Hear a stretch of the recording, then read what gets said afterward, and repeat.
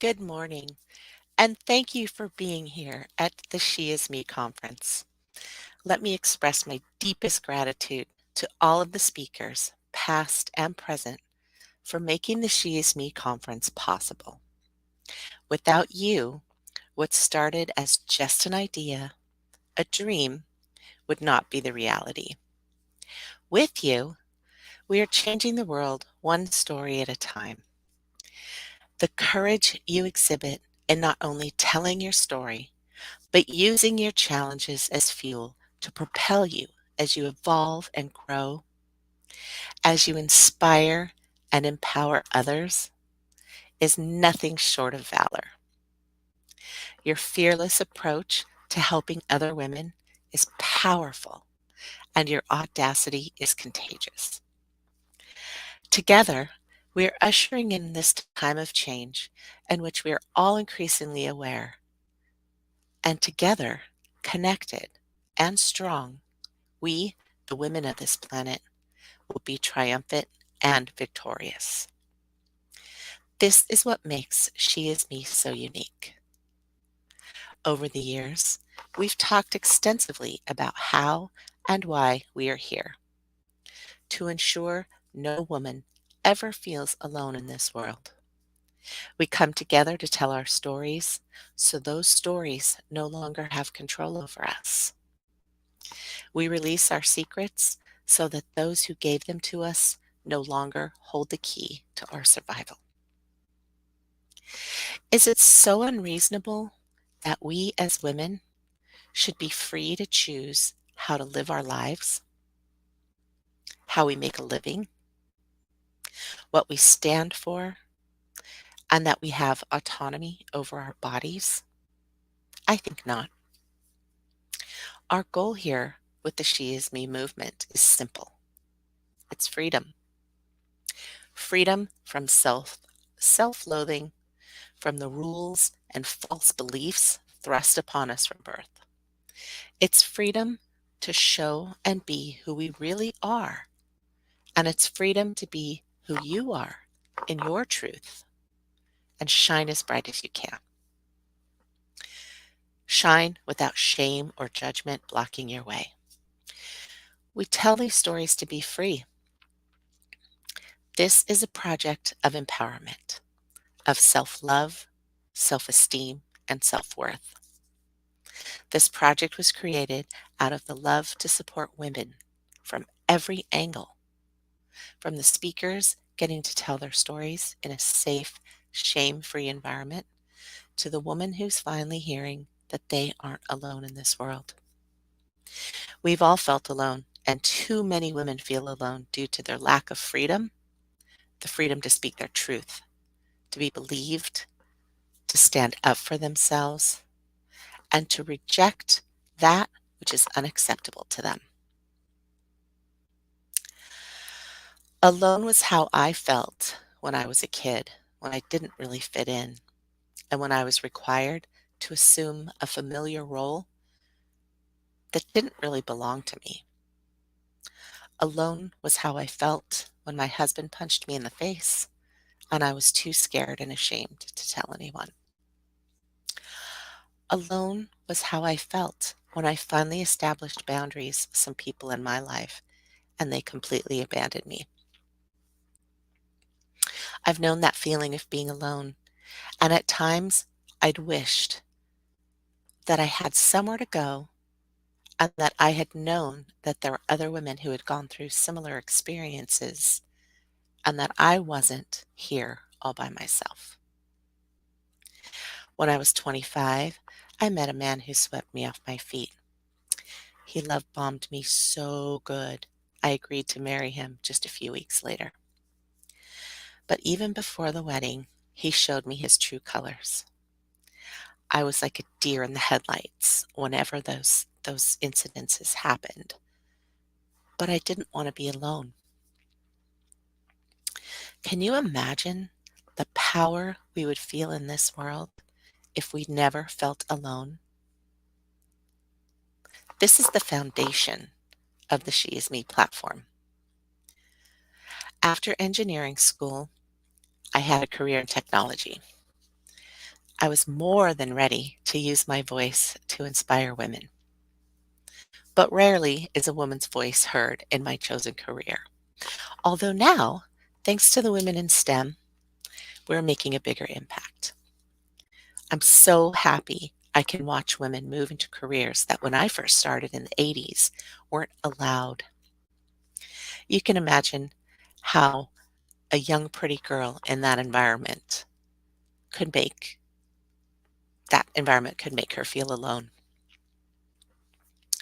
When I graduated from college, women were still required to wear pantyhose daily, and even with degrees, we were ushered into junior positions where we were required to pick up lunch for everyone, or even worse things.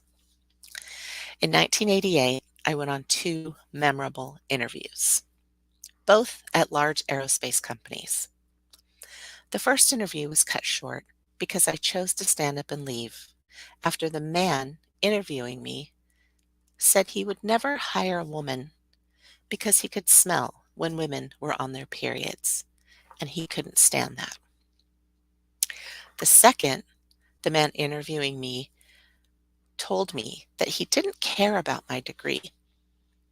He didn't care where I ranked in my graduating class because he would only hire me to empty his trash or get him a cup of coffee. I felt alone. I couldn't really tell anyone, but I didn't let that stop me.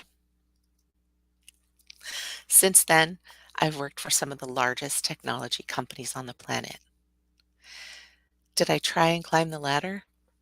Absolutely. Was I stopped at every single rung on the way? Yes, indeed. Did I let that stop me? No. A few years ago, after leaving a 30-year-long career in technology, I took a little break. I just knew that I was meant for something more. Yet once again, I felt alone. I had no idea what I was going to do, but I knew it wasn't what I had been doing. I knew that my strengths were not being utilized and that if I wanted to find a place for that to happen, I had some work to do. I began searching for a way to inspire and empower other women.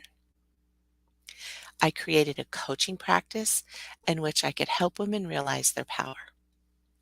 I enjoyed it immensely, but I found myself constantly searching and thinking that what I was doing just wasn't enough. I loved that I was helping other women feel worthy, feel powerful, feel seen. The more I worked with other women and added more and more women to my network, the more I could sense a void in our environment. There were lots of women helping women. There were plenty of places to network, to promote our products, our services, to join clubs based on our career choices. And there were even places that we could come together in our love of books, running, motherhood, etc. But what I couldn't find was a place where my voice could be heard. I refused to stay quiet, and I knew that I had to use my voice because I had something to say, damn it, and I was going to be heard. I was having a hard time selling my particular path because no one really wants to hear what a woman has to say in this world. And since I didn't really have something to sell, no material item, just me, I just wasn't getting very far. I wanted to speak, to help others, to tell my stories, and to inspire those around me. I searched and I searched, not really knowing what I was searching for, but I was sure I would find it when I saw it. I've spent many years asking for answers, asking for my path to light up, and for that path to just be shown to me. I guess like Dorothy was shown the yellow brick road. We all know it's not that easy.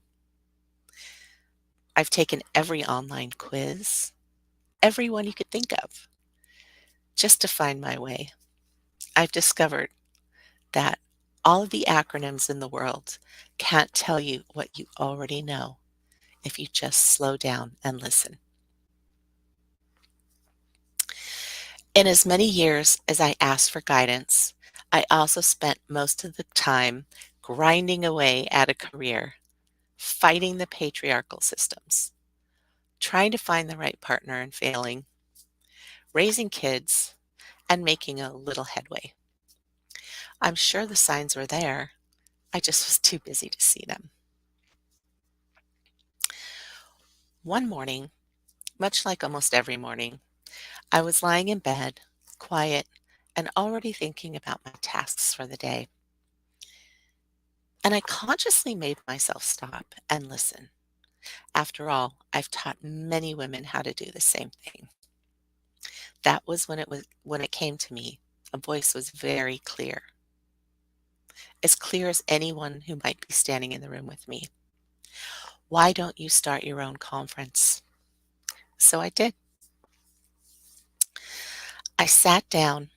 I created an outline for what I wanted this platform to look like, how I wanted it to sound, how it would affect women, and how it would make me and others feel supported. I see you, I hear you, I believe you, and I support you became the four pillars of this platform. 3 weeks later, I had 30 speakers lined up, and the She Is Me conference was born. It is my wish that in addition to making sure that every woman who finds us realizes that they aren't alone, but also that every woman finds inspiration here, that they also find a way to step into their power. You know, authenticity is a word that's overused these days, but it doesn't make it any less powerful.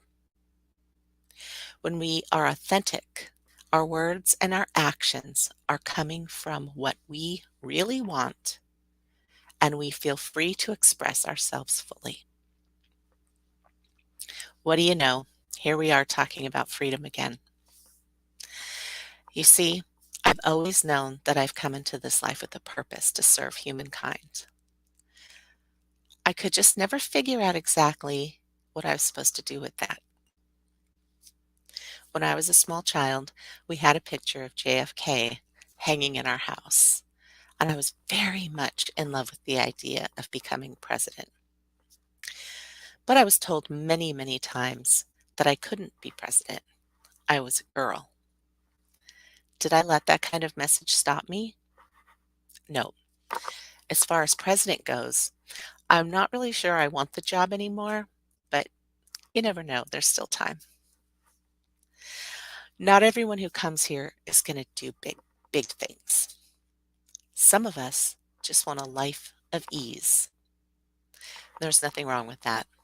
In fact, there's nothing wrong with anything that you want to be, do, or have, regardless of what you've been taught. This movement is one of unlearning. It is coming to terms with the fact that not everything you've ever seen, heard, or experienced is for you, is your truth.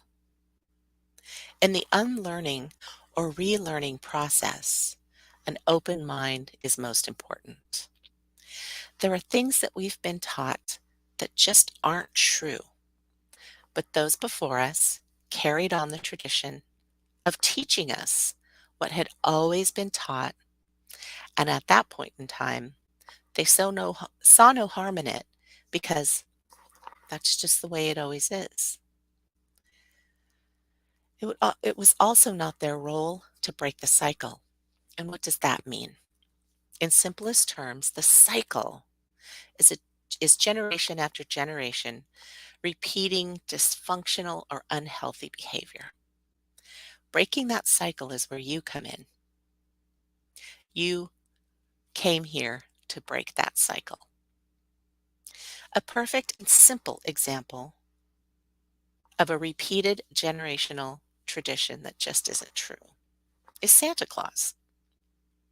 I'm sure for generations, my families put up their tree, shopped for presents, told kids about Santa, had them waiting for Santa, and even put Santa's name on gifts to have the kids believe that there was a Santa. I know I did. We teach them stranger danger, but we stand in line and make them sit on a stranger's lap and convince them that it's okay for a stranger to come into the house on Christmas Eve and to bring presents. We also tell them that he knows everything about them, even when they're sleeping. I even used to pull up the NORAD website so the kids could track his movements. We're even sad when our kids find out that this story isn't real.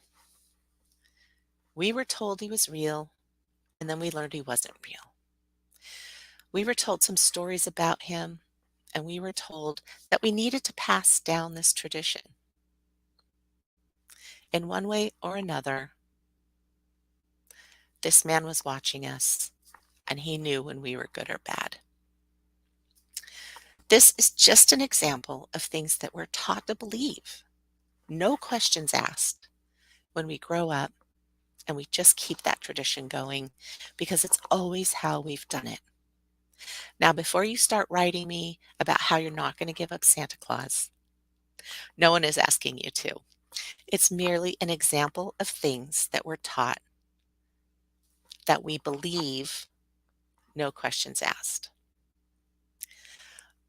My son, the logical one, he could never figure out the physics of this man getting down the chimney, why I would let him in, and how he could possibly visit the whole world in a 24-hour period. As soon as he could articulate it, he made sure I knew that this was impossible and ridiculous, and he wanted to know how I, his mom, was going to get him the items on his list. How many other traditions and teachings have we learned as women that just don't resonate with us? I'm sure there are many. I know there are many. How about the first toys that we get when we're a child? I don't know about you, but I got a baby doll to take care of. A 2-year-old being taught how to take care of a baby. How about a set of dishes, or a fake kitchen, or an easy bake oven, or a pink broom and a dustpan? We've been groomed by the archaic, patriarchal notions and traditions from centuries ago that women are here to serve, have babies, and all of the things that surround that ideology. This is the discord we feel inside. This is the misalignment.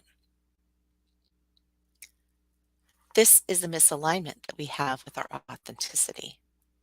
Realizing our truth, what is our truth, this is how we discover our power, and the unlearning is the way to authenticity. Finding my way to authenticity required 3 questions that I took for a deep dive. Number 1, what was a belief or tradition or even a should that made me feel bad and was something I always had trouble accepting? Number 2, what was I really good at without even trying? And number 3, what did I do that made me happy every time I did it? With these questions, I uncovered rooms full of corners where the shoulds and the can'ts and the doubts and the unworthiness and the shame and the guilt. Oh, and the judgment, they all lived. Good thing I learned how to be a good housekeeper with that pink broom set. I've never been, or I have been fortunate to have had teachers show up just when I was ready. They say that, right? When the student is ready, the teacher appears. Some of them didn't present themselves that way, but the lessons were there nonetheless. Many women have helped me, Not one was the answer to every question. So be aware of this and be patient with yourself. There are many lessons you need to get through to get to the next step. And this is the recurring theme on the path to authenticity, step by step. Someone once said, with great power comes great responsibility. It's true.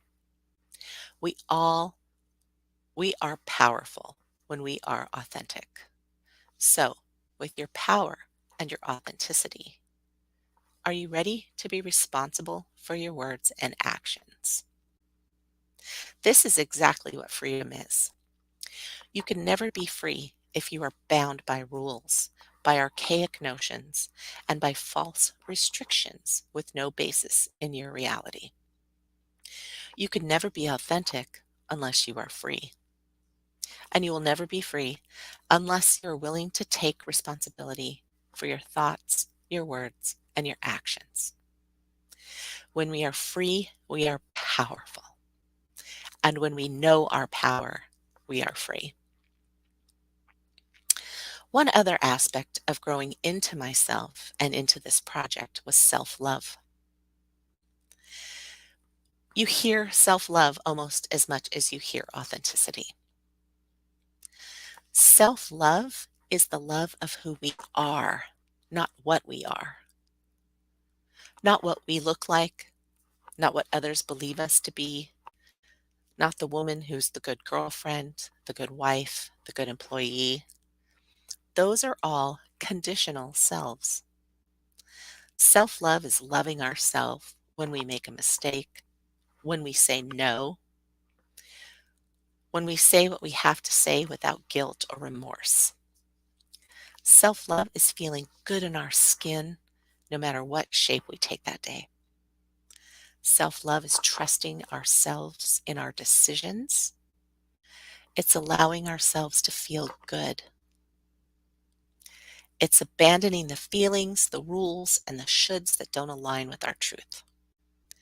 Self love is accepting we are in control of our own lives, releasing what no longer serves us, and refusing to abandon our truth to make others happy. I found another way to explain self love with an excerpt from the poem A Woman in Love with Herself. A Woman in Love with Herself, excuse me, by Patricia Lynn Riley. She says, imagine a woman who believes it is right and good that she is a woman. A woman who honors her experience and tells her stories, who refuses to carry the sins of others within her body and her life. This is self love. In my search for self, authenticity, and a place for my voice, the answers were complicated but clear once I waded through the muck that was dumped on me my entire life. I was good at being my inspirer self. All the quizzes and acronyms said so. And it made me happy to lift up others, to help others find their voice, to help others find their power. I also wanted to create a place where every woman was included, no matter where she came from, no matter what stage of life she was in, or what color her skin was when she was born. The place had to be shame and judgment free because we've already had enough of that shit. I was also a born storyteller, and I have some mad skills around technology, so that helped a lot. And when I rolled all of that up together and I put it in my easy bake oven, the SheisMe conference was born. The SheisMe conference is more than just a conference. It's a platform. It's a movement. It's a collective. It is my vision to have this platform be a jumping off point for so many and a safe space for all. It is my dream for the movement to show patriarchy the door and for the matriarchy to rise once again. It is my reality that you are all here, standing in your power, telling your stories, declaring your freedom, and loving your authentic selves. I want to once again express my gratitude for the time you spend here, for your stories, for your coming here to belong, and for helping me realize my greatest vision: freedom for all women around the globe. In addition to the 11 events that the conference will have this year, we have so many other ways to get involved. If you have a story and you don't want to speak, you don't want to speak to an audience, but you want to be free of holding it inside, we have a storyteller section. If you're a woman-owned business, you can post your company in the marketplace. If you're a women-owned business and you'd like to be associated with the SheisMe conference, sponsorships are available. On December 1st, our podcast will go live, and this season will finally see the publication of our Stories of She book and our long-awaited retreat series. If it wasn't for all of you who are taking responsibility and breaking those cycles and wanting to change the world, we wouldn't be here. Thank you for being a part of She Is Me. Now, I'd like to introduce you to an amazing woman who has a voice that will not be silenced. Ty Scott King and her poem, She Is Me. She used to hide behind judgment, doubt, and fear. She was unclear and unaware of the power she held within. She couldn't see that she was created and destined to win. Because time and time again, disappointment took their toll, and it was hard for her to hold on to faith. Difficult for her to wait and walk through challenging seasons. She had 10,000 reasons to quit and throw in the towel, because the game of life kept handing her foul after foul, and the sidelines were calling her name. But there was a voice deep inside that told her to cast off the shame. So one day, she boldly decided to own her pain and make it serve a purpose. She determined in her heart that telling her story was worth it. She used to hide, but these days she has done the inner work to find herself, and she has hit her stride. Now she beams with unbridled pride when she enters every room. She is a woman in full bloom, and her self-worth and self-esteem are not just a gleam or a glimmer. You will not see her shimmer. Instead, she will beam brightly from a distance like the lights on Broadway. And there is no way this woman will ever be bound again. No, that woman with no self-love has been replaced with this queen whose crown will never lean because her head won't bow. Her theme song now is, I'm every woman, it's all in me. Because her clarity is the sharpest it's ever been. She is empowered and focused on empowering, because none of us are alone. No, this is a movement of women who teach, inspire, and lift each other higher. Together we go up. We fill each other's cup in this sisterhood. We speak life and carry the light to brighten each other's path when the journey gets hard. Because we know that beauty will be birthed through us being scarred. And being flawed means that we have more colorful tales to tell. Yes, we know that our experiences are what make us a well of wisdom, and we have discovered freedom in telling our truth. We have recovered what once kept us smothered, and our liberated lives are the proof, the testament that overcoming the odds is possible, the evidence that life can be sweeter after hurdling obstacles. We are the brave voices that arose despite our poor choices and traumas. And our mamas should be proud of the progress we've made, because we refuse to fade into the background. Instead, we stand up for ourselves and each other every day. We are reclaiming our power and paving a new way. She used to hide behind judgment, doubt, and fear. She lived in shame. She was unclear. But now she stands here, bold, empowered, free. Yes, she is a healed woman who knows her worth, and she is me.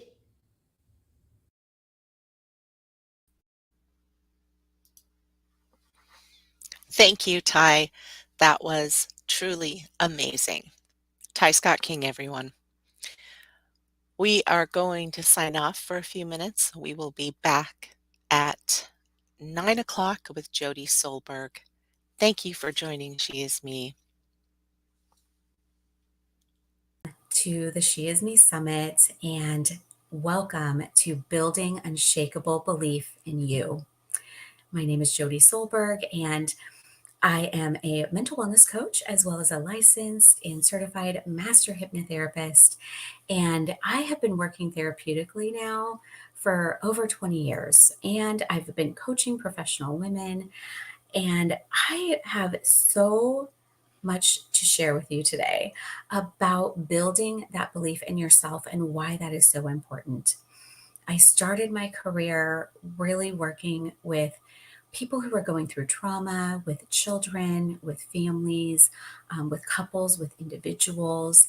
And what I've learned in working with professionals in their businesses and with working with all of those different families going through crisis and trauma and addiction is that mindset and mental health and wellness are key, no matter what area we're talking about in our lives. And so I want to share today a little bit about my journey of really finding my unshakable belief in my own self. And then I also want to share with you how you can do that as well, because we have so much more in common than we ever have as our differences. And what I do in my practice in Psych Up Success is I do help people to build that sense of identity and belief in themselves, to heal from trauma, to reduce their stress and anxiety, beat burnout, and create work life harmony. So you can have the definition of success that means the most to you. And so, what I've found is that people tend to look at others and we compare ourselves. We look at others and we think that other people have just always been that way. They've always been really confident, they've always been really successful, or they think that it happened overnight. And we never get to see the work. We never see the daily decisions and choices and intentions that go into big changes. So, we'll see someone on social media or someone will see me as now an author and a speaker, and they'll think, oh, she just must have always been that way. She must have always loved speaking in front of groups. And it's not true at all. It couldn't be further from the truth. It truly takes small steps, expanding your comfort zone bit by bit to make changes. It's just we see the highlight reel of people's lives, right? We see a before and an after, but we don't see that daily intentional work in between. So that you know a little bit more about me and my background, I did grow up as a very quiet, shy, reserved introvert, still an introvert, and intuitive empath who was just highly emotional and terrified of speaking in front of crowds, of video cameras. And I loved helping people though. And I always wanted to learn more about people. People were drawn to me to tell me their stories.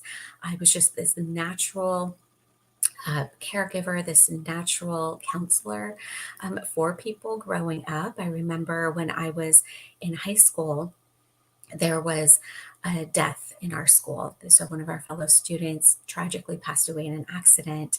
And I was asked to be a peer counselor because all of the teachers were seeing the kids gravitate towards me and how I was supporting them and how I was helping them. And so it was just really natural for me to want to go into the health and wellness field and be a therapist.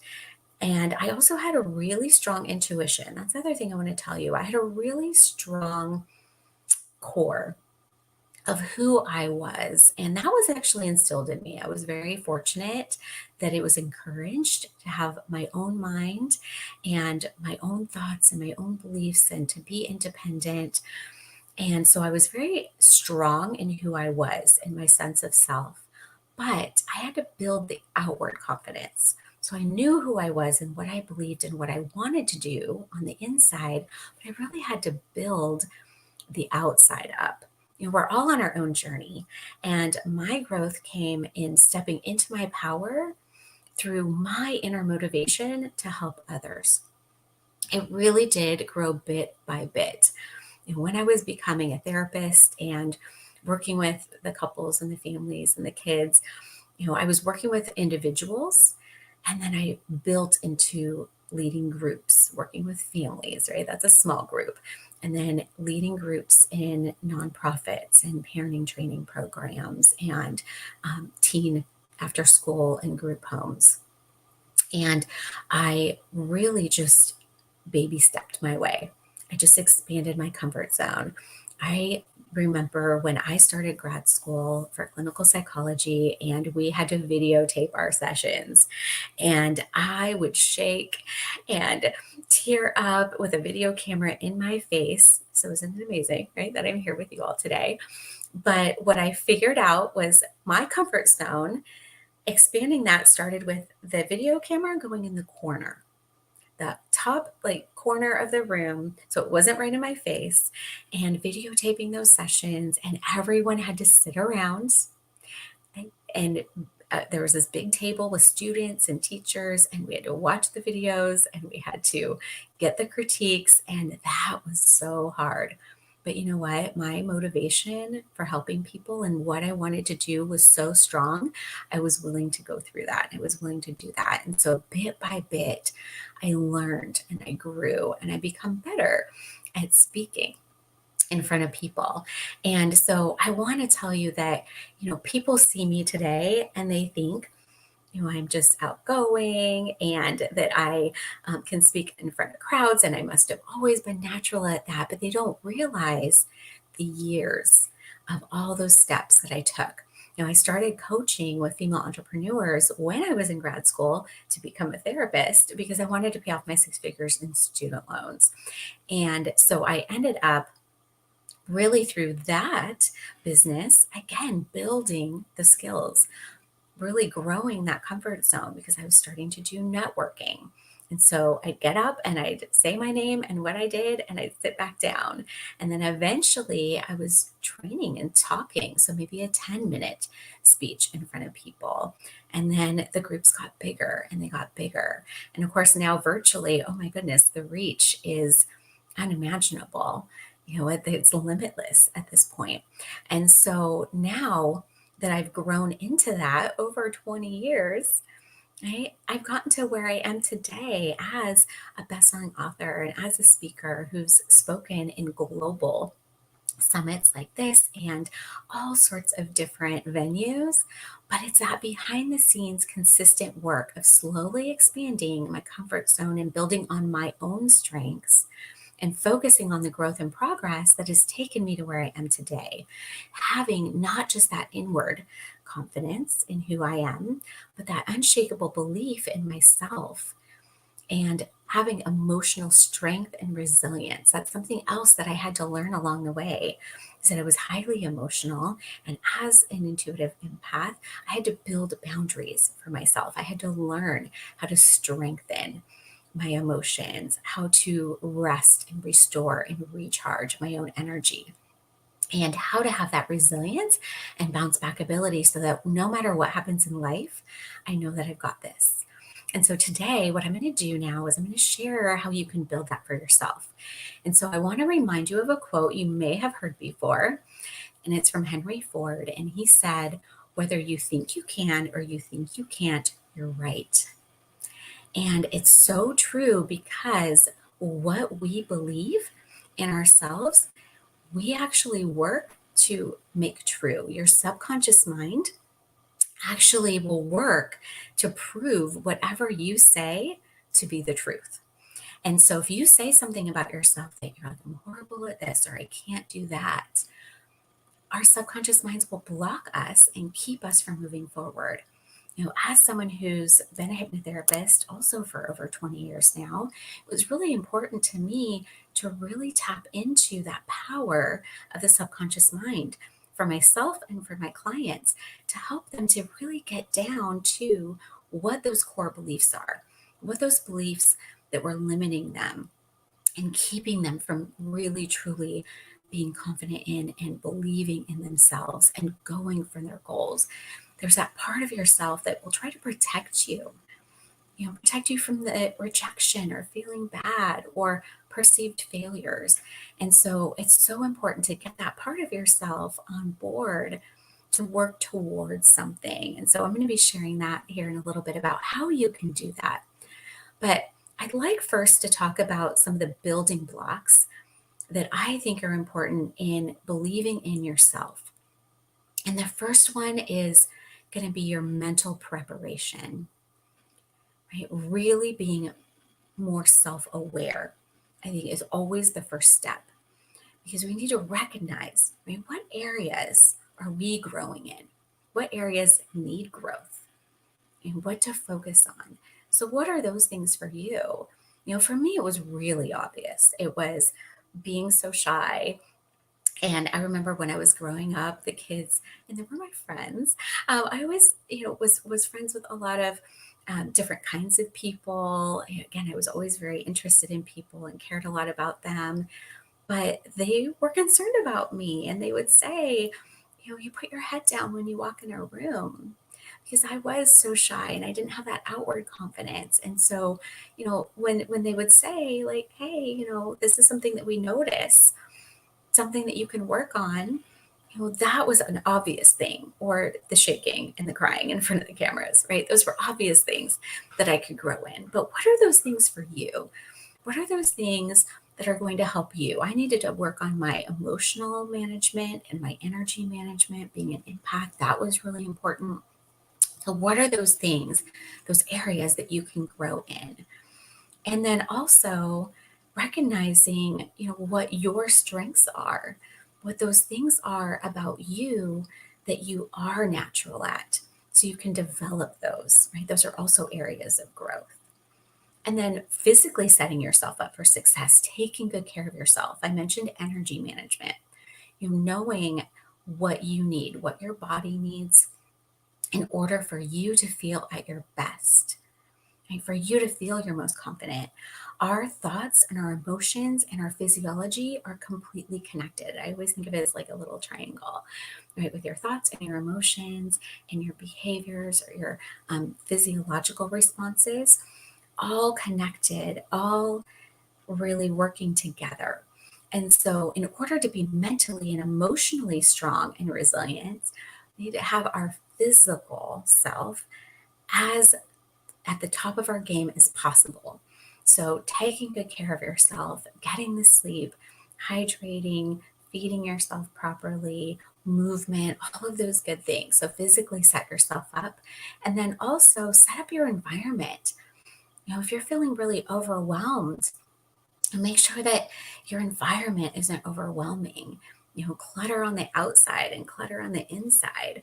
And it's really important to have something that's pleasing for you. And even if it's just your own space, like a little space where you can do some of this inner work, a place for you, or maybe it's getting out into nature, that really fills your cup. Figure out what those things are for yourself, and then mental rehearsal.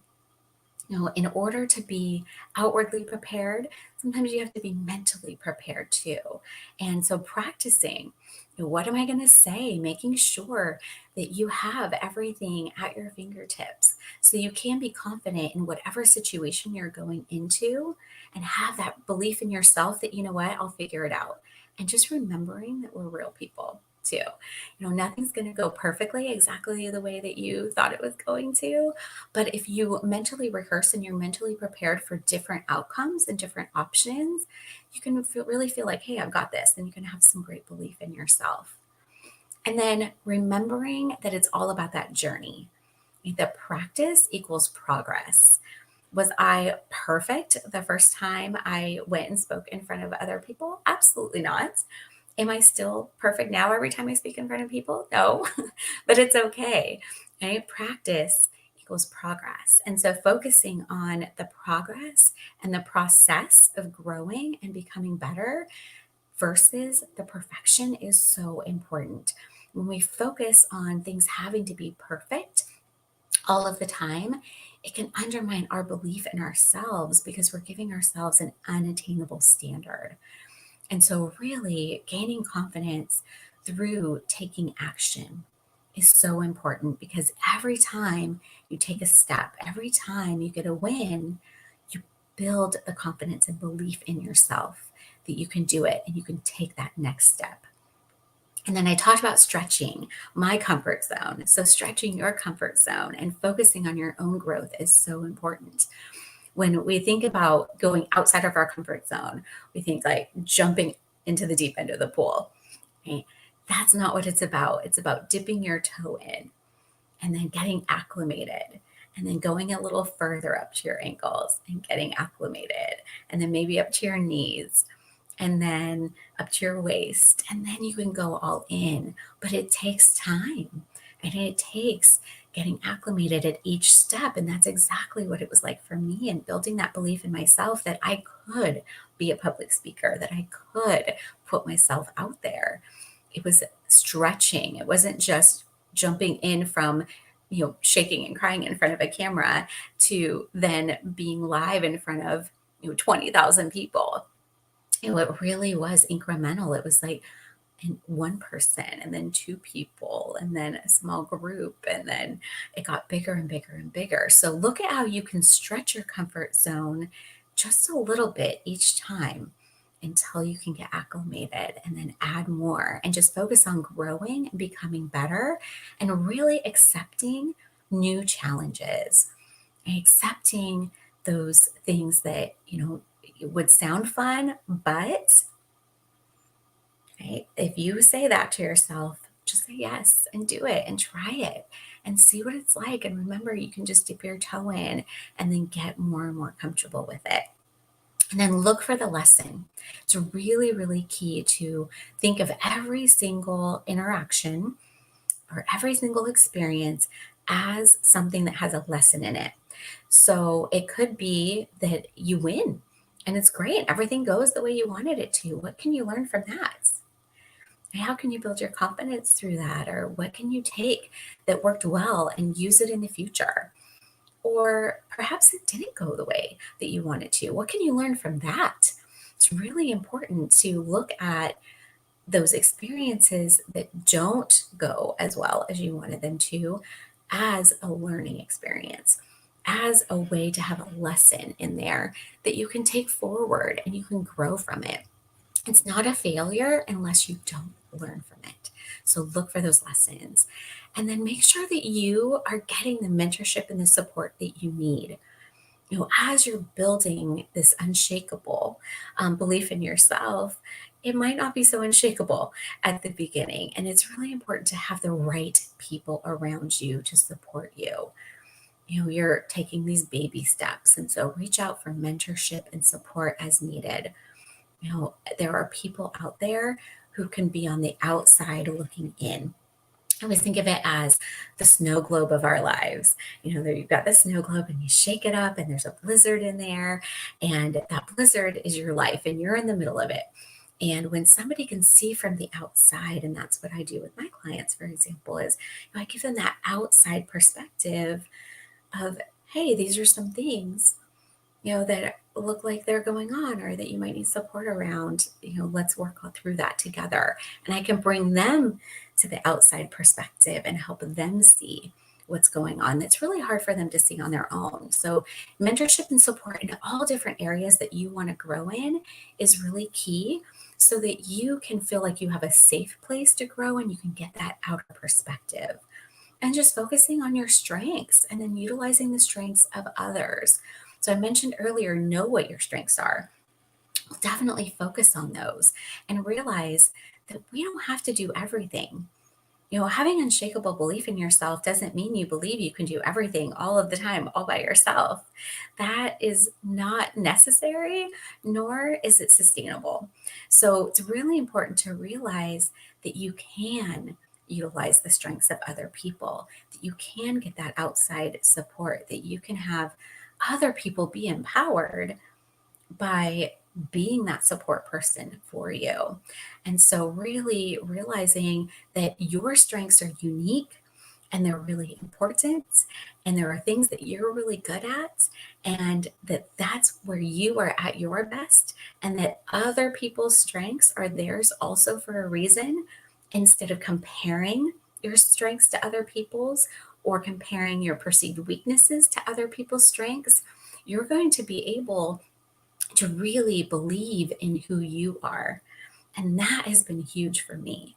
Realizing that all these things that just came second nature to me, that I didn't even realize sometimes were strengths. I always knew that empathy was my greatest strength. If you went back all the way, like 25 years, so all those entrance exams and all of the interviews and things for me to become a therapist, like that was what I would always say was my greatest strength.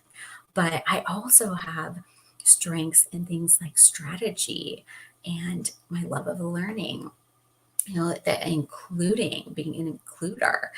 Inclusion is something that's a really high value to me, and it's also a strength. And so I have several strengths that I didn't even realize were strengths because it was just who I was. And so start looking inside to focus on what those are and be proud of them and feel really good about them and allow other people to play in their lane. And then I want you to look at the root, and what I call that kind of root of where that lack of confidence might be coming from. If you're not believing in yourself, if you're not believing you're worthy or deserving or capable, and look at where that comes from, because sometimes we need to heal that root. I talk to my clients all the time about the weeds. It's those things that pop up and then you mow them back down. And then they pop up and you mow them back down. So think about your yard. If you did that with your weeds in your yard, the weeds always come back. Okay? And you just have to deal with them over and over again. But if you pull that out by the roots, you put some new fresh dirt in there, a little grass seed, right? That weed isn't going to come back anymore. And that's what we need to do with the root cause of where these lacks come from, that our perception that we're lacking, that maybe we think that we're broken or that we're undeserving or that we're incapable, and it's not true, right? It's just coming from something that you need to deal with that keeps coming back up for you over and over again. So what is that for you? Finding that root cause and then getting that mentorship or getting that support in order to deal with that once and for all, so it doesn't keep dealing with you, is really important. So I want you to do some reflection time. If I can encourage you to do anything, it's to reflect and become more self-aware. So go ahead and look at where you've been, where you're at now, and that's going to help you figure out, like, where do you want to go? What changes do you want to make? If you feel like you've been dealing with those same things over and over again, what is it that needs to shift in order for you to create that version of success and that life that you really want? Look at your mindset, look at your self-talk. Does your self-talk match where you want to go in your life? Have you fallen into that New Year's resolution trap, for example, where you set the same goal once a year over and over again, you don't hit it, and so you set it again? And maybe there needs to be something different that's happening. What is that negative self-talk? And what are the beliefs, those core limiting beliefs that are behind those things that you're saying to yourself about what you're capable of, or the belief or lack of belief in yourself that you have? Really, what's keeping you in that loop of dealing with those same things over and over again? Is it that you are focused too much on perfection or those pressures and expectations that you're putting on yourself, or you think others are putting on you, or maybe they did once and now you're continuing them?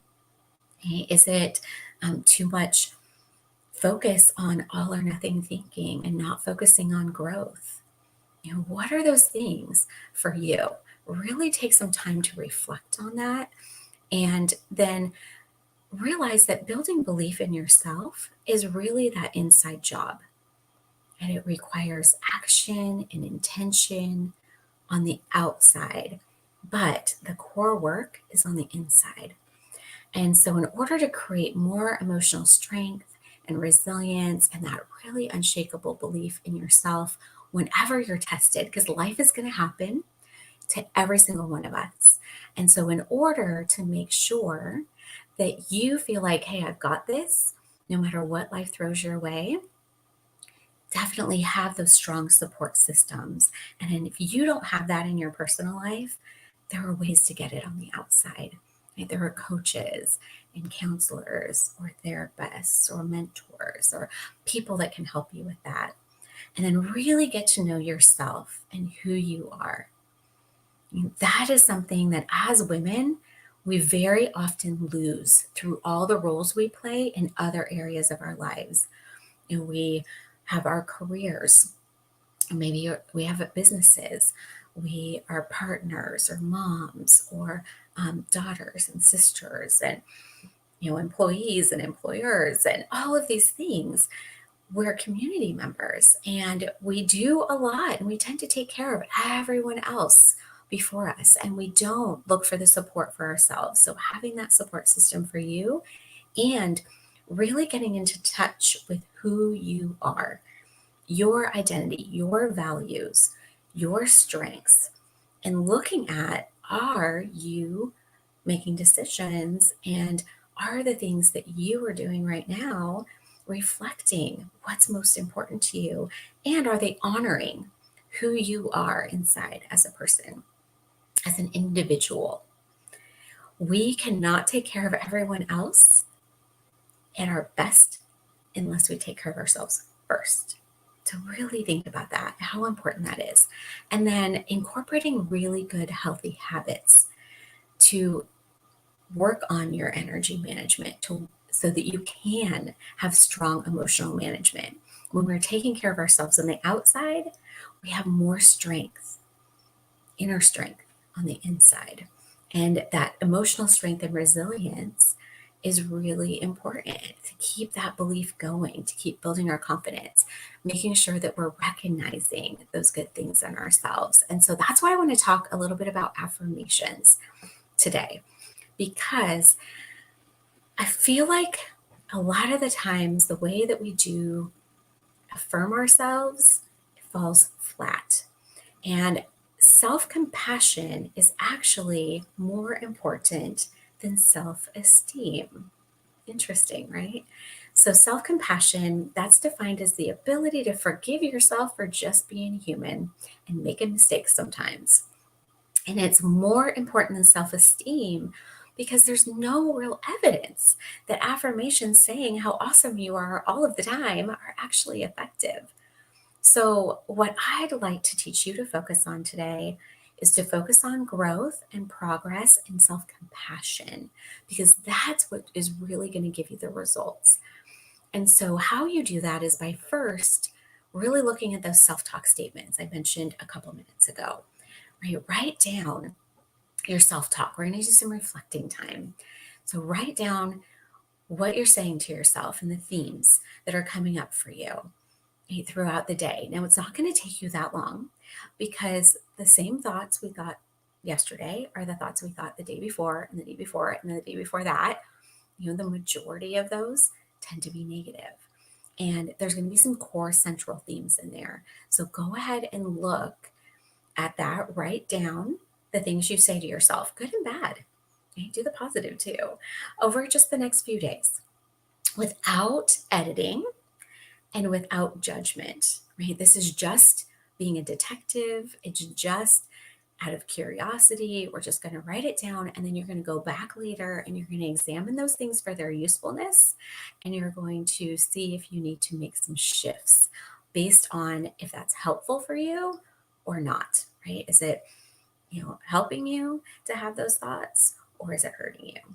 And so, like I said, you'll see some common themes in there. So you'll notice what those are. And so, what are those things that you're saying to yourself, and how do they reflect confidence and belief in yourself or the lack of it? Right? Are they showing that you believe in you, or are they showing that you don't believe in yourself? And then once you figure that out, then once you see those common themes, can boil that down to what are those limiting beliefs? What are those core beliefs about yourself, your situation, the world around you, others that are coming up for you? What underlying beliefs can you really identify in the way that you're talking to yourself?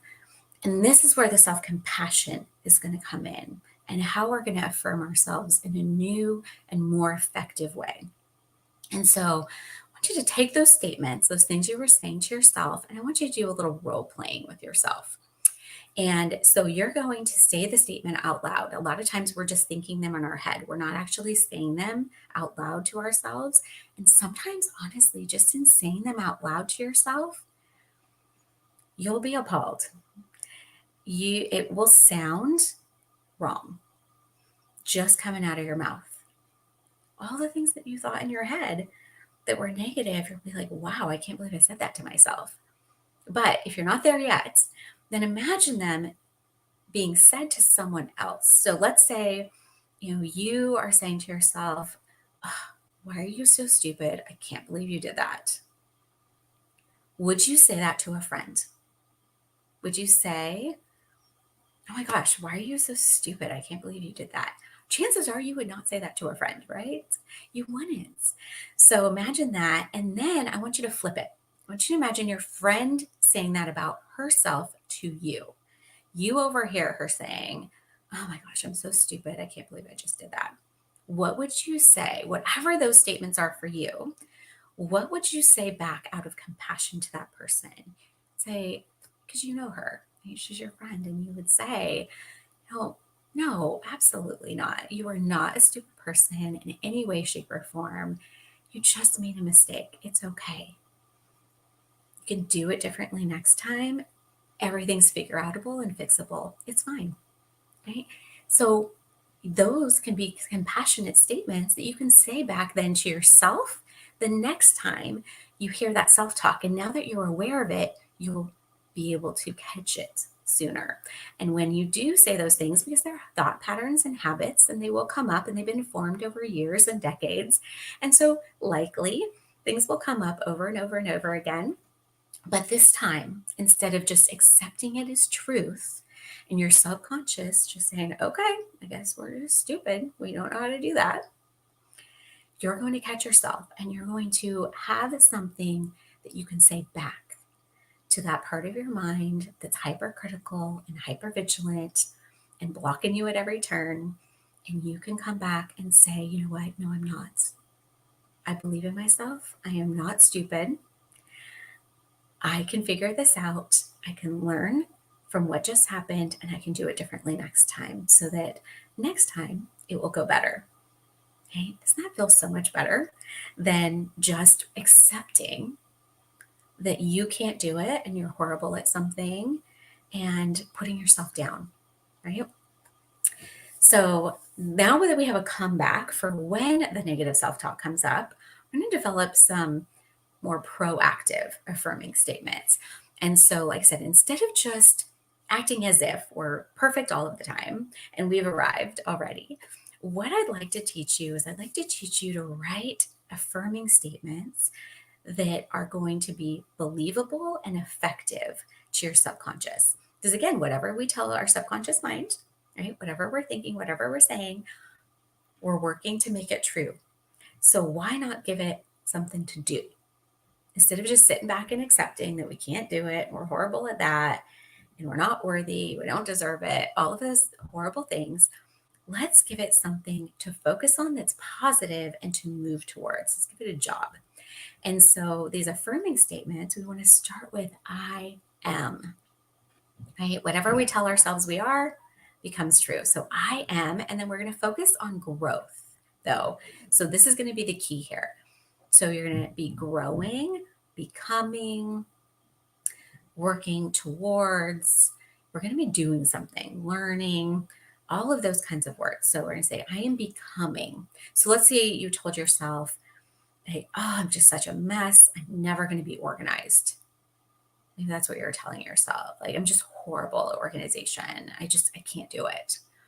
So perhaps you decide that you're going to become more organized. And so you say, I am becoming more and more organized every single day, or I am learning to become more organized every single day. I'm working towards getting my house more organized every single day.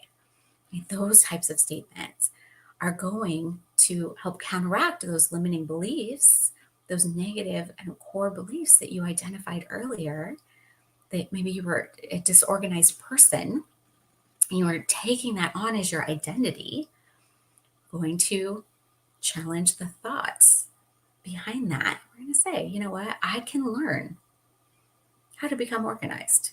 I can figure this out. I've got this. And that, to me, truly is what unshakable belief is about, that you believe that everything is figure outable. It's not being a narcissist and thinking that you're just like the end all be all and fabulous all of the time. That's not what it's about. It's about you knowing that no matter what, you can handle it, that no matter what, you've got this. You can figure it out. You can learn. You can grow. You can become better, or you can find somebody else that's good at it to help you. And that, to me, truly is the kind of belief that's really impactful and really important. And that's what I was able to do for myself, is to say, you know what? I can be others focused when I'm speaking. I can focus on my inner vision and my purpose for wanting to get these messages out to other people. I can realize and give myself compassion that I am human and I'm going to make mistakes. And you know what? It's good to show other people that too. It's good to show other people that I'm not perfect, because I don't expect them to be perfect. And that kind of pressure and expectation is not good for anyone. And I want to model for other people that they can do it too. And so for me, that's how I was able to build that belief in myself, is through realizing that that wasn't going to serve me. Those types of thoughts, those worries, those limiting beliefs, the negative self talk, right? That wasn't serving and supporting me in what I truly wanted to do, that vision for my life and how I wanted to help others. And so, really looking at, what do you want, right? How are you feeling and what are you believing? And what do you choose to believe different? How do you want to feel? And how can you make the shift? This is how you can make those shifts. And so, remember, it's all about trusting yourself that you've got this, right? Focusing on growth, doing those affirmations, putting them into a daily routine. I'm a big believer in bookending your days. And by that, I mean morning and evening, right? Like little bookends where you start and end your day on a really good positive note. So do the affirmations, think about those things, or write down the things that did go well today and the things that you learned. I actually recently developed a journal. So I'm putting out a journal that's all about looking for the lessons.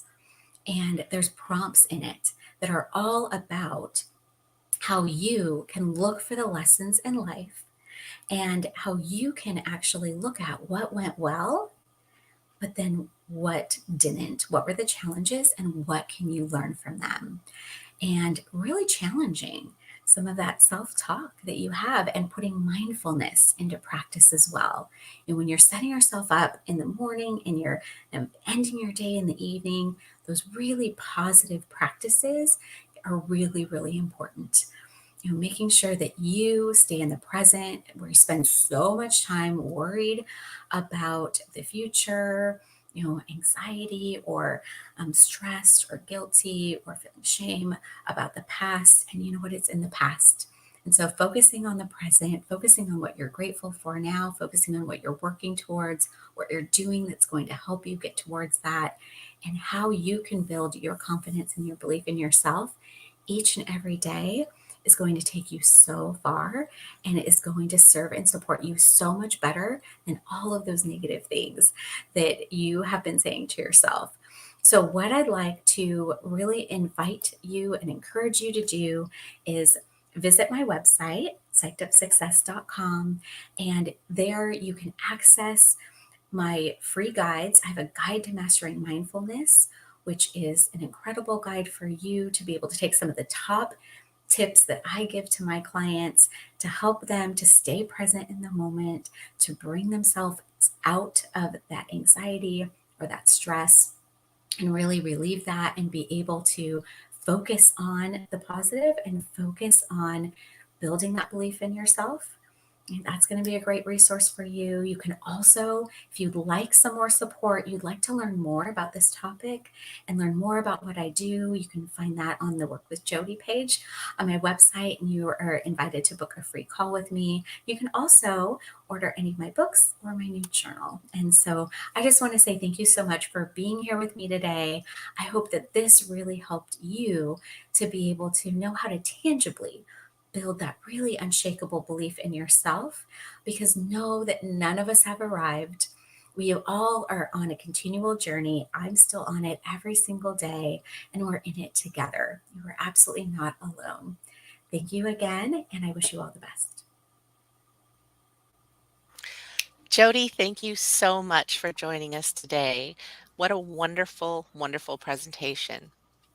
Oh, thank you so much, Lisa. Thank you for having me. It's so wonderful to be here with everyone. It's such an incredible conference, and I just appreciate you so much for bringing this to women everywhere. Thank you. Two nuggets I got Mhm, out of your presentation. I do use positive affirmations all the time, mhm, but I loved how you said, I'm getting more and more organized every day. Like that, it feels so light, right? It feels so light instead of mhm, constantly beating yourself up and saying, "Oh, if I only got organized." And I mean, it mhm. just constantly reaffirms that you're not doing it. But Yeah, lighten it up, lighten up that message. I'm getting more and more organized every day. Even if I just cleaned out one drawer, one yeah. drawer, that's all it takes, right? That's a win. That's a Absolutely. win, That can build your confidence and getting more organized. And it gives you, again, that compassion. You're being kind to yourself versus just right? beating yourself up all the time. Right, and that's so important. And the Mhm, other thing that you said that I absolutely love, and I think I'm gonna write it down and sticky note it somewhere here, mhm. um, unshakable belief is that everything is figure outable. That is so that again, that is so light, right? That is so Mhm, no matter what. And I think I'm pretty lucky because I think I've always thought that way. It's just mhm, kind of who I am. Like, oh, it doesn't really matter. Whatever it is, we'll figure it out. That's kind of mhm. like how I've lived my life. So, but I love that you put that into those words. I mean, that is so powerful and it's so light and it gives us permission to figure it Mhm. out, right? That's exactly what that is. So, that is what just really imprinted on me in this last 45 minutes. So thank you so much, Jody. I really appreciate you being here again and supporting She Is Me like you have since the beginning. I appreciate you. Oh my gosh, thank you so much. I'm so glad that those were the things that you got out of this, because those are the nuggets I think are absolutely key. And thank you for allowing me to share with everyone. I just appreciate you, like, again, so much for putting this Thank you. together. It is an incredible vision that you have had. And I am just so blessed, fortunate to be a part of it. Thank you, Jody. Stay with us. We'll be back in about 15 minutes with Kristen Perry Speller, the COO of Double Down Cosmetics and Grammy nominated musician and so much more. So stay tuned. Thanks, Jody. Well, thank you everyone for being here at the She Is Me conference. Lisa and I go a way back. We really had, we started off being introduced by some of our music friends, and we had a dual connection because we are both survivors of domestic violence.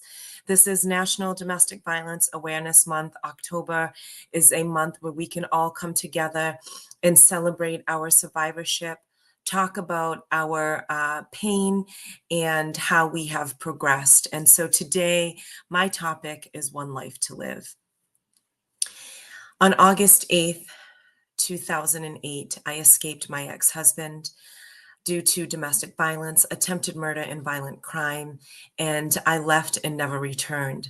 I lived in hiding for 4 long, tedious years, and it was very tumultuous as I had to keep my job in corporate America.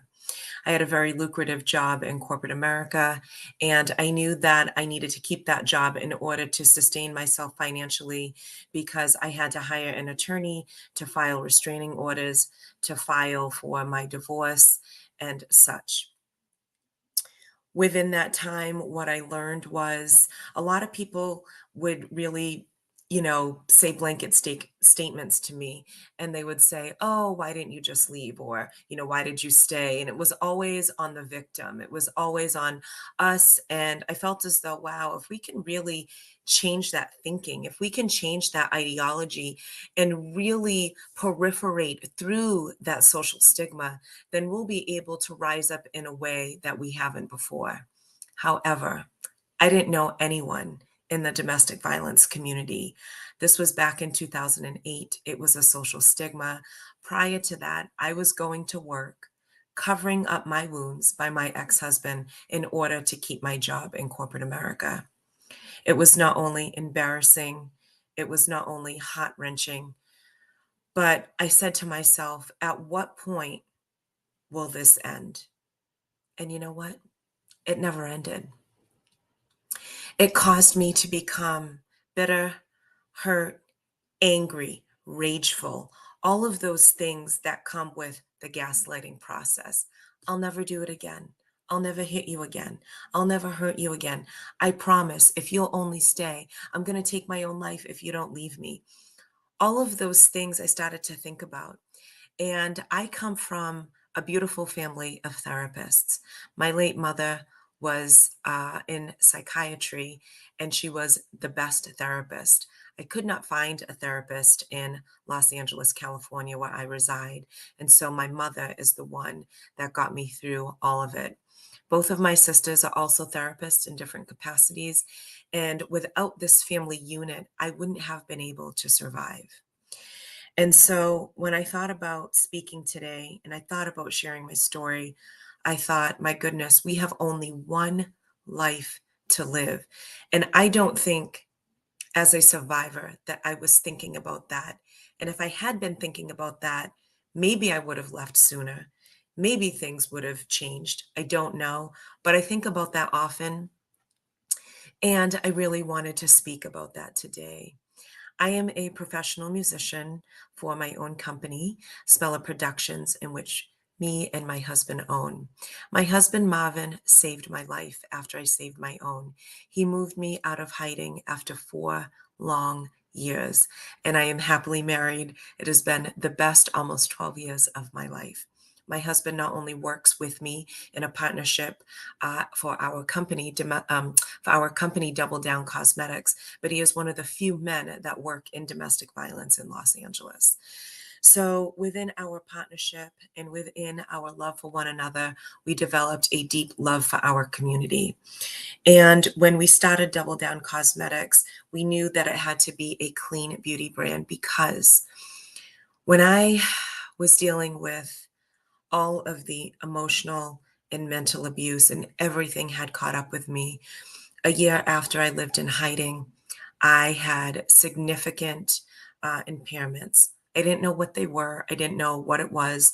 But because I worked at a hospital, I had access to many, many phenomenal physicians. I ended up in the emergency room and I was just crying in a private room because I worked at the hospital. They put me in a private room. And this physician walked in and he said, "How are you doing? I work with you. How's everything outside of work?" And I just started crying. I don't know why. I don't know if it's because I felt comfortable with him, but I just started crying. I felt such despair. I felt despondent. I felt like, gosh, when is this going to end? When am I going to be able to move out of hiding? When am I going to be able to rise up in the way that I want to rise up? And so he just looked at me and he grabbed my arm very gently. And he said, "Kristen, are you being abused?" I took a step back. I sat there on the gurney. I didn't even know how he knew, but he knew. And you know what I did? I stayed silent because that's what I knew. I didn't even say anything. And he said, "I know this is happening, or I know it's happened, and I'm going to get you the help that you need." And all I said to him, because we were dealing with significant HIPAA violations at the hospital, which is our protected health information, I asked him, I said, "I know that this may be going against your ethics, but please don't write anything in my medical records." And I told him, I only have one life to live, and I don't want it ruined by other people knowing. And so when I decided what to say during this conference, I wanted to share that with you because that's going back almost 13 years. And I said to myself, this is what I have to talk about today. Because I don't think as survivors, we always think about this one life. I think we think of, oh, we have 9 lives and we're going to get through it and we're going to rise up and we can rebrand and we can be reborn and we can come through the resistance, right? But at the end of the day, this is all that we have. And when I was living in hiding, and living in hiding for 4 years is a high school career, it's a college career, it's a corporate career when you're starting out, right? Before you ask for promotions and before you build up. And I thought to myself, my goodness, this is such a long time. What am I going to do? How can I rise up? And how can I make this one life count? And so on January, I believe it was January 26, 2009, I wrote my first song, Bruised. My ex-husband was harassing me for 4 hours. He was calling me, he was texting me, he was asking me all of these questions. I was so taxed, my hand started hurting. And when my sister called, she said, "You know what? I'm going to take over from here because I've had enough." And because she did that, I was able to write my first single, Bruised. Bruised is my first commercially released single, and it's about my freedom of domestic violence. It is about my freedom from domestic violence. It is about my freedom to a brand new life. And I wrote this while I was in hiding. I wrote my entire album while I was in hiding. And when I worked through the material of the songs and I worked through what I wanted to say, there were some uplifting songs. I wrote a song called Love Is, and it's about being exactly who I am in that moment. Because when you're in hiding and you're thinking about potentially living on your own without any security measures, it is very difficult to go from here to there. But I started to create a lineation of what I wanted to happen. I started to manifest what it would look like, what it would feel like, what I would have, what I would leave behind, and how I would make this one life count. And that's all I thought about for days. I started journaling. I started writing more music. I started going deeper into my vortex. And I started saying, "Kristen, what do you want for yourself? And what do you want for your community? What do you want to bring to survivors?" Because I said to myself, one day, I'm going to tell my full story. I'm going to be able to share this with the world. And how do I want that shared? So I wrote this album. It's called Misguided Dignity. And I titled that title because I said, my dignity is intact. And just because I've been abused doesn't mean that you're not dignified, and it doesn't mean that you don't have dignity. But what it means is that you had to pivot, and I had to pivot. I had to figure out, okay, what is my dignity worth? What is this one life worth to me? What is this one life going to be worth to my mother? Because there were many sleepless nights. There were many nights where I thought about taking my own life. There were times when I did try to take my own life. And within that, I didn't want my mother to ever bury her child. And so I had to dig deep. I had to do the internal work. And my album helped me do that work. It helped me get free. It helped me realize that although I have my dignity, it was only misguided. And that is okay. Being misguided is okay. Being misinformed is not okay. So I started to do my research on domestic violence. I started to figure out patterns. I started to figure out all of these things that we are attached to. And I was attached to pain. I was attached to anger because that's what I learned. I was attached to the transference of what my ex-husband felt about me. I was attached to the hate that he felt about me and my family. And I had to start to really navigate, and I had to start to pivot, and I had to start to unpack all of those layers. And I had to start building my own layers. I had to start building in a way that I never built before. And you want to know what happened? While I was working my corporate job, none of my employees knew that I was a survivor of domestic violence. I was a hospital department administrator. I had 140 employees, and I had 2 secretaries and 4 managers. I had a very laborious and very, very difficult job while I was in hiding. And I said to myself, okay, I'm living these dualities because half of my staff doesn't know. And I had to tell the executive management what was going on because my ex-husband would show up. He would stalk me. He would come to my job. He had no business coming to my job. And I said, Kristen, if you want to keep this one life, because this is all you have, then you are going to have to use your voice. I didn't have to stay silent, everyone. I did not have to stay silent. But I chose to stay silent because I was embarrassed, because I was under religious affiliation. I was under a congregation who didn't believe me. I was under the religious cloth and the pastors who did not believe me. I was under a microscope. And so I said, well, I'm dealing with the dualities. I'm dealing with this. I'm dealing with that. You know what I'm going to do?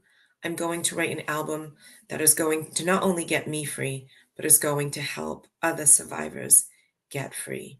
And that's what I did. So my album is called Misguided Dignity. And I talk about in the song about being free. I talk about how he could be so cruel. I talked about, days go by and nights drift away. And so when I thought about that, that days really do go by and the nights do drift away. And that enables you to live this one life because sometimes we feel so stuck. Sometimes we feel like, man, I don't even have a life. I don't even know what it's like to live. But when you can decide that you have this one life to live, your entire being will start to change. And that's all that I started to manifest. I started saying, okay, I'm going to wake up. I'm going to journal. I'm going to write things on mirrors. I'm going to say that I'm worthy. I'm going to write how beautiful I am. I'm going to write that, you know what? This one life counts. This is the only thing that counts. This is the thing that will sustain me. And this is the thing that can sustain a community.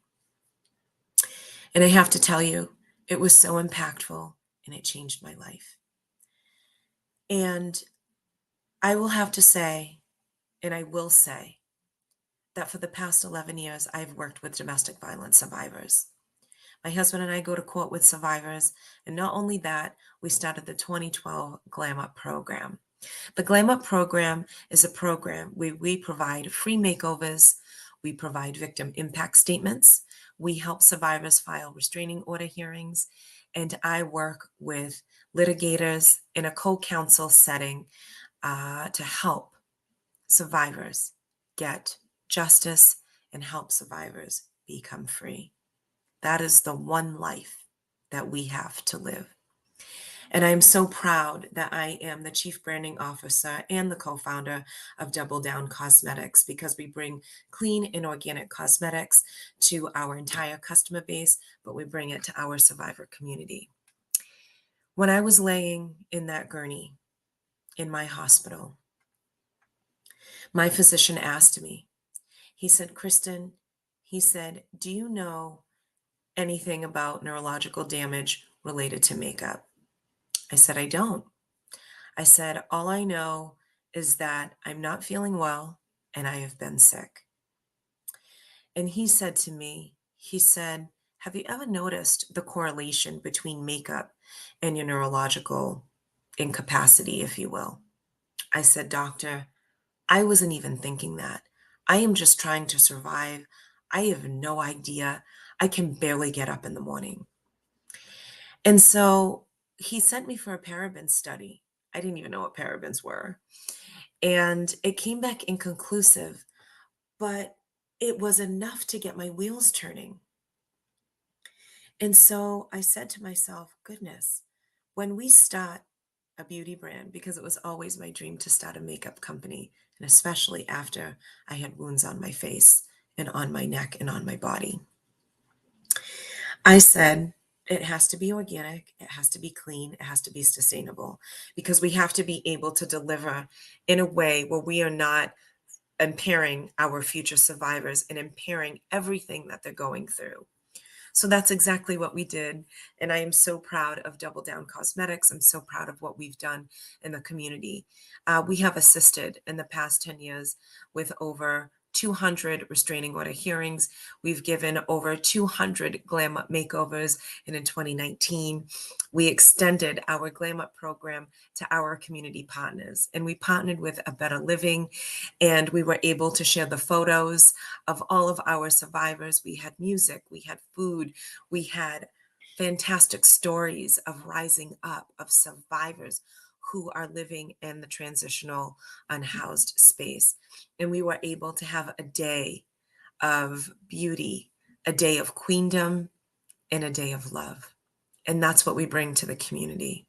I'm so proud to be here today to talk about all of this, because for me, this is my one life to live. This is what I have been through, and this is what I want others to be able to do. I want others to rise up.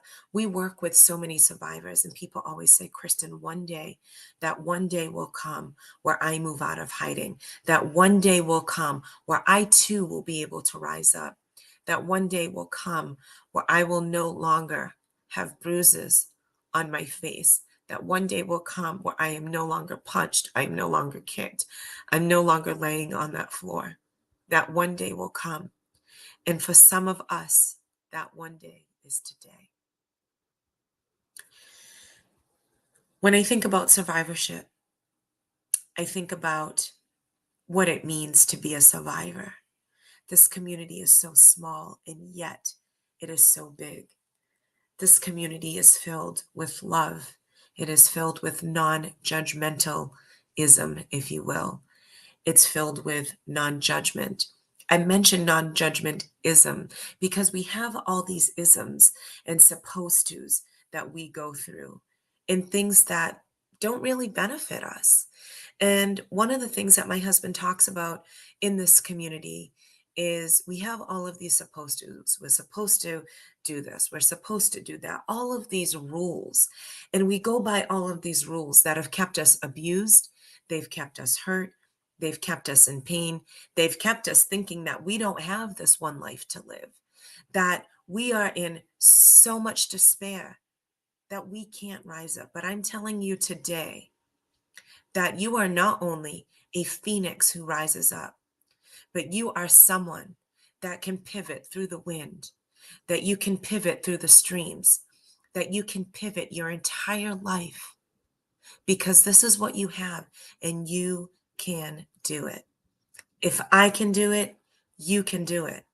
Because let me tell you something.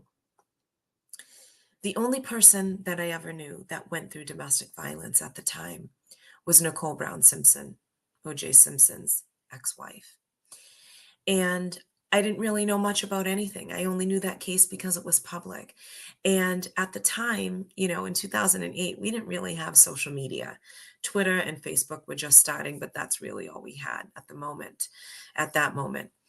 And really, the only thing you could do was go to the library, read books that were written about her, really talk to physicians. That's really all that I had.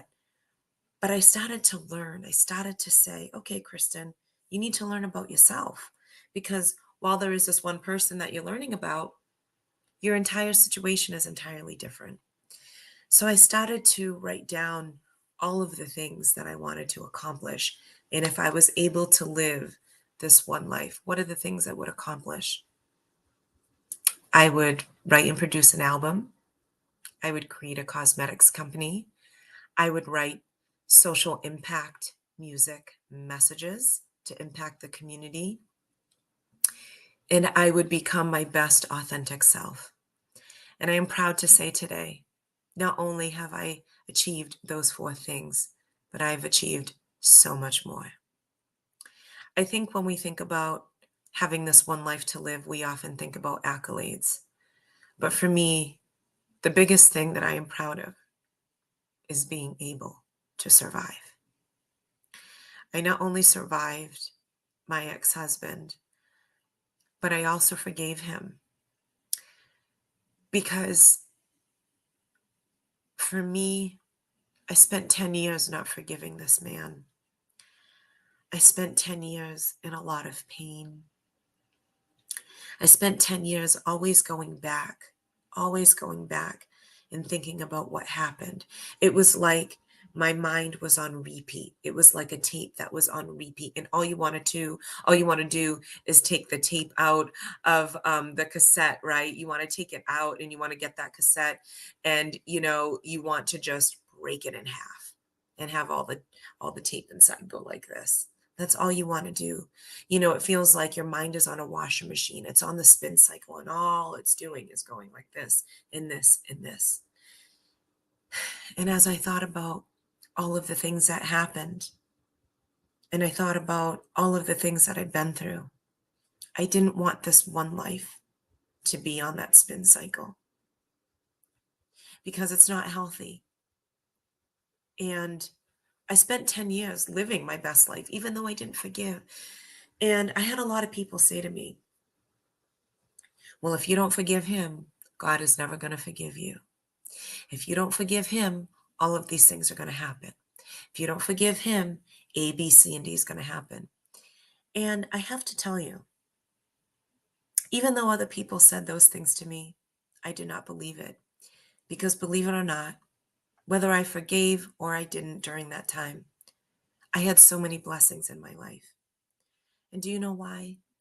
It's because I was living my authentic self in my authentic life. I had to tune out the noise. I had to say, you know what? No more. No more. I can't listen to anybody but my own voice. I left my church. I left religion. I left all of what it had me under because I met my ex-husband in the church. And there was a lot of pressure to get married for a lot of various reasons. And I did it. You go through the steps, right? You go to high school, you go to college, you get married, you have children, you get the house, the white picket fence. The white picket fence doesn't exist. There is no white picket fence. There is nothing of that. That fence, it keeps you in bondage. That fence keeps you in pain. That fence keeps you in anger. And I had to break down the fence. I had to get my toolbox out. I had to start hitting that fence. I had to stop breaking it down because I knew if I didn't, I wouldn't have this one life. It's one thing to think that you've had 9 lives, but at the end of the day, it's only one. You only have one. And yes, there are culminations, right? You go through this culmination process of all of these things that can lead up to those 9 lives. But at the end of the day, this is all that you have. So I had to start to break down these barriers. I had to start to break down the religiosity. I had to start to break down these isms. I had to start to break down all of the things that were taught to me And you know what? It got me free. It enabled me to say, Kristen, you listen to your own voice. Your own voice is the most powerful voice you will ever have. It is the only thing that you will ever have. And when I wrote Bruised, I said to myself, as a writer, as a songwriter, as a producer, I have to go there. I have to write exactly what it is. I have to take this situation, because this is all that I have, and I have to put it into these words. So I started with Bruised. All of my hopes and all of my dreams was slowly taken away. That's how I started Bruised. That's how I started writing. And then I started getting into the religiosity.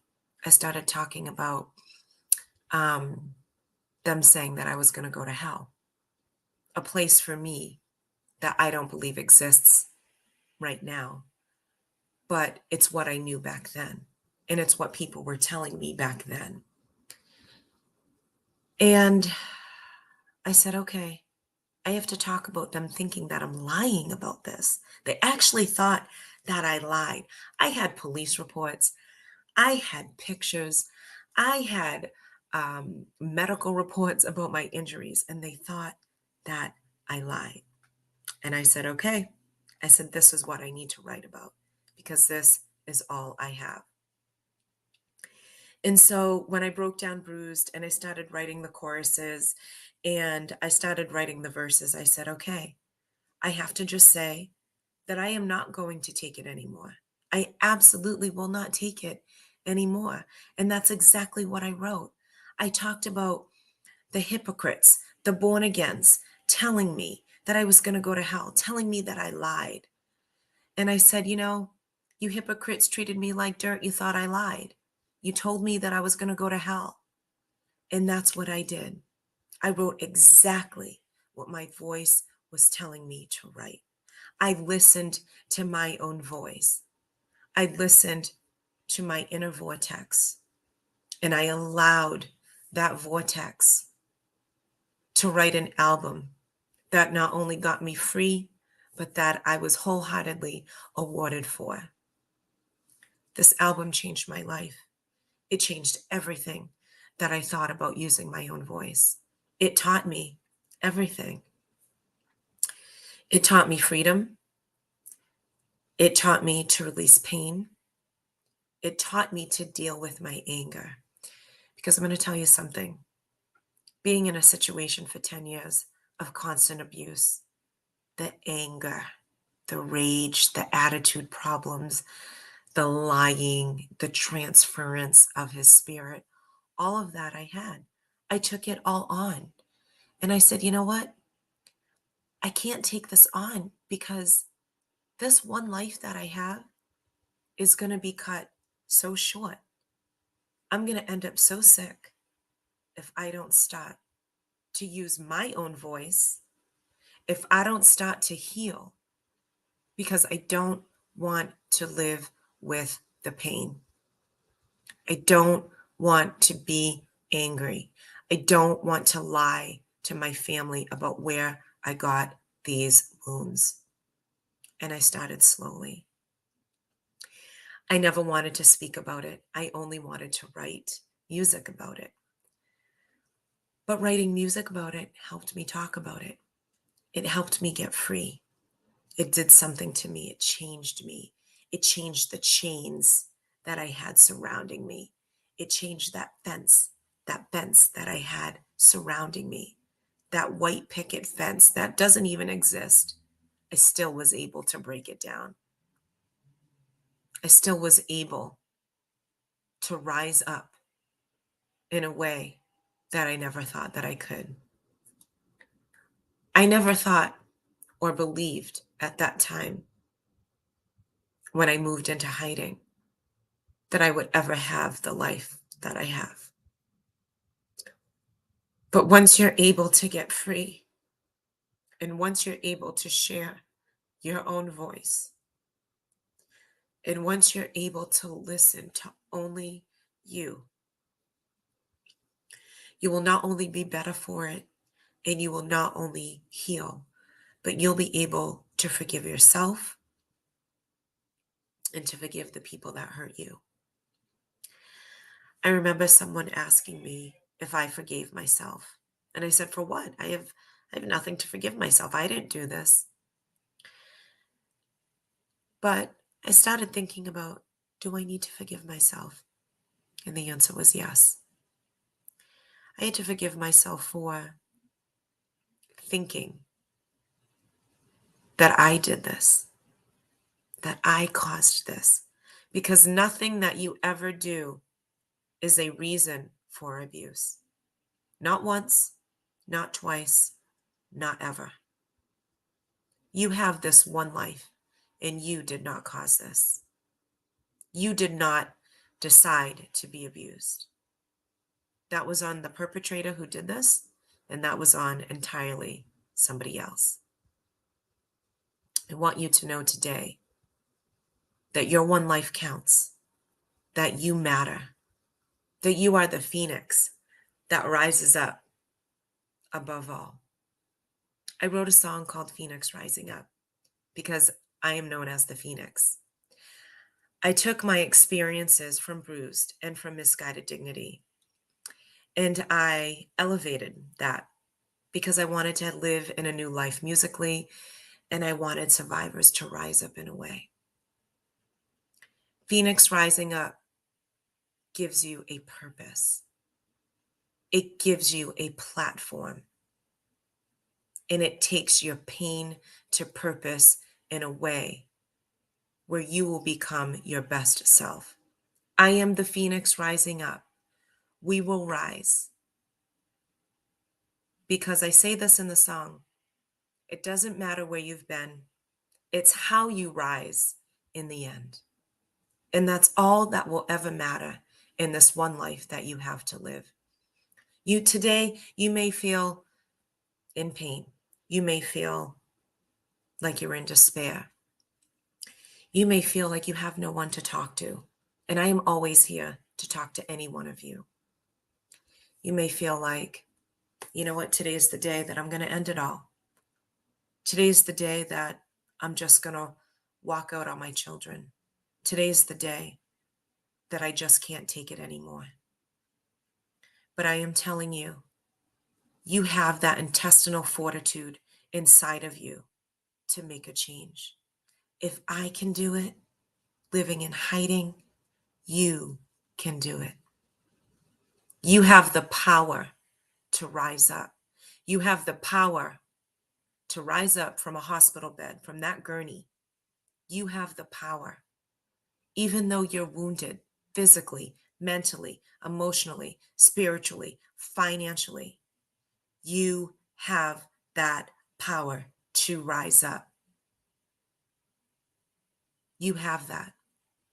You may be feeling that right now, but I promise you, if you can work through it all, and if you can forgive yourself, and if you can listen to your own voice and go from bruised to being a phoenix who always rises up, you will not only look back on this day, you will not only look back on the past, but you will have a brighter future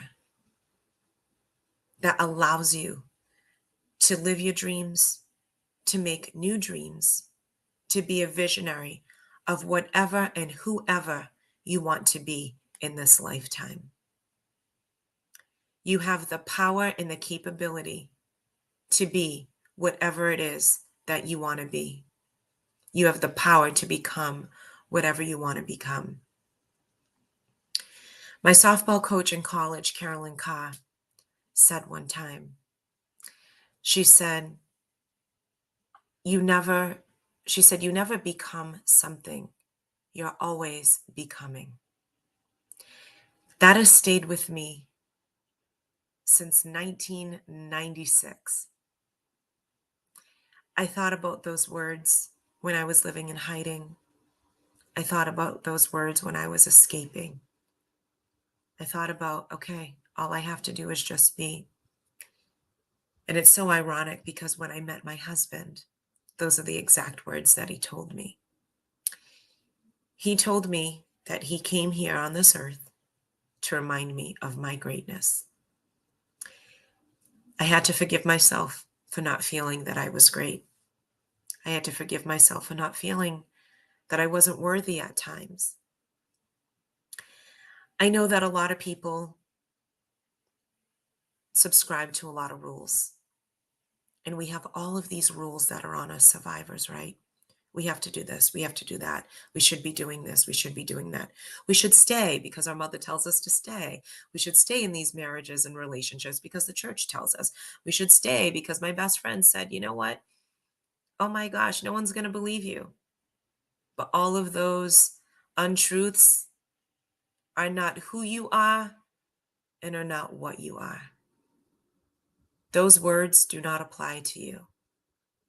Because let me tell you something. You don't need to stay, and you shouldn't stay. You don't deserve the abuse. You don't deserve anything that has happened to you. You have given everything to this life to live. You have given this one life to live. And trust me when I tell you that you are not only a phoenix who rises up, but you are on the eagle's wings. You are riding on eagle's wings. You know why? Because you are forging your own path with your own wings. This one life is what you have. This one life is so powerful. You can survive, you can thrive, and you can dive. You're going to dive into your vision. You're going to dive into the greatest story of your life that you have ever written. This is always about you rising up. It's about you knowing that you did not cause this. It's about knowing how beautiful you are, how smart you are, how tenacious you are, how personable you are. You are beautiful. You have the power. You have the power to rise up. You have this one life to live, so go out and live it. Live your best life, be your own visionary, and listen to your own voice. My name is Kristen Perry Speller. I am honored to be here today as a 14-year survivor for the She Is Me conference during October's National Domestic Violence Awareness Month. Go out and live your one life to live and live your best life. I love you. You are a phoenix rising up, and you are bruised no more. Sending all of you love and light and many blessings. So long. Kristen, thank you so much. Oh my gosh. Your story is so powerful. I know we have that in common, being bruised Yes, and we being do. broken and Yes. surviving and thriving as well. Um, two amazing things. I actually posted it on social while you were talking because this quote that you just said was so powerful. You never become something, you are always becoming. Like, ah, that just doesn't that just relieve the pressure of having to like an end having to end or having to get to somewhere, right? That just relieves the Yes. pressure because that that makes it easy. That makes it Easy. lighter and we Lighter. are always changing and becoming and Yes. growing, and that never stops. That never That stops. never stops, ever. And The this other is why I thing, really wanted to share that because when you think about this one life, this is all we got. this is it. This is it. Yeah. This is it. And I think I don't remember who said it, but what are you going to do with this one precious life? You know, I think Mary Oliver maybe said that. But the other thing is that you have the power to rise up. And that is true. You might not feel like you have the power. You might not realize you have the power. You Yes. might have had people telling you your whole life that you don't have any power and that you'll never rise up. But we are here to tell you that you have the power to rise up. Just got to dig deep. You got to forget about the supposed to's and the isms. You just have to dig deep. You can go from bruised to being a phoenix. You just have to dig deep because you have the power within you to do it. You do. All of us do.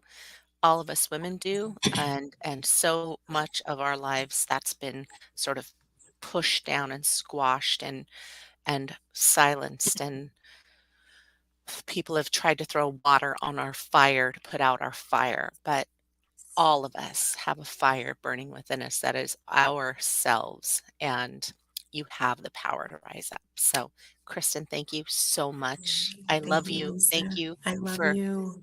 being here with me, and thank Marvin for me for all of the work he does and for being an ally to us survivors. I I appreciate and will. love him so much. He loves you so much too. He's such an ally. He supports women. He supports the survivor community like nobody else. He's amazing. Thank you, Kristen. Thank We you, are Lisa. going I love you. we are going to be coming back in about 15 minutes with Karen Scheibel, and she Ooh, is a founding so, member again, and she's going to so start excited. about Start with Believing is the name of her presentation. So join us in about 15 minutes. Thank you. Presenting Start with Believing, and we are honored to have her join us yet again this year. Please welcome Karen Scheibel. Welcome. I am so excited to come back and talk with you again this year. I am honored to be part of this wonderful community. And it's so important for us to have this community because sometimes we can just feel so alone and not know what to do or where to go. And so many of us speakers, we're here to help you, support you, and give you some tools, some insight on it worked for us and maybe it will work for you. And so one of the things that I want to talk about today is believing. So I say start with believing because I really do believing that is the most important thing that we can do. And that was something I had to learn in my journey to where I am now. I didn't have that for so long, and that's where a lot of my struggle came from. And so I honestly and believe that that's the first thing that we all have to start with. And that's what I do with my clients. I can give my clients tools and strategies. And that's what I did in the beginning when I was working with them. And they weren't succeeding. And I realized, well, that's one of the things that I did for myself, and I still do, is I had to have that in the forefront, like that first and foremost. Because if we don't have belief, then it doesn't work. And that's the difference. Like the difference between succeeding and not succeeding, it really does come down to believing. So I'm Karen Scheibel, and I work with nurses, but pretty much I work with all women. I talk to nurses, but if any woman comes and wants help and support, I will be there. And so what I do is I work on the emotional eating, the overeating, that, that's controlling them. They feel so controlled by the food and the snacking and life happening, and they find themselves eating. And what I do is I work on that so that they can feel like, sane and in control. And they get to a place where food is just food. And that's how they lose weight with ease. But more importantly, enjoy their life, like have that life, that fulfilled life. Because right now, just being so fixated and focused on food and weight takes up so much brain space. So how I started on this journey to where I'm talking with you today is my struggle really started around age 8. I grew up in a home. My dad had some concepts on discipline and how children should be. And I didn't follow I didn't fit in that box. So we had a lot of butting heads. And as it went along, I took on a lot of meaning on myself. Like I really took, I took a lot of things on that there was something wrong with me. I'm not good enough. Those thoughts. So I want you to hold on to this. So, because we're going to tie believing into some of these thoughts I had. So I'm not good enough. There's something wrong with me. I don't fit in. I struggled in school too, and my sisters didn't. And I'm not smart enough. Like all of those things. So I took those on. I took on what my dad did. I took on all these things, and my mom felt sorry for me. And so she loved to bake and cook, and so she gave me love, support by giving me food. So at a very young age, I learned that food was tied to feeling better. So I believed those things. And so as I went along, I grew up, and at age 18, I had been bullied and picked on all my life because I was the fat kid growing up. And it was I took on the belief that like I said, something wrong with me because I am the fat kid, and all these things that were said to me. So at age 18, I decided, I'm not doing this anymore. I'm going to lose this weight. And that's my first crash diet. I lost 50 pounds in 6 weeks. Extreme diet, deprivation, restriction, and exercising. And that was the start of my yo-yo dieting life. I did this for 30 years. So I got married young because I had such low self-esteem and such low self-confidence. I didn't think anybody else would ever want to marry me. And all I wanted in life was to get married and have kids. So I got married young, had 3 wonderful children, but along the way, with everything I felt, I, really got really depressed. I was very anxious. I did everything for everybody else. I was that people pleaser. And I never wanted anybody to be mad at me or upset with me. And I put myself last. And it ended up being not a great place to be in. So being a nurse, working, raising a family, having all this internal battle going on in my head, I came to believe life, it was hopeless. I'll never make this change in life. I'll never lose this weight. I'll always be the fat person in life. I'll never fit in. I'm never good enough. I believed all of those things that my brain fed me. I believed them to be true. And so at 42, I hit a really low place. It was my rock bottom, I call it. So mentally, I wasn't well. I went to all the psychiatrists, the psychologists, and I was on meds, and nothing was making it any better. And then I ended up getting a strep A. It was a blood infection, which just knocked me out. So mentally, I was struggling. All I could do was get out of bed to go to work. Wasn't there for my children. Like I really didn't even go to their games. All I wanted to do was lay in bed. And then on top of it, being physically not well. And now I know, like in that moment, I remember that one moment where I really believed I can't do this anymore. I don't want to do it anymore. And in that moment, I had suicidal thoughts, but I knew there was no way, like in my heart, I knew that that wasn't the path I wanted to go. And so in that moment, I'm so grateful for it. I knew I was going to find another way, and I did. And that's how I'm here with you today.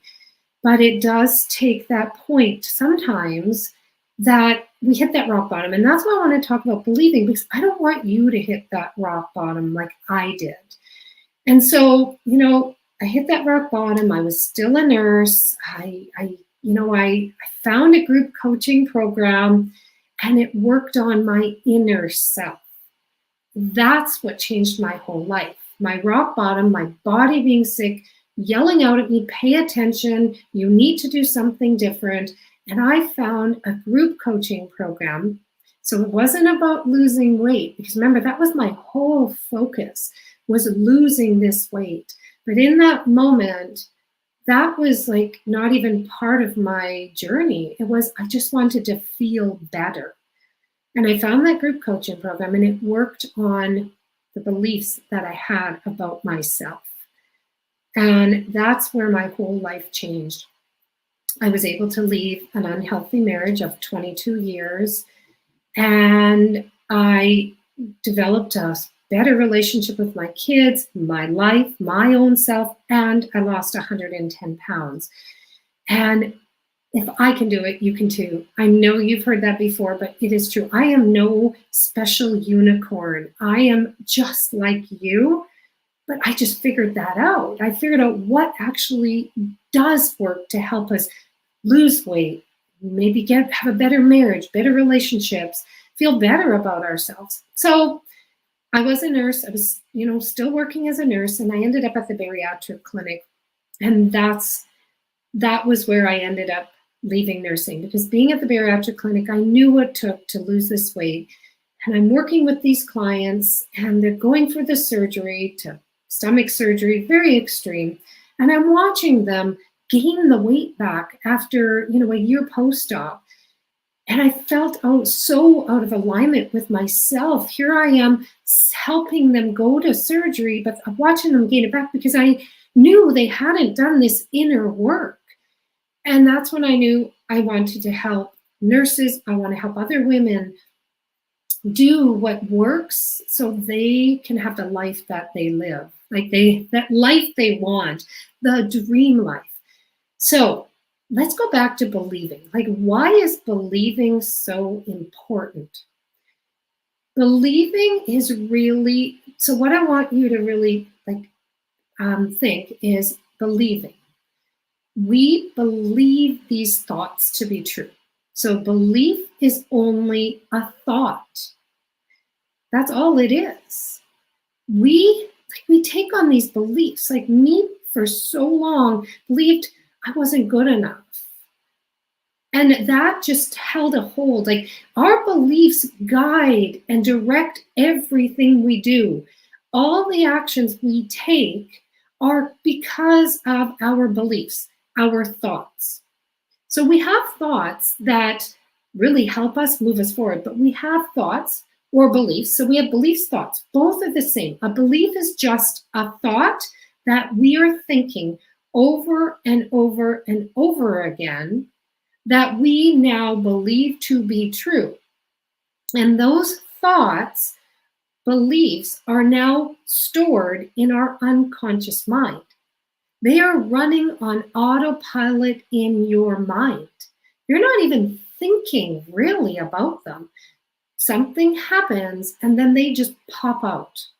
That's all that's going on. They just pop out and they're there presenting, this is the fact, this is what's going on, and everything you do from there is guided by what that thought and that belief is.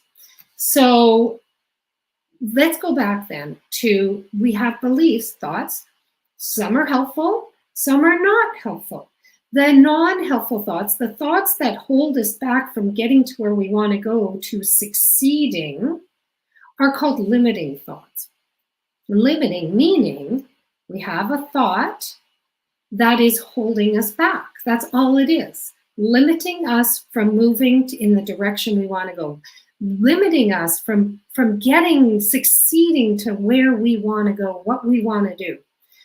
And so that's why we have to really pay attention, become aware of what our beliefs are, and start challenging them. Because like I said, when I was telling you about my story, the not good enough, there's something wrong with me, I can't do it. That was one of my thoughts for a long time. I believed I couldn't do certain things.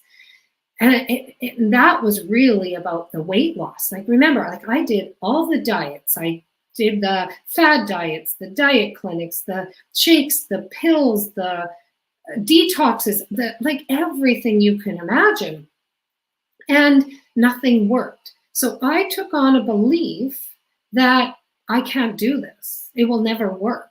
So every time, so this is why beliefs are important. Every time I went on another diet, that belief was sitting in the back of my mind. I didn't consciously go, okay, I'm going to think this today. I'm going to think I can't do it. Nothing ever works. No, because I had said it so many times, it just automatically was there. Like I didn't, it's interesting because now I really realize I'm aware when it pops up, but so many times it is there, but we're really not hearing it, but it is there. So when those beliefs are popping up for me, no wonder the minute it got hard, the minute it was a struggle, my brain would then bring up, well, see, I told you you can't do it. Like that's what our brains are. Our brains are wired. Our brains are wired to keep us safe and comfortable. That's normal. So if you're struggling with this, please do not beat yourself up. Please, please don't, because you are normal. You know no other way. What's happening is our brains like to keep us safe, like I said. So when we're wanting to make a change, that's us coming out of the cave. That's unsafe. So your brain is going to tap in to those thoughts that you have, and then they're going to, like if you have that thought that pops up, it's going to pop up, but then the focus that you have, so, if you're saying, I can't, that's your focus. And your brain, remember, it wants to keep you safe, so it's going to show and prove everything for the reason why you can't do it, because it doesn't want you being in an unsafe space. Change it sees as unsafe. So if you have this thought that runs in the back, you're trying to make a change, that thought is going to pop up. That's your focus. That's all you see is you can't. And whatever you're focusing on, your brain is just going to show you all the reasons why that's true. That's all it is. So that's why, what do you believe? Do you believe you can't do something? Do you doubt? Like, is that feeling of doubt? And the other concept to this is it's the thoughts, the beliefs, but also the feeling. So if you're struggling with the thoughts, the believing, tap into what feeling you're having. Are you feeling doubt? Like doubting you can do it? Is that empowering you or disempowering you? Like really start like tapping into your feeling, like how you're feeling, because so many of us are zoned out, like are disconnected. We're disconnected from that feeling because it's uncomfortable. Negative feelings are uncomfortable. And so we turn to food to numb out it, to avoid it, to deny it. But I want you to allow it, to embrace whatever feeling you're having. Just really allow it, because it's a signal for you to pay attention to what your thoughts are, what you're believing. That's all it is. Because we have a circumstance, situations going on, we have thoughts about it, and then the thoughts create our feelings, which then drive our actions. So that's why when you've ever heard somebody say, well, just don't do that, you can't just stop not doing it, because your belief, your thoughts, your feelings, if they aren't in alignment with stopping it, it's not going to work. So that's what I teach, and that's what I work with my clients on. We want to lose weight. We want to run a marathon. We want to just make a small change, whatever it is. But we have to tap into what are our thoughts and what are our feelings. That's why so many of us struggle with making those changes and having them stick, because we're letting these thoughts run in the background of our mind. We have, I think they say something like 60,000 thoughts a day running in our brain, but there's only a small percentage of them that we are actually really, really, really aware of. The rest are running on autopilot in the back of your mind. So if you are wanting to believe, like that is what you're going to have to do, is just start getting curious, paying attention to what beliefs do I have? What thoughts do I have running in the back of my mind? One of the best ways to do this is grab a journal. And I know some people are like, oh, journaling. But what I want you to look at it is, it's not a chore. It's an exploration. Get curious on what's going on in my brain, because you do have a choice. Like, we think these thoughts are true, but they're not. They're our choice to believe to be true. We can choose whatever we want. So if you want to choose something different, if you want a different outcome in your life, then you're going to have to start getting curious on, what am I thinking? What do I want to actually believe, right? And the only way you can do it is just start uncovering these thoughts, these beliefs. Like, I hear them called like the BS thoughts. They are sometimes BS thoughts because they're just not true, but yet they drive everything we do. So pull a journal, I don't care if you have a scrap piece of paper or a wonderful, beautiful notebook, but just as your day goes by, sit down, like go in silence and really just let whatever pops up in your mind and write it down and start questioning it. It's like, is this true? And how can I poke holes in it if I really believe it to be true? If it's true and it's helping you, don't poke holes in it. But if it's not true, then really start poking holes in it. Start challenging it, because you get to choose whatever you think and believe, even though I know you do not believe that right now, because that was something that really I didn't understand for a very long time. So believing. Do you want to believe that you can do this? Do you want to believe that you are worthy? Because that's another one that a lot of my clients really struggle with. They don't believe they are worthy. And the thing is, we get to choose. Like, what would be the harm of believing you're worthy over believing there's something wrong with you, until you lose the weight, until you change your job, whatever it is, you're not worthy. Why? The thing is, your brain is just working hard on believing this side because you've practiced it so long. So what's happening is you're just fighting for your limitations. Remember that limiting belief limits you. So you going to the other side on focusing on your problems, your worries, that is just you fighting for that limitation. What if you fought for the other side? What would the harm be in it? There's no harm at all. It actually will help you move forward. But it is a practice. You do have to practice this. It doesn't just magically happen, because right now, this is the way your brain is wired. I call it's rewiring your brain. You have to rewire your brain in a whole new way. And so, yeah, it is going to be discomfort, uncomfortable. And so you have to start getting comfortable with discomfort. And that's one of the things that, again, our brains are wired to feel like comfort. The discomfort is unsafe. So our brains are like, danger, danger, whenever you're going to feel discomfort, right? But embrace the discomfort. Make it okay. Tell your brain it's okay.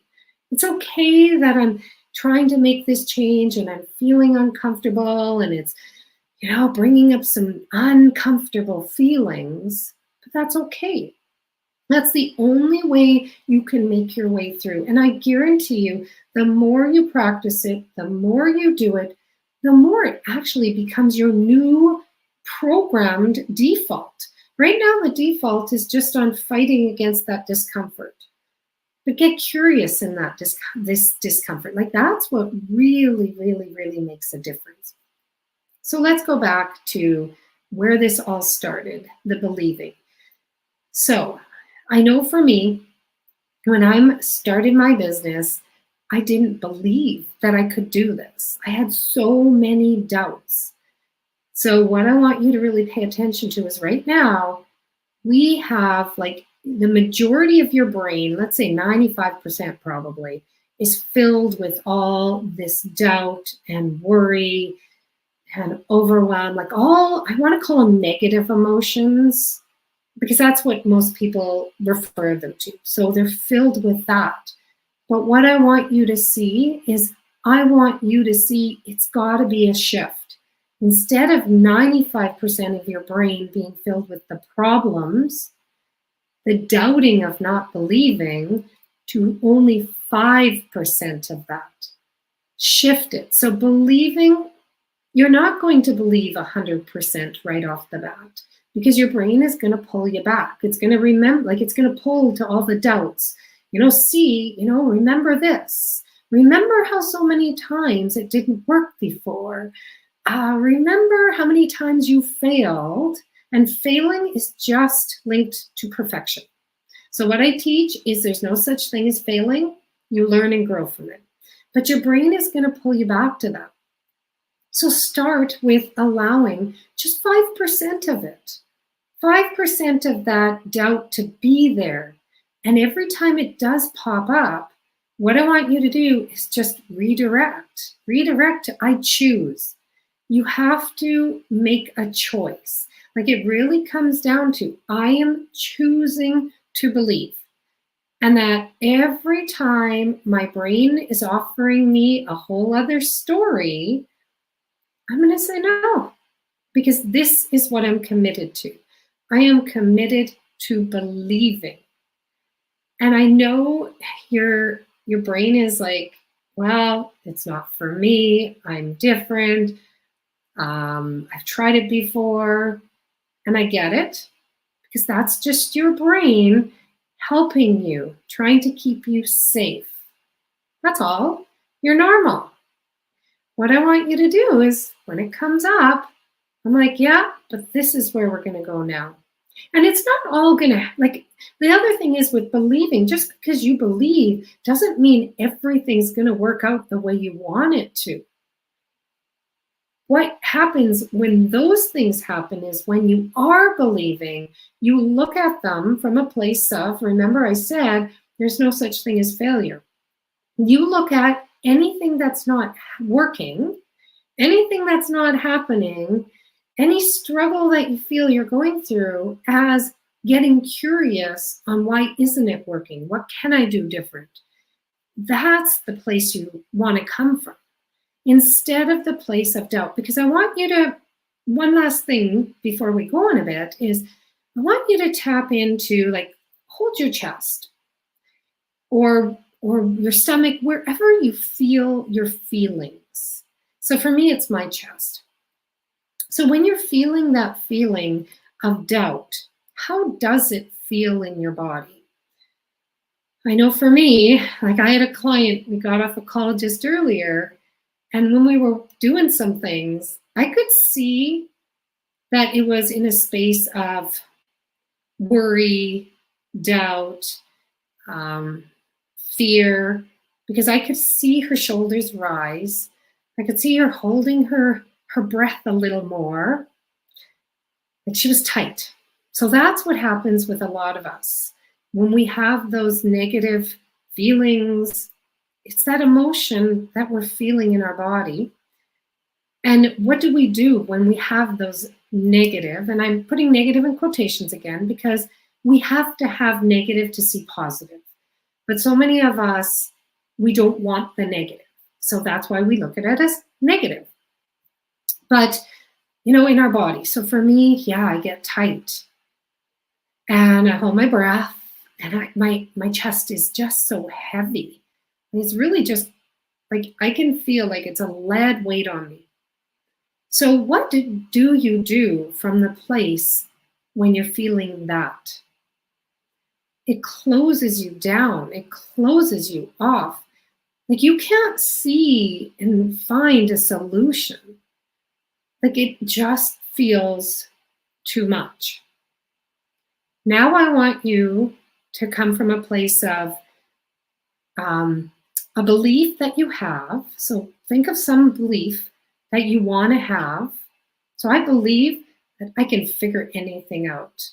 And I feel empowered, in control, whatever it is. But I like the word empowered. I feel empowered. And from that place of empowered, like you've got energy. Like it just feels expansive. I don't feel tight. And my brain can then look at finding a solution, seeing a different way. Like it brings me, remember, thoughts, feelings drive our actions. I will do things that will get me to where I want to go versus shut me down. That's what this is about. So that's why I say believing everything you want to do in life, everything we want to accomplish in your life, all starts from believing. So like I said in the beginning, I can give tools, I can give you worksheets, I can give strategies to my clients. For myself, my business, I have all the strategies, I've done all the courses. But if I don't fully believe in myself, believe that I'm worthy, believe that I can make a difference, believe that I can do this, just have a belief, like have a good, strong belief and choose to believe that, then no matter any strategy I have, it's not going to work. It will not work. We have to start with believing. And even if you're, I know you're going to struggle with it because it's something new and different. I get it. Took me a while to get to this place. And then I do it in one aspect of my life with the food and the eating. I'm great at that. But now with my business, I've got to do this all over again. And one of the other things is, like, sometimes our brains want certainty. We want to be certain that this is going to work. I can't believe it's going to work unless I can see, like, be certain. Get comfortable with uncertainty because life actually really is. We have no certainty in life. We have no clue what could happen in the next minute. So get comfortable with that uncertainty. Let go of the worry because worry never solves anything. Worry is just us looking at past, looking at future, trying to control what might happen in the future. But only thing we can control is what we're thinking and feeling. That's all we have control over. So believing, get comfortable with the emotions, get comfortable with a discomfort and the uncertainty. Like that's where you will go. And so it really is about, even if you're struggling to take this in, just believe that you can believe for just a small little bit in the day, for one thing. Just pick one small thing. Don't start with something, you can change your whole life. I believe I can change everything in my life for the better. Start small. What is one small thing you can believe in yourself today? I can believe that, like for my clients, I can believe that in that moment of, my emotional eating and my brain telling me I want to eat, I can believe that I can just allow my feelings. That's it. But you have to find a believable thought. It has to be true to you because remember, our brains look for what we're saying. And if you don't believe it to be true, then your brain's going to fight against it. So start with what you can believe in this moment. And then you go from there. That's how we build up to the point where we can believe that we can handle anything that life throws at us. As you start small and you show and you see the results, you see, yeah, I did do it. That's how you build the confidence. Confidence doesn't come first. Confidence comes from doing and seeing. That's how we keep going. And then believe a little higher and believe a little higher. That's where you're going to get to succeed, to where you like being successful, accomplishing where you want to go. So I hope this really is helpful to you. I know for me, like I use this. Everything I'm talking about, I use to this day. I teach with my clients because it does make a difference. Ending emotional eating with my clients, it's not about white knuckling. It's about starting with believing that I can figure this out. I can do it. And as they keep proving to themselves, every time they do it, one step here, one step here. And it's about building small little baby steps, one win after another win. And it's funny how one client said, when is this all going to click? And we just said, just keep believing. And when you believe, you just make a baby step towards it and towards it. And one day she goes, how did it happen? I didn't even know, I didn't even see it coming. It just, one day I woke up and it's amazing. That's how we get to where we want to go. So thank you.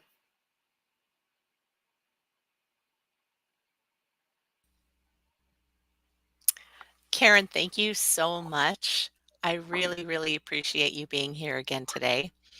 And I Thank you. love the story of just how you ended that with, just keep believing and step by step, one day you're going to wake up and it's just all going to click. And that's exactly what happens, right? I think so many times we're so impatient with ourselves that we often just drop in the middle of something, like, or when we're almost there, we're just like, oh, it's not happening, so we're just going to forget about it and give up. um, but that belief is, you hit it right. Like, that is exactly what it is. It's that belief that you are worthy. It's the belief that you can do this, that you can do hard things, that you can rise up, that you can feel better. All of those things. Yeah, Wouldn't you yeah. agree? Hmm. Oh, absolutely. I say I believe this. I mean, this is what really changed my life. Is I lived in the worry, the doubt, the fear, those limiting beliefs, and I didn't realize I can choose to think a whole other way. Like that was my big eye opener, epiphany in life. Like that's what changed my whole life. I We go through life just holding on to these beliefs that aren't true. And I want to challenge anybody that's listening, like find those beliefs that are holding you back and start challenging them. Are they really true? Because I guarantee you they aren't. They're Right. just brought into us from everything that's been outside of us.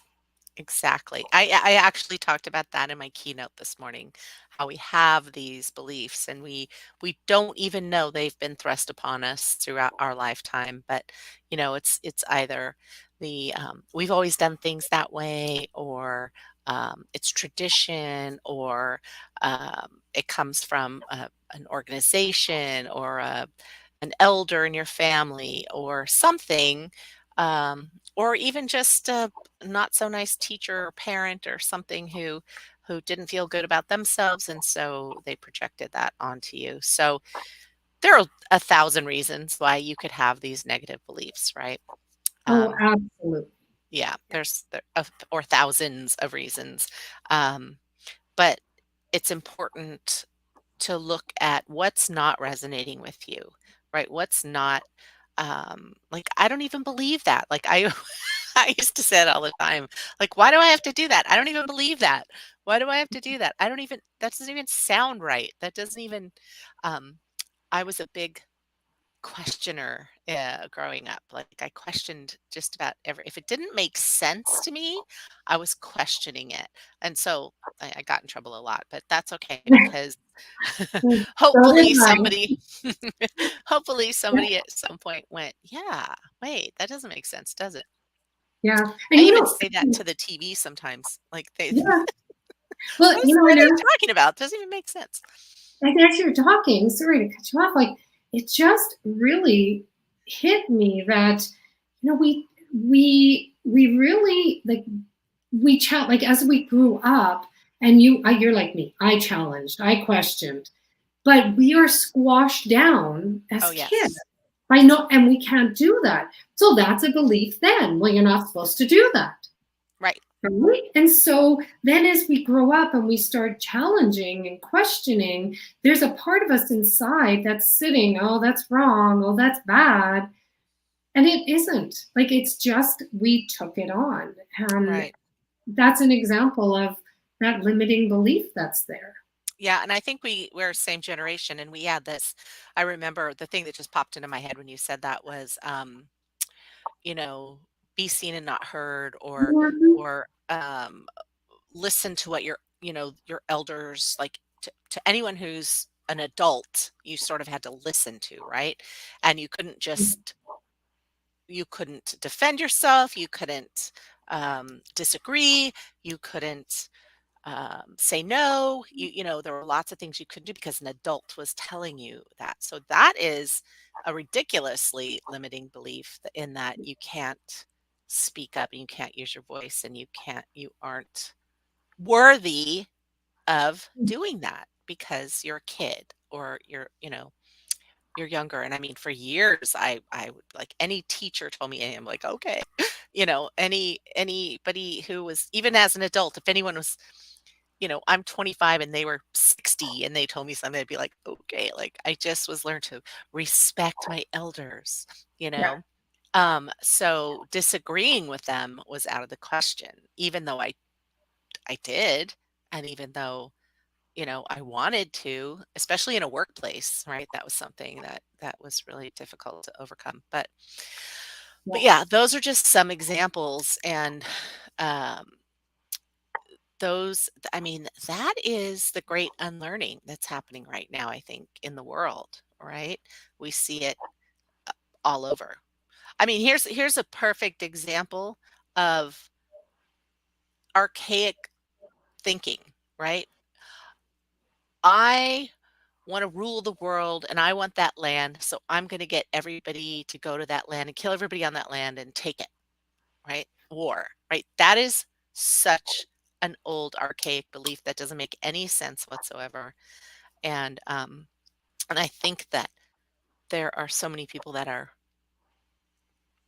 that still think those things are Oh, moving off this planet.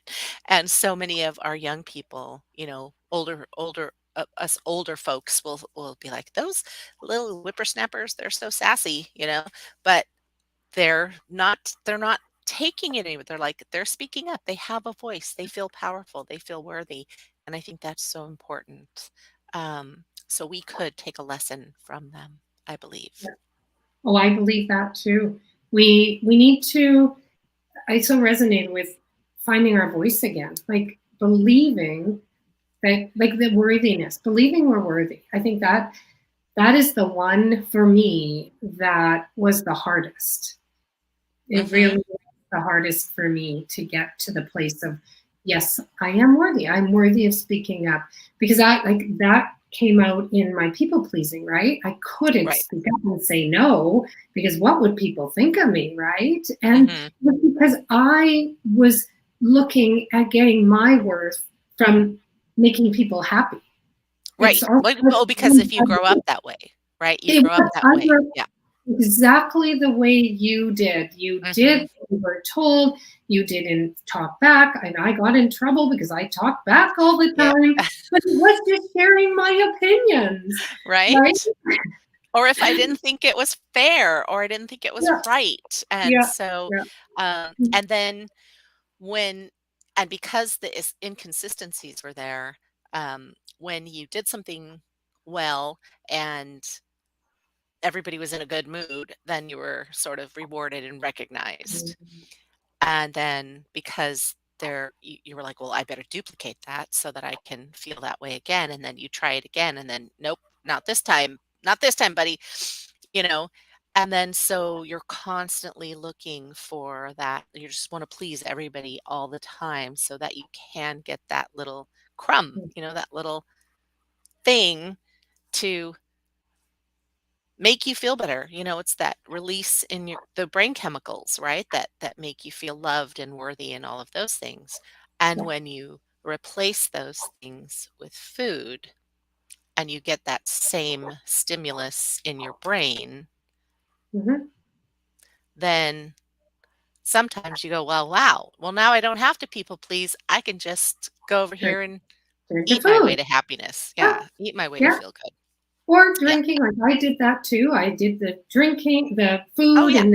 and then I stopped the food because I was dieting, and then it was the alcohol. And now like that, none of it's the problem anymore. Right. Because and what so the dopamine hit, you can give your own self a dopamine hit Right? by what you're thinking. People don't Exactly. realize that. They don't realize it. It's like when you say things to yourself that have you feeling good, that just gives you a dopamine hit. Absolutely. So it's so interesting. Like this to me, that's why my dream is to have a community. So I love your community. Mine Thank is you. a community for nurses that this is there. The support is there for them. And they talk about all of this stuff because I wish this was out there when I was struggling. Like there was nothing there. We were so good at complaining and thinking that, well, the situations just have to change and then things will be better. Then I'll feel better. Then I Right. can stop eating. But the situations we have no control over. Hmm. So what do we have control over? Thoughts and feelings. And that's what I want to offer, like this community. Everybody come together and really help each other out in finding what is stopping them from being unstoppable. Yes. It's sometimes very difficult when we've said these words and these phrases and thought it so long. I even say things sometimes, and then I'm my coach. She's like, "Whoa, Karen, that's a limiting belief you have," but it's so automatic we don't even realize that is a limiting belief. Right. Because you've always thought it about Yeah. yourself. You've always said, I don't know, that art teacher said, oh, you'll never be able to draw. And so you just never did it Mhm. because, and you admire people who do it and you wish you could do it. And it's really wonderful. I have a friend who just started, she's almost 60. She just started taking piano lessons because Well, she nice. always wanted to play the piano. But she's just now gotten to the point where she's like, okay, I'll give it a try because I'm not scared anymore. Or, Mhm. I'm not having those limited beliefs. So, yeah, I'm going to talk about that again. I mean, I think all of us are talking about that because that's how we've overcome so many things and how we move forward. But I love that. I wrote it down really quick when you said it. What's stopping you from being unstoppable? That's Yeah, powerful right there. That's it powerful. is. Thank you. Karen, thank you so much. And thank you for always supporting us. And we are going to grow this thing together. And we're going to talk about your community probably the next time we have something come up. So thank Sounds good. you. Thank you. All right. Coming up next, we have Annette Bove. She is going to talk about tools to heal from narcissistic abuse. All right. Another founding member. Today's our founding member day, and another founding member to the conference this year. She's Annette Bove. She's a life coach and a DV survivor, and today she's presenting tools to heal from narcissist abuse. We're honored to have her here again, so please welcome Annette Bove. Hi, ladies, and good afternoon. Again, my name's Annette Bove, and I am a life coach. I have recently founded what's called the Giving Key, and I help people with narcissist behavior and abuse in their lives and domestic violence. also specializing in mindfulness and trauma and stress management. So I'd like to tell you my story. Um, and I'm going to be referring to some notes, so I'm sorry if I'll be looking down occasionally, but it's the best way for me to do this. So just bear with me. Um, Narcissist is something that now at this point, 40% of women are experiencing some kind of narcissist abuse in their life, whether it's a family member or it's a relationship, it could be a job situation, it could be a friendship. 40% is pretty high at this point. So we're also seeing, unfortunately, the next generation, coming up thinking that this kind of behavior is okay. And they're seeing these young girls in high school going to counseling to try to get them to rethink and relive this behavior and know that it's not okay. I'm going to start with my story.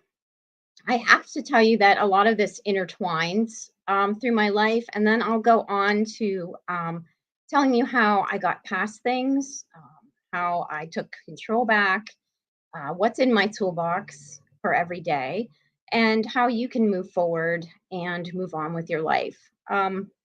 Narcissist is a word that's all way, way too familiar with me now, but it does make sense for me now. A word that I put out there is that I say that I escape from narcissist behavior, and it truly is an escape.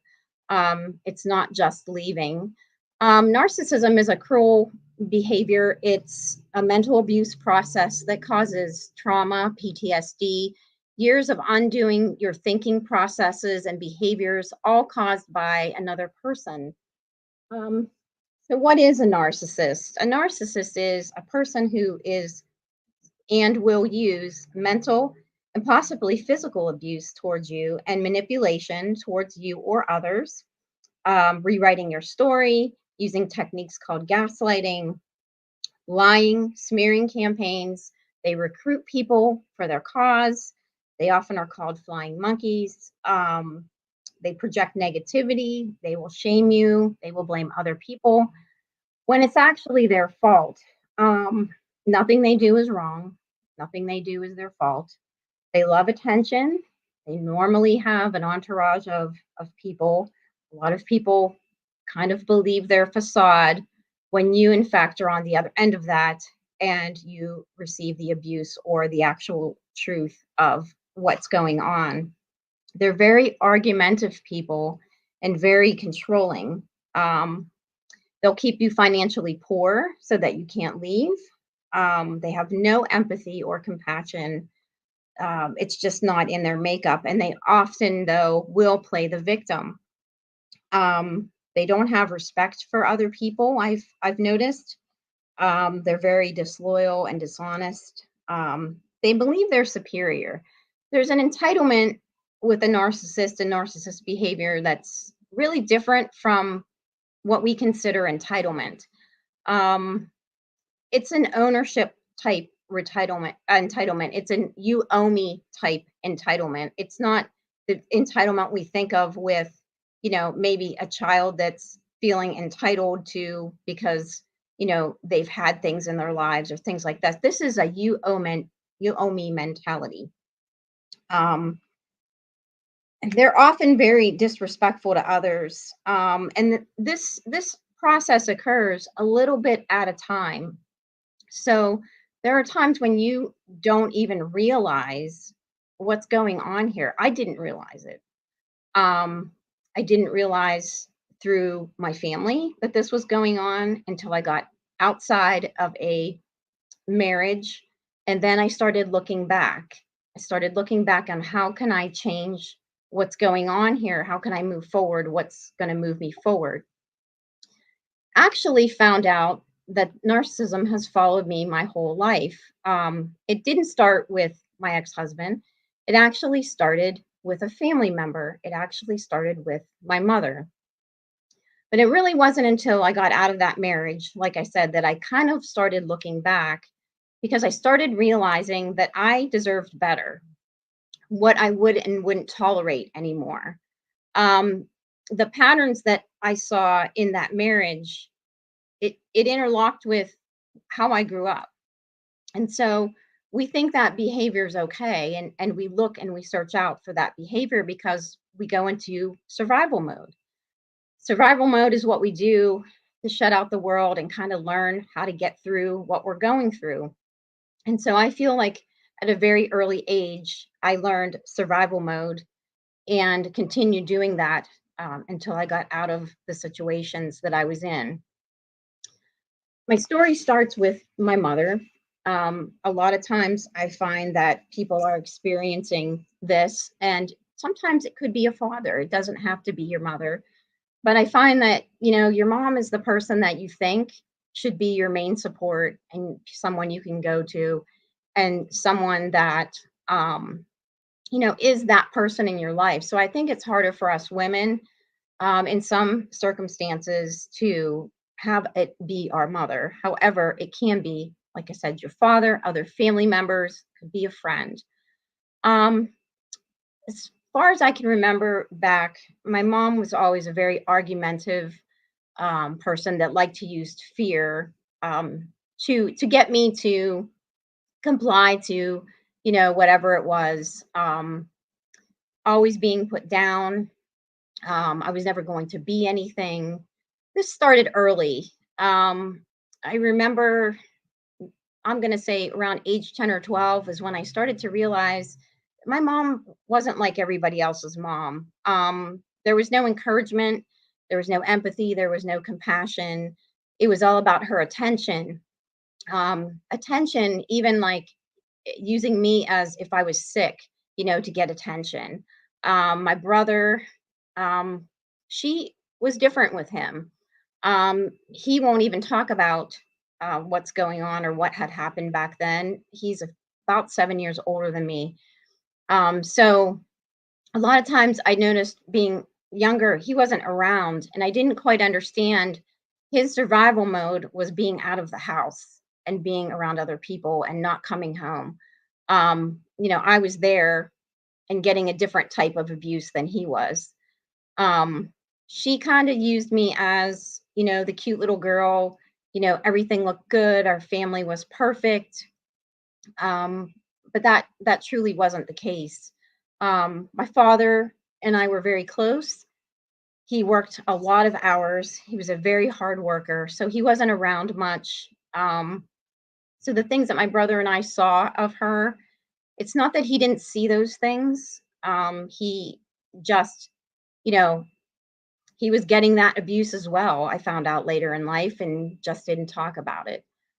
Not talking about it is something that I think in my generation, I grew up Italian Catholic in a very strict family that you didn't show emotion. You certainly didn't complain. You didn't talk to other people about what you were going through. And so enter survival mode at a very young age, in my case. And I'm assuming my brothers as well. Um, as time went on, I guess I was about 12ish. I started to kind of understand, what was really going on. For some reason, she truly thought I was going to embarrass my family. I was going to get pregnant. Again, it was all these weird things I didn't understand. I was a good kid. At that age, I was still hanging with my friends and trying to enjoy life. And there was always this walking on eggshells around her, a fear of she was going to tell my father, I was going to do this, she was going to tell him that. There was always family issues, fighting amongst the family that seemed to boil down to her. And at some point, she had isolated um, my father and I both from the family. Um, she had isolated him from friends. She would do everything she could to, be the center of attention.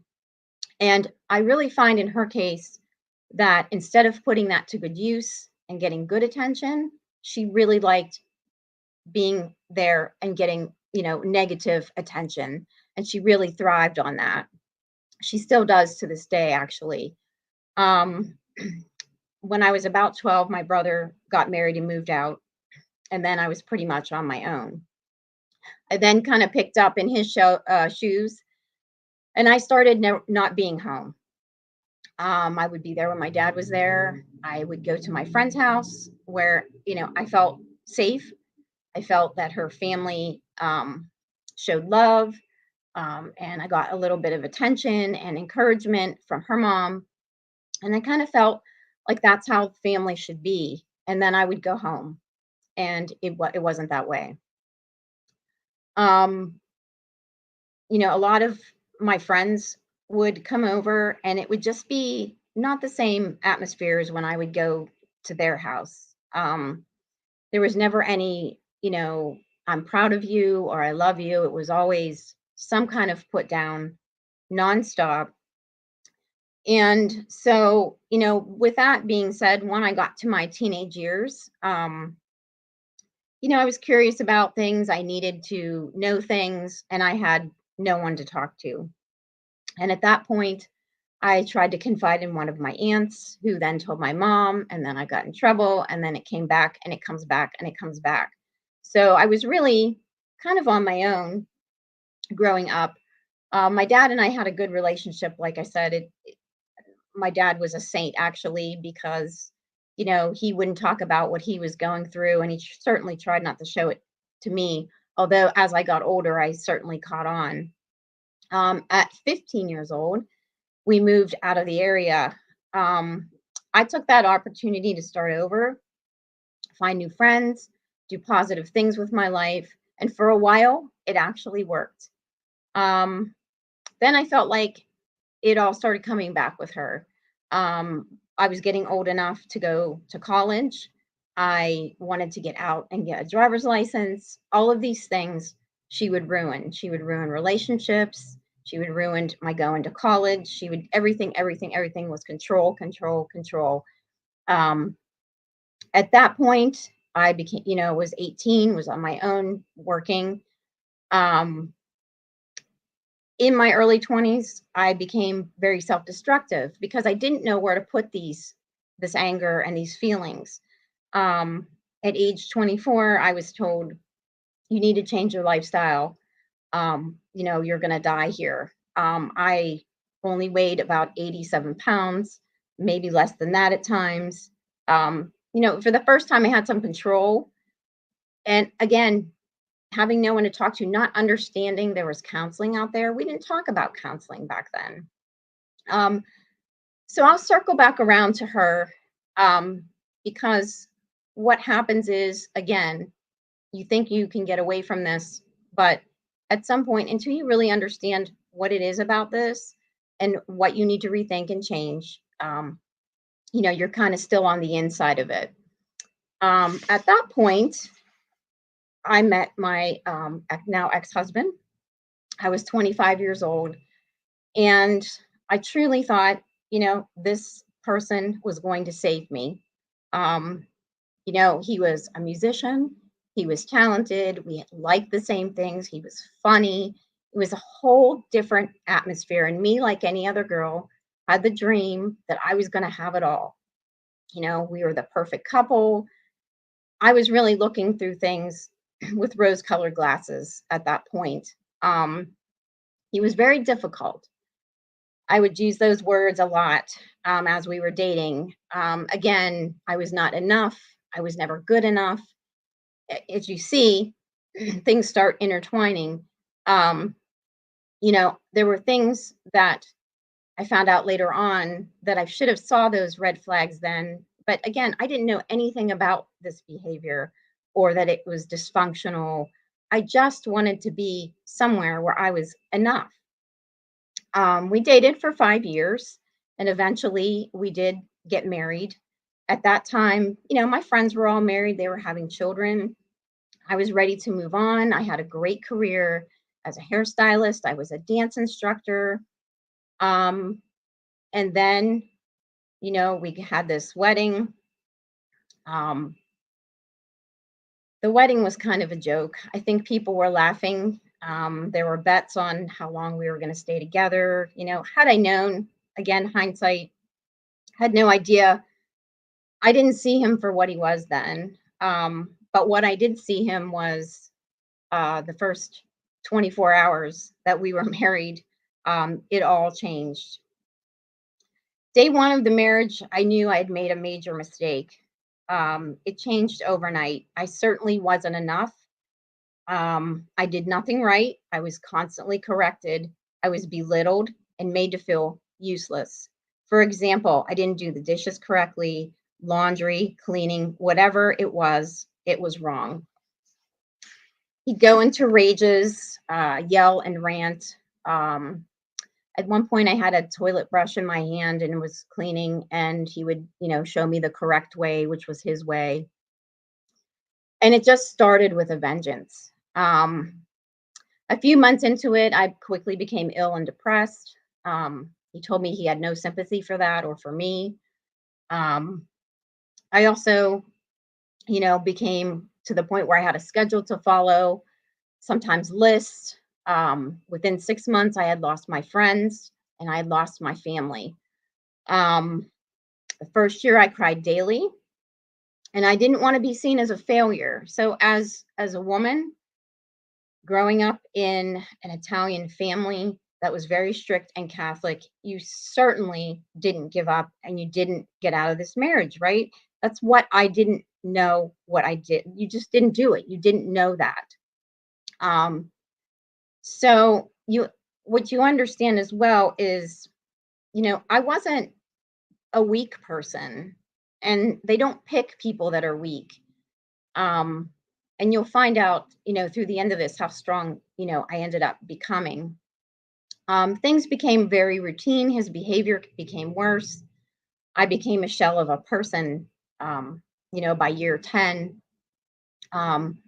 My day would be, I would get up at 5:30. I would clean the entire house. I would start dinner. I would make lunch, take care of the animals. I would inventory the house. Did we have stamps? Did I have cat litter? Simple things, and they all needed to be in place so that I could get through my day, which was usually at this point working 2 to 3 jobs, being responsible for everything. I was the caregiver, the plumber, I was the receptionist, I was, the accountant, I was, the business manager, I worked my own jobs, the cleaning lady, you name it. I had to have meals on the table by certain times. But this was my aha moment. At year about 13-ish or 14, I found a Reiki intuition group. There I found people that offered me courage and friendship, and I started really coming out of that fog. Once a month, I got a break, and I started to take my life back. I finally found what I needed, and that was support. Support is one of your biggest allies in narcissism, getting out and moving forward. It still took me a little while, a few years. Again, I was kept financially poor, knowing that I couldn't go anywhere. I went to my mother. Again, this comes back around, to try to talk to her, and she told me to suck it up, that marriage didn't get any better. So that kept me there a little while longer, because I truly felt like I had nowhere to go. However, there are plenty of places, I'll tell you, at some point here, that you can go. So it was her narcissist behavior that started my journey. But by year 16 and 17 of being in that marriage, I truly felt like I was dying a slow death. I was in a prison, my health declined, my stress was unbelievable, and it just went on and on and on. So here's what I did to get away from this, and you can too. Through those new people that I met a girl named Lori, and she recognized in me what I now recognize in other people. She took me aside and told me her story about domestic violence. And it was a horrific story that I can't even imagine that she survived. That got the wheels rolling. Somebody reached out to me and was able to give me some hope. So, what did I do? I found a counselor. I went behind his back. With counseling, I made a plan of action. I was then able to make a plan to put in place to get away. I found my fire, which was I deserved better and you deserve better. So, again, find your fire. Maybe it's your children. Maybe it's you want a better job. Maybe it's just for yourself. Whatever it is, find it, get support, go to counseling, and get yourself in a good situation. Um, Divorce is very ugly for everybody. Um, I left with one piece of furniture, my dog, and my car and my clothes. But the price of freedom was way worth more than anything that I needed to hold on to or try to fight for. However, I would advise you if you're going through divorce and you do have children involved, please, get an attorney if you're able. Let this, let this all play out. Listen to your attorney. My biggest thing is please expect the unexpected from a narcissist when you get out of this situation, because what happened after was just as traumatizing for me as what happened during. He recruited people from all over our area, and this recently has just stopped. And today I will be starting my 5th year free. So for almost 5 years, I have been harassed, stalked, photographed, attacked on social media, harassed through social media, made a prisoner to my home, become very paranoid about who I'm around. And so this is what they do. They twist you and turn you around. But let me tell you, you can get away from this and you can start and rethink your life and relive again. Um, so what I'm asking you is to expect the unexpected. Be prepared for anything. But my biggest thing was I was going to be the bigger person here, and I was going to do this with dignity and grace. And let me tell you, that was the best thing I did. Being angry, fighting back, just no response is a response. It is your best advice you can get. Find a support system, get a counselor. They will help you find somewhere to go. If you can't find somewhere to go in your town, please reach out to me. I'll find somewhere for you to go. There are many women's organizations that will help you. I had no furniture. I went to the Goodwill. I went to the Salvation Army, secondhand stores. I did what I had to do. And you know what? It was fine. Secondhand furniture didn't faze me a bit. I was free of that life. So tell yourself that you deserve better because you absolutely do. Um, Once you get past that part, things go day to day. I'm going to be honest, they truly will. And so what I'm asking you to do is to, you know, really learn from your support system. Lean on your family and friends. That was really important to me after I got out of this mess. Um, People came out of the woodwork. How can I help you? My friends that I lost came back. Get rid of toxic people, place boundaries, and stick by those boundaries. Getting rid of those toxic people are one of the best things you can do, truly. I promise you, for every toxic person you get rid of in your life, 3 wonderful people will enter. At least that's what happened to me. Um, what you need to develop truly is coping skills. That's what helped me tremendously. And that's what I try to help other people do now. Why do you need coping skills? Well, you may feel overwhelmed. There are days you will lack concentration. Um, we tend to overthink. We become disassociated. We feel lost. We don't feel heard. We've gone through this for many years. Depression, anxiety, PTSD, trauma. There are triggers that will come up. Could be a song on the radio. Could be, I was watching a movie the other day. It was literally just a look between 2 people. We need you to find out what those are. We need you to find what's in you that we can help you with. So, lack of confidence, in your appearance, to, finding a job, you're just going to have to we're going to find what uplifts you, and we're going to get you back where you need to be. a lot of this caused me not just mental issues and psychological issues, but my physical issues became harder to overcome. I actually lost a job over this. Um, and so, I really had to rebuild my life, but I did it. And again, you can do it as well. I have all the confidence that you'd be able to do it. I was able to do it. I left when I was 48. I'm 52 years old now. I have a new life. I have healthy relationships. I'm a new person. I found what my fire was and I went after it. Take your control back and stick with that. That is your main thing. But you really truly need support. What else did I do? Well, I have now a toolbox, what I call my toolbox. Once I found that support, I'm still in counseling, which I, highly recommend. Like I said, I use my support system. Maybe a support system to you is just family. Maybe it's your pastor. Maybe it is your family and friends. Maybe you're not comfortable with a counselor, but I highly recommend whatever that support system is out there, use it as much as you need to use it.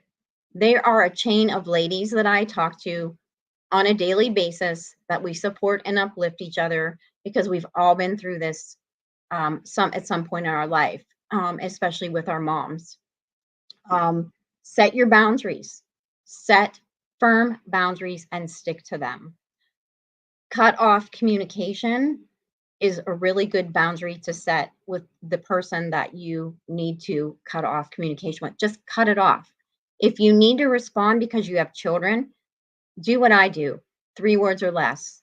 It works. It works every time. They don't need an explanation. You don't need to give them an explanation. It could be 3 words or less. Leave it at that. A narcissist will not continue if you cut them off. So it's either no response or it's 3 words or less, and that will end that conversation for you. Now, if you have children, I did not have children for 2 reasons. One, I didn't want to become my mother. And 2, I didn't want to bring a child into that relationship. Something I sort of regret to this day, but I also think it was ultimately the best decision. So there are times when you're going to have to communicate because you have children. Again, be the better person, be graceful, have some dignity. You know, if they're in a rage situation, hang up, give them no response, 3 words or less, stick to those boundaries. If you have to write those boundaries down every day, write them down and stick to them. Give yourself some quiet time. That's always been really important for me. Um, Personal space in your home. Is there somewhere that you can just be you? Is it just a little corner? Is it a back porch? It could be outside of your home. It could be walking through the park. You need that quiet time to shut your mind off because what happens is your mind just keeps going. You keep reliving, rethinking. Could I? Should I? Would I? It goes on and on. With these coping skills that you'll learn, you can learn to change that. You can learn to change that behavior. That was really important for me. I was always double guessing myself. Had I done the right thing? What should I have done? Why wasn't I enough? I mean, I still have my days and I still have my moments, even 5 years out. Aromatherapy is priceless to me. The power of scent is really powerful. Find something you love, a good memory, like a rose bush. So you find rose scented oils, incense. Give yourself that time. Gift yourself that at night. If you have anxiety at night and you're constantly reliving things or thinking through your day, put your diffuser on, put those oils in, quiet time. Try to just breathe. Deep breathing exercises are important. Again, things we can work through, things we can learn. Declutter your home. Remove items that bring or make you think of that negativity, or remind you of the past. I got rid of everything. I left with literally nothing anyway. But even if it was clothing, it's gone.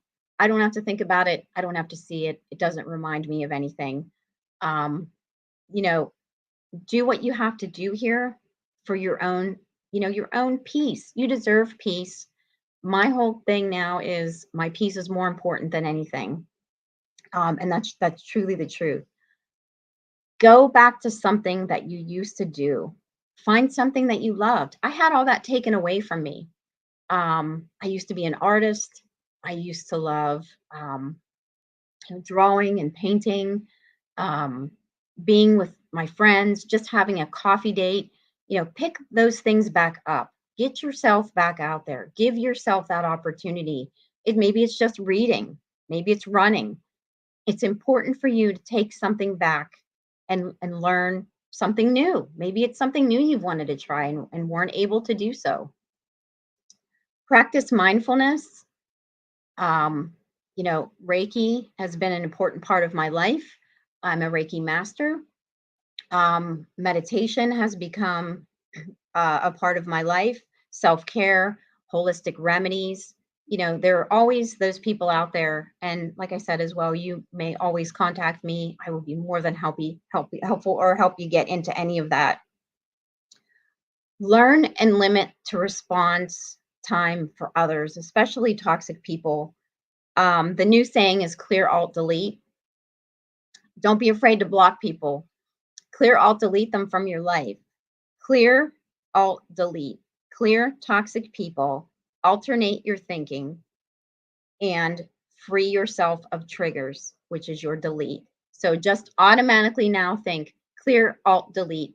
Put yourself in a different type of flight or fright mode. Rethink that. Change it. You are in control now. Pets are amazing therapy. My dog, Luther, is with me all the time. I brought him with me. I did not leave him in that marriage, nor would I. I had him deemed a therapy dog so that he wouldn't be taking away from me. But he truly, truly is therapy. Whether it's a fish, a dog, a snake, whatever it is that you love, pets are amazing therapy. Use them to your benefit. Journaling is another great thing in my toolbox. Write down how you feel for the day. Maybe you had a good day, maybe you had a bad day. Go back and read it and think, how could I improve tomorrow? Or I'm not going to let this affect me tomorrow. Journal, get it all out, get it all completely out. That's exactly what you need to do. Telling yourselves that you no longer have obligations. You do have obligations, but learn to say no. Learn to tell people no. Your time is your time. You don't have to even tell somebody why. Just say, no, I can't make it, can't be there. Maybe you're overwhelmed. Maybe your triggers are bothering you that day. Learning to say no is okay. People will get over it. If they're your friends, they'll understand. If they're your family, they'll understand. Most importantly, it's you that needs to take the time to slowly rebuild your life. Again, no response is a response. And the 3-word technique, use it everywhere you go. Limit social media.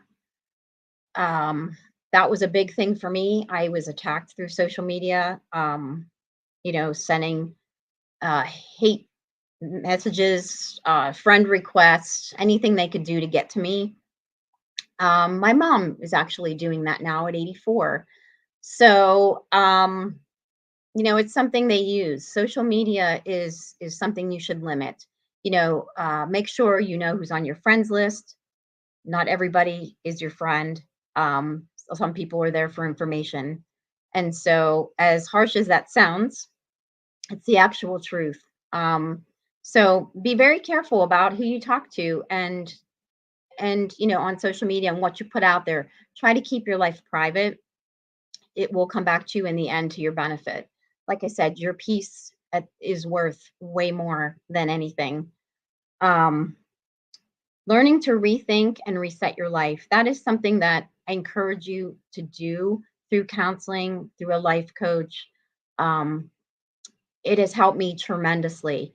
You know, I learned through my mom and family that negative thoughts were supposed to be my thoughts. You know, I'm not doing that much anymore. I don't live that life. I now know that I am enough. I am, you know, here because people like me, and I'm here because, you know, the same old things that you hear on Saturday Night Live, you know. It sounds like a little cliche, but it's true. You know, learn to rethink that and learn to believe that about yourself. Um, you know, that was one of my toughest things was, you know, I really am enough. It's just finding the right people that feel that you are enough. Um, there is healthy relationships out there. I'm in a very healthy relationship. I you know, have my friends back. I encourage you, like I said, my family back. Those healthy relationships can be restored and you can move forward. Not everyone is your ex, not everyone is your family member, not everyone is your boss, so or coworker. Recognizing your triggers is really important. There are days I don't listen to music at all. My ex-husband was a musician. Music brings me back to a horrible place. Um, so, you know, someday I hope that I'm able to listen to things again. That's just one of my triggers. Find out what your triggers are. Try to avoid them. It's okay to avoid them. You know, don't make people think that they have to be, you know, a certain way around you. It's where you are. It's where you are in life that's most important because you deserve that. Um, those are some of the things in my toolbox, and I have many more. I have a lot of exercises I do as far as rethinking and thinking through things, like I said, and those are things that will benefit you. I'd like to finish up by just kind of going back to my story. Um, I've had no contact with my ex-husband for almost 4 years now. And like I said, today is starts year 5 that I'm free. So being here and speaking to you today meant quite a bit to me. My mother is a different story. Um, she's 84 years old. She is worse than she ever was. I lost my dad 3 years ago. So I was her caregiver until June. Um, I could not take it anymore. I I could not be her punching bag. It triggered me terrible to her coming down to almost saying the exact things my ex-husband used to say to me. So I decided to go no contact with her as well. It's very tough because you feel guilty because of her age and she's not well, but I had to make decisions, tough decisions, that one was it time for me to be well. Well, it's now. And I encourage you that if you do and are able to go no contact with, you know, a family member, as hard as it is, please do so for your own mental and physical health. The past 4 years, I've struggled with adrenal fatigue, issues with my adrenaline, autoimmune disease, neurological issues. All of this, studies have shown, come from narcissist behavior and domestic violence. And at some point, I'll heal from that as well. Um, so please feel free to, you know, do what you need to do to make this work for you because you deserve better. You are enough. You're plenty for the world. And I truly hope that this helps you. Please contact me at my email address if you would like me to work with you or further assist you, have any other questions. I would be more than happy to help you find locations if you need support in your town. You know, whatever I can do for you, I hope that any of this or some of this will resonate with you. But before I finish, I would quickly like to just mention a few things about work narcissism, because a few of my ladies and men on the Giving Key page, and men can also be a victim. I promised somebody I would mention that for him. Women can be, like I said, my dad was a victim, um, as well. But in the workplace, I also found I was taking jobs that I was being bossed around and harassed. Again, that was what I thought was normal behavior. We can't all just quit our jobs. But a few tips that I can give you is if you have a narcissistic coworker or boss, I encourage you to try to limit communication. Ask them to email you. If you can close your door, leave a few inches so that you have a buffer there. If you're able to in your office, have some oils in a little bottle that you can de-stress with, just kind of smell them for a few minutes, take a few deep breaths. If you're able to have some relaxing music there, please do so. I know that's not always possible. If you can put a diffuser in your office with some oils, that will help you greatly as well. Um, Try again to be the bigger person. If you have to go outside and stop, go outside and take a break. So these are all things that you're able to do in your office environment, that will help you. But a narcissist does, it does happen in the workplace. So again, if we want to talk about that further, you are more than welcome to contact me.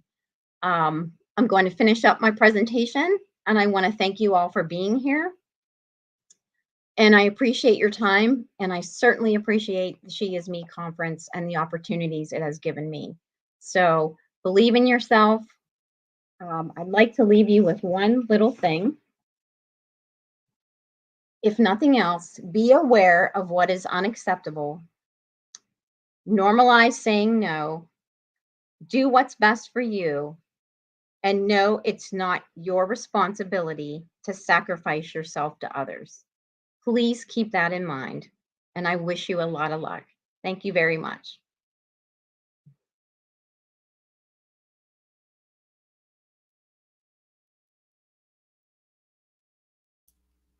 Sorry, I'm sitting here chatting away and no sound.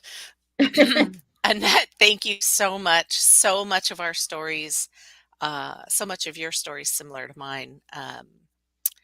And every time I hear you talk, I just am like, oh, she is me. She is me. I I, know I that is. I feel the same way about you, Lisa, when I hear your story. Yes.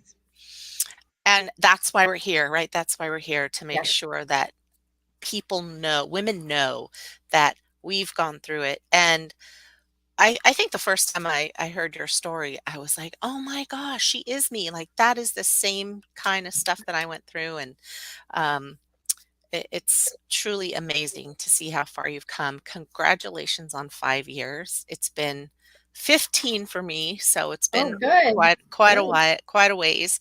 Um, um, I truly, when I was in it, never thought that my life would be as good as it is today. I never thought I would, like, everything that I have now is something I didn't even, like, I had dreams, but I never dreamed of it being this good. You know what I mean? So Yes. I I'm sure you it, know. And I'm the same way. It's like I wanted to leave. I didn't care. I didn't care if I had, I had my dogs and no shoes. I didn't care. I just right, wanted to get out, right, you know. Um, I had a different ending to my abuse story where he was arrested and taken, and so I I got the house, but I couldn't afford the house on my own, and I had the kids, but I couldn't. What was I going to do if I couldn't afford the house? It's just right, right. so we all have these challenges that come up, but like Jody said earlier today, I think it was Jody, that everything is figure outable. Like you, That's how I feel. Like I didn't know until I got out that, right? or shortly before, that there is help out there. And I can't stress that enough because I truly thought I was alone, you know. Right. And that's why we're here, right? We want to make Mhm. sure that women are know that they don't have to accept that kind of behavior, know what the red flags are, know that there's a place to come and talk to there are people here that you can talk to. A lot of us have been through something like this. We know how to get help because we got help. We can help you if you need it. And you don't have to stay somewhere that you feel less than, that you are getting hurt, that you are getting hurt emotionally and mentally. Like you said, coming in and telling you exactly how to do it because his way was the way, you know, Hmm. like how long can you put up with that? Obviously a long time, but You it's know, I exhausting. think, yeah, and I think being a good person, you think you're going to change them, and there's no changing, There's you no know. change. Yeah, and it- I don't think you do it consciously either. I don't think you come right, into it right, and say, "Hey, I'm gonna change you." But you're like, "Well, maybe if I just act this way or if I do this and I really do this to make him happy." And one time you're making dinner and he loves it, and it's great. And then the next right. time you're making dinner and he hates it and it's 5 minutes late and he throws it across the room and you don't know what the hell's just happened, right? So Oh, I absolutely, yes, yes, I've been there. I have been there.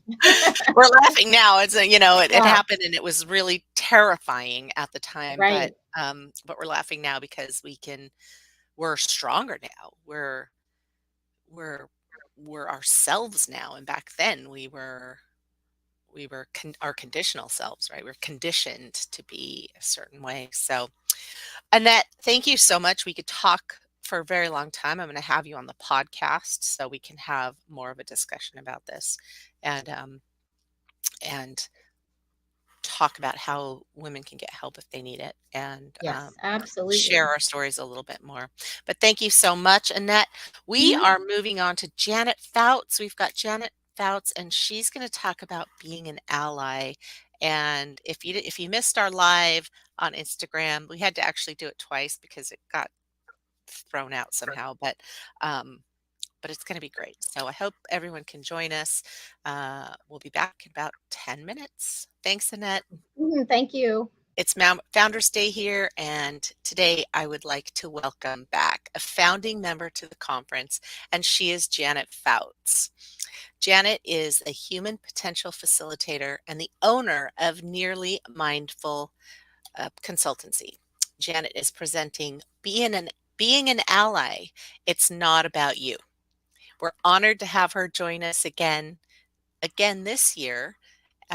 Janet. Hello. In my work as a coach, a facilitator, a speaker about mindfulness and diversity and all kinds of other things, I hear a lot about how we categorize ourselves and others. We think this and they think that. And it has divided not only our nation, but each other. And this translates around the world. It's not just here. We see people as others, not like me. And so they must be wrong or weird or strange. They're just not like me. But here we are at the She Is Me conference. What better place to realize, to see the me in you and the you in me? This is never more important than today. When we can see each other on a human level, even if we don't understand each other in our way of speaking, our beliefs, our skin or hair color, when we can do that, we open our minds to allowing the humanity to be the focus, not the difference. We can begin to see the commonalities we all have as a way to start thinking of those others as human, just like me, just like you. This whole idea of diversity and inclusion, equity, belonging, it's really about paying attention to the people we interact with at home, out in the community, at work, how each person is treated as an individual human being, not as a class, not as a subgroup. We all deserve to have an opportunity to be at the table, to be part of the conversation, to be noticed. I'm passionate about creating environments where all are welcome and feel respected, part of something, not sidelined, not ignored. I'm an ally. But really, an ally, what does that mean? Being an ally means that I put emphasis on being present and aware of the biases that are encountered in my day-to-day life. Now, does that mean I spend a lot of time calling people out for their biases? No, not so much. Yes, I've been to rallies and meetings. I've done training with Stanford, and I'm a partner with Diversity Crew, where we help organizations understand their situation, their way of being, and how their biases are affecting their lives and the lives of others. Bias is normal. We all have one or two. And I've studied how bias affects us as individuals, as communities, and organizations. And I've come up many times against my very own biases, taken a good look at how I too have stereotypes and make ignorant mistakes. I'm a work in progress, as are most of us. But it's never my intent to harm someone, to sideline them, make them feel less than. It is my intent to learn about the issues that I may not even see yet, to learn about other belief systems, other ways of being, and to work with rather than against those who are different than I am. I'm an ally in progress. And I hope after you hear what I have to say today that you will be too. So let's dig into that, shall we? This idea of diversity, equity, inclusion, belonging relies on allies as a key part of corporate strategy to include diversity and inclusion, because if not everyone is on board and being an ally for the people who are discriminated against or seen as less than, who are not getting the job, not having the opportunity, not being able to speak at the table. And it's pretty clear that work needs to be done, isn't it? To create a more inclusive culture, an environment in which we all want to work. But you see, these diversity and inclusion programs, they don't happen exclusively from the people who are being marginalized, because sometimes their voice simply isn't heard. Sometimes they feel invisible. Their situations, cultures, language, viewpoints are not understood or even seen. Allies are willing and able to be the go-between, the facilitator of the conversations that really, really need to happen on many levels. Allies are the people who are looking out for issues that need to be addressed and bringing that to the attention of those who need to address them. Allies are paying attention to the levels of discrimination and recognizing that not everyone knows what the person who isn't at the table is dealing with. Allies look to better understand what the issues are so they can represent, so they can be present, to be mindful. And whether they are leaders or coworkers, working to create a feeling of belonging and acceptance for all viewpoints, even the ones we don't agree with within the organization or out in our community. If we're truly to be inclusive, then we need to be focused on including, not excluding. But I believe that when we confront someone about something they say or do that hurts another person, it can sometimes cause more hurt than good, unless we do it right. I'm not always perfect, believe me, and I've made a mess of it quite a few times. But sincerely, I believe that when we can help someone rather than judge them, we can change the world through kindness and compassion. That doesn't mean we let it slide when someone uses their bias in a way that we don't like. And we turn a blind eye or pretend we didn't see it, or give tacit approval by not doing anything. It means that we choose how and when to respond consciously and appropriately. When we use our mindful self-awareness and compassion, it helps us to be more aware of how others are being treated and really be an ally. Being an ally isn't about sympathy or pity. It's about actively supporting others, even if they're on both sides of the struggle. When someone's showing a blatant bias against another person, most of the time, it just shows a lack of understanding. Sure, we can call them out and make them feel judged and wrong, or we can help them see how, just like them, the person they hold bias against is another human being. That both they and the other person want to be happy, to be safe, be understood. It's my mission to help people understand that we are all human. We make mistakes. We have wildly different opinions on everything, but we can get along, even with those we don't agree with at all, by recognizing the human in all of us. So I'd like you to try a little experiment with me. Bring to mind someone you don't really know much about. Maybe their ethnicity is different than you. They wear different clothing. Or maybe you have a stereotype about their hair color.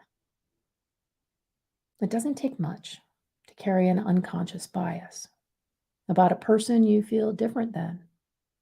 Maybe it's somebody that annoys you at work, at the grocery store, someone you encountered in your day-to-day and went, "Oh, that person." Now, if you're comfortable with it, close your eyes or keep them open. But take a moment to visualize this person. Really see them in your mind's eye. See their face, their mannerisms. Even if it annoys you, try to stay with them as a human. And repeat after me. This person has feelings, emotions, and thoughts, just like me. This person has at some time been sad, disappointed, angry, or hurt, just like me. This person has experienced suffering, just like me. This person has felt unworthy or inadequate, just like me. This person worries and is frightened sometimes, just like me. This person wishes to be free from suffering, just like me. They wish to be safe and healthy, to be happy, to be cared for. All of these things, just like me. Now make room for some well wishes to come into your heart for this person who is just like you in some way. And say to yourself and to them, I wish this person to have the support and resources they need to handle them with difficulty, to handle difficulties in life with ease. I wish this person to be free from suffering, to be happy, to be loved and cared for,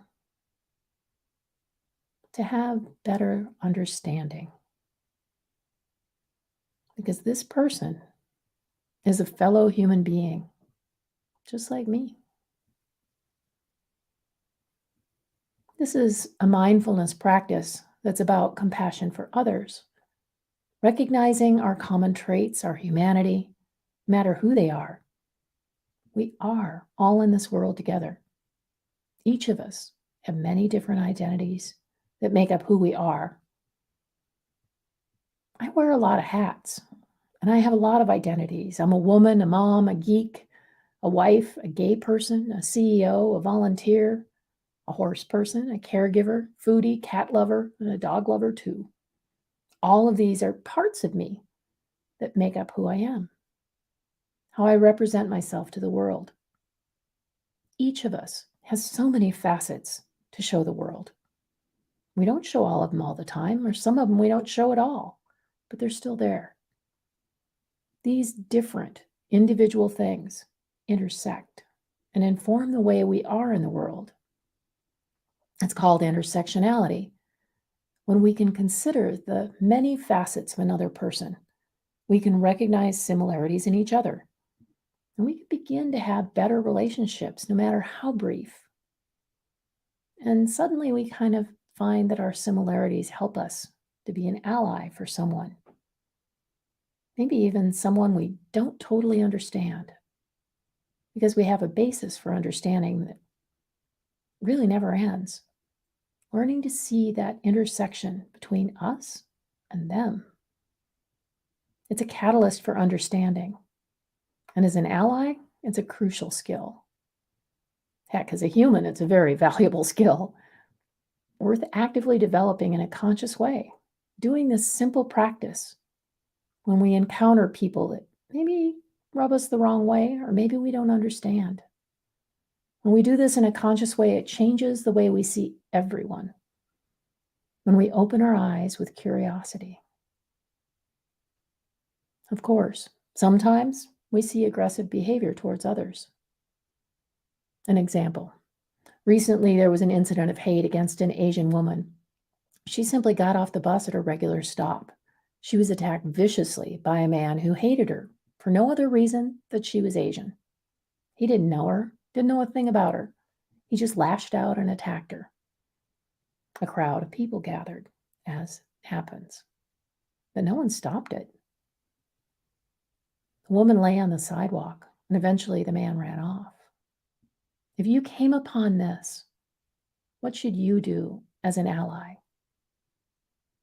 I was in a recent advocacy training, and we heard this story, and everyone was asked how they should respond. Some people said, I would have gotten in the middle of that. I would have yelled at him to stop. I would have chased him, taken him down for the police. Notice that everyone put their focus on how to deal with the aggressor, not the person being attacked. Actually, violence always begets violence. Yes, it's a human reaction, but it's not always the right move. Adding aggression to this incident could have escalated it. Other people could have been hurt, even the ally. The recommended action when we're a bystander to aggression like that is, if it's safe and prudent, take photos or videos to document what happened, not to put on YouTube and glorify the act, but to change the focus from the attacker to the victim. We don't want to give the attacker the attention they probably crave. We do documentation for the victim so that later, when they don't really remember exactly what happened, there's a record. We also want to take a moment to speak to the victim, but in a calm and friendly way. Let them know that you're a safe person. Use eye contact to let them know that you're here to help. Don't pay your attention to the aggressor. When we don't give them attention, when we stand with the victim, aggressors usually lose their energy and probably leave. We don't want to get hurt, but we want to help the victim get to a neutral place so they can regain their composure. Don't touch them unless you ask first, and don't tell them what to do. Ask them what they need. Do they need help calling a friend, getting to a safe place? Do they need someone to stay with them while someone comes to help? Listen with compassion and respect to whatever it is they have to say and what they want to do next. Be present. Be kind for the person who is attacked. Now, in the workplace or out in the community, violent aggressions are a little bit less common. They're more subtle. Something a lot of us don't even see, like microaggressions. These are the small things people do that hurt others consciously or unconsciously. They're sneaky because they're subtle. And often nobody notices at all. Because if it isn't you, it doesn't ring any alarm bells. But it doesn't mean it doesn't have a large impact on the person who's experiencing it. Over time, repeated microaggressions can force people to change their behavior, affect their mood, productivity. It can change their lives. These microaggressions may present as insults or comments that seem innocent but are hurtful. And again, often, but not always, microaggressions are unintentional. They're about ignorance, lack of understanding. So, for example, saying to someone from another country, "Wow, you speak English so well," presuming that they wouldn't speak English well. It's an illogical assumption, isn't it? Here's one I hear so often. Let's say you're in a shopping mall and you see a Black woman with a large purse. You might notice she's being closely watched by the clerks. Maybe they're even following her through the store.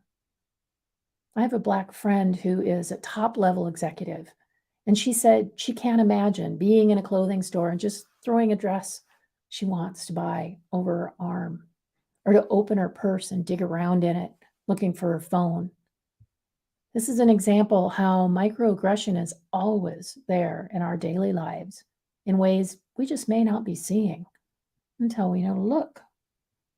But once you start looking, you'll notice this one a lot. Putting your awareness into her shoes for a moment, how does that feel? That's empathy. That understanding of what she feels is the beginning of being an ally. And it's the beginning of us being able to see these kind of microaggressions on a regular basis and being able to find ways to support people who aren't exactly like us by recognizing the humanity within them. So, how do we deal with this? Even if it's a microaggression, how do we deal with the aggressor or the person who is being attacked? On both counts, with kindness, compassion, and equanimity. We want to meet people where they are. And if they're not exactly where we are, if they're not allies, if they're not aware, then we need to meet them there and help them to understand. So, how do we approach someone when they're excluding someone else? Or perhaps they've said something that shows up as a microaggression. We do it with kindness and respect. We don't call somebody out and say, "Hey, that was a wrong thing to say. You're an idiot." That's not going to go well, is it? It's just not the right way to treat people in any situation. The way we want to deal with a microaggression like that is to first reach out to the person who the microaggression was directed at and ask them, "Was that a problem for you? I noticed this. How does that make you feel?" Oftentimes people will say, "It's okay, I'm used to it." Or they may see it as nothing to worry about. And just because we see it as a microaggression and they may not, we need to decide if this is something we want to call somebody out for because it doesn't upset the other person and they feel it isn't a problem. You may want to have a conversation to better understand what's going on here. Maybe you're making an assumption. At the end of the day, it's ultimately the person who is dealing with the aggression to decide if it's an issue before you start a crusade, as often happens. Who are we to assume how they should feel? Who are we to assume how it should be responded to? So if this person says, "Yeah, that really upset me," or "Yeah, I think that was disrespectful," then we ask, "How would you like me to proceed? How can I help? Because I really feel like I need to talk to this person and let them know that what they said was inappropriate." But if the person says, "Please don't do anything," respect that. On the other hand, if they say, "I don't know how to deal with it," or "I wish someone would talk to them about it," that's a different subject. We need to have a lot of sensitivity here, compassion for both individuals. We don't want to make things worse. We don't want someone to feel like you are calling somebody else out in front of them and making them feel bad. We don't want to call somebody out and make them feel stupid when they just really don't know. So if we need to respond, the next step is attempting to understand, why did they do that? Where are they coming from? It might be simple ignorance, which is often the case. It could be a history issue, something that happened to them once. Or they transfer the feeling of the previous event to the current event. Sometimes it's something they were told by someone else, like the manager, to watch out for. And then they just do it without question, without thinking about it. But also in some cases, it's purposeful. And when it's purposeful, we have to be even more sensitive to how we respond so we don't make it worse by causing an angry reaction at us or at others. And I know this sounds complicated and hard, but like everything that I teach, it's microdoses. I call it microdosed mindfulness. We can do things in small batches, and we need to practice. By that I mean we need to practice. Try these things out on your own. Pay attention. Be aware. And the more often you do it, the process becomes second nature. Think these things through. What kind of conversation do you think you should have for everyone involved? So, for example, let's say that someone says, I thought all you people felt this way, to someone from another culture. Well, when we have a little space around it and we've had time to think about it, at least a moment, you might say, when you said that the other day, it made me think that maybe that's not what you really meant to say. Or maybe you just didn't understand what you said was harmful. And then that person you said it to felt bad or disrespected or misunderstood. I'm sure you didn't want that to happen. Can we talk about that for a minute? I want to understand. I'm not going to ask them to apologize. I am not going to call them out and make them feel bad. I'm simply going to bring it to their attention that there might be another way to look at the situation and that the other person is essentially just like them. And that they might consider how the other person feels. If this is not enough, an inadequate way to manage it, we have to decide what we're going to do. Is this something that's happened many times, never happened before?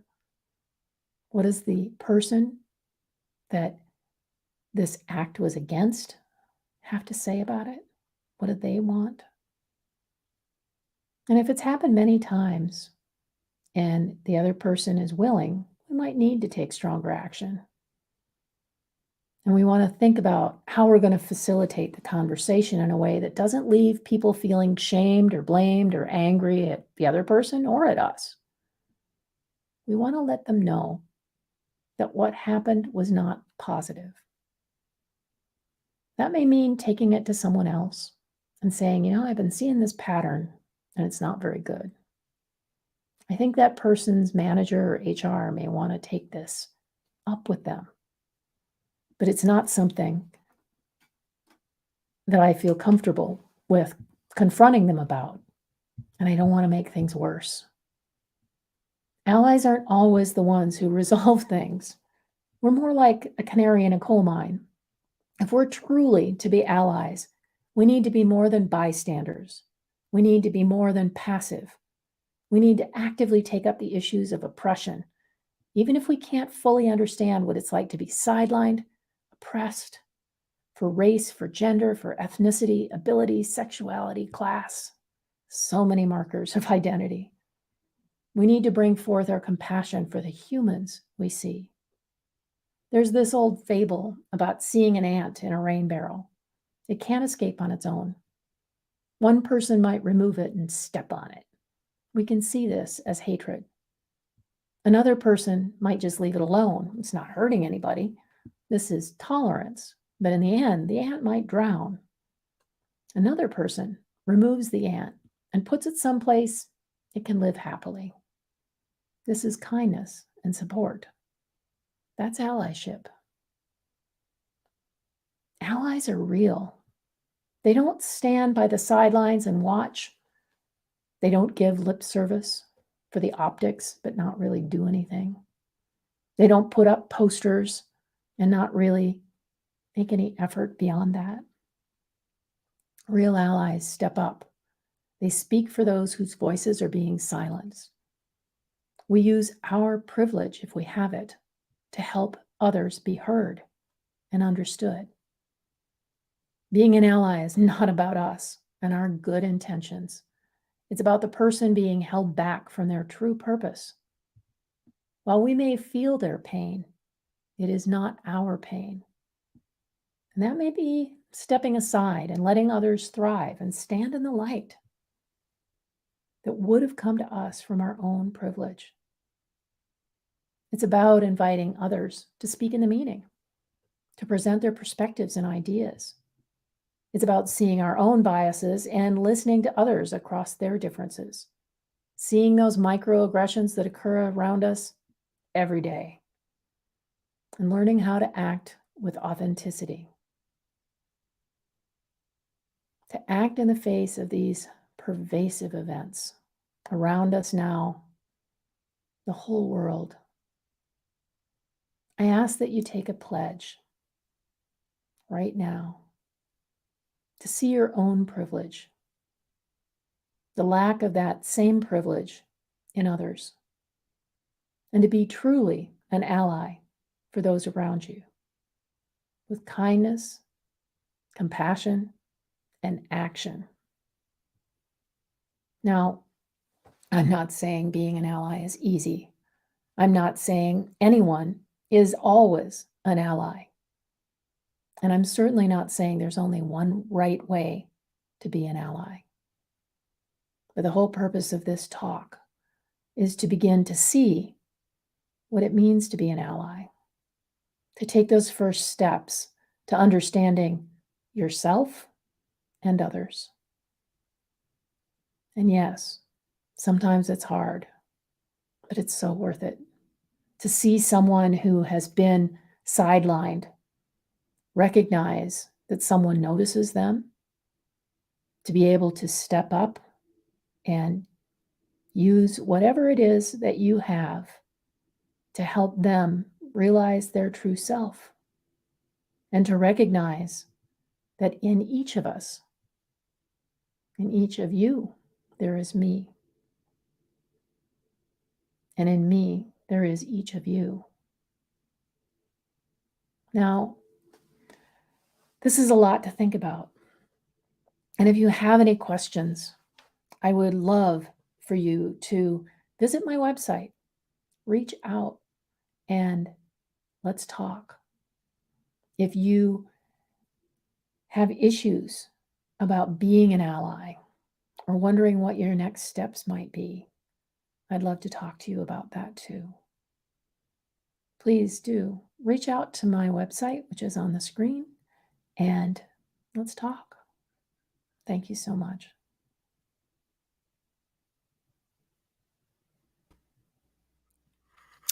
Thank you, Janet. I'm not sure if you can still hear me or not. You can hear me now. Oh, good. Yeah. Thank you so much for coming to the conference again and again and again, and supporting us in every way, and bringing a new message. And this message, I think, is so important in this. Well, I think it's always been important, but I think what's come to light in the past few years with the separation in our country, and the making it okay for some aggression and some racism and some other things. Um, it's important for those of us who are allies to really stand up and not be quiet anymore. But I loved your advice on approach and kindness, and that's what you're all about, and I love that about you. That Thank you. everything's approached with kindness and mindfulness, because a lot of reacting going on out there instead of Yes. responding. We're so reactive now. And, Mhm. you know, in the United States, we think, oh, this country, this is what's going on in our country. It is the whole world right It now. is. Mhm. And unless we do something to change that, unless we really make a conscious effort to not be reactive and to consciously think about other people, it's not going to change. And we need to change it. You know, I have a story. My son was home from deployment. He was on leave and he was home and he had a bunch of friends over and they were all outside being loud and, young men, how they are and having a good time. But it got to be about 10:30, and I told them all that they had to come into the house and shut the door and be inside. And they were like, "Why?" And I said, "Well, we're just having fun." And I said, "Well, all of our neighbors aren't having fun. All of our neighbors are trying to sleep. Some of our neighbors have young kids. Some of our neighbors aren't out till all hours of the night waking us up. Like, it's important that we think about others and how our actions are affecting others so that we have a sense of community and we are just decent human beings, right?" And a couple of the boys said, "I never once have thought about that. I've never once thought about how my actions affect anybody else." It was eye-opening. These boys were in their early 20s, It What was good definite. kids, though, that they actually were willing to say, wow, I never thought about that. That is a big Mhm. step. Yeah, yeah. Well, they probably wouldn't be hanging out at my house if they weren't I believe a that little to be true. little more like that, right? Anyway, thank you, Janet. I appreciate you. And again, one thing that's so special about this conference, and one thing that is just so amazing to me about the amount of help that's available and the kindness and empathy of all of our speakers. I don't think there's one speaker that comes to this conference that doesn't offer help. Like isn't you know what I mean? Like, we're all here Mhm. for you. Like, we're all here if you want to reach out and you want to.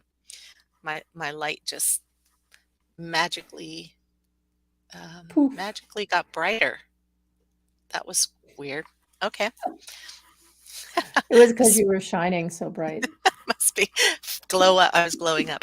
Um, but how every speaker is like, just reach out to me. And I think that's what's amazing about this group of women. I mean, we have 60 women in the 60 plus women in this group this year, and every Mm. single one of them will talk to you, will answer you, will take time to help you if you need it. So thank you again. Thanks everyone Mm. else who's Thank attending. you. I wanted to let everybody know that Michelle Bowditch was going to be up next, but she just went on a book tour. I think she was traveling. She got home. She's sick. She has laryngitis, and she will not be here at 2 o'clock. So we're going to be back at 3 o'clock with Gwenda Smith from Australia, and it's going to be fun. Gwenda is a founding member, and she's going to be talking about, oh, delightfully evolving my radiance.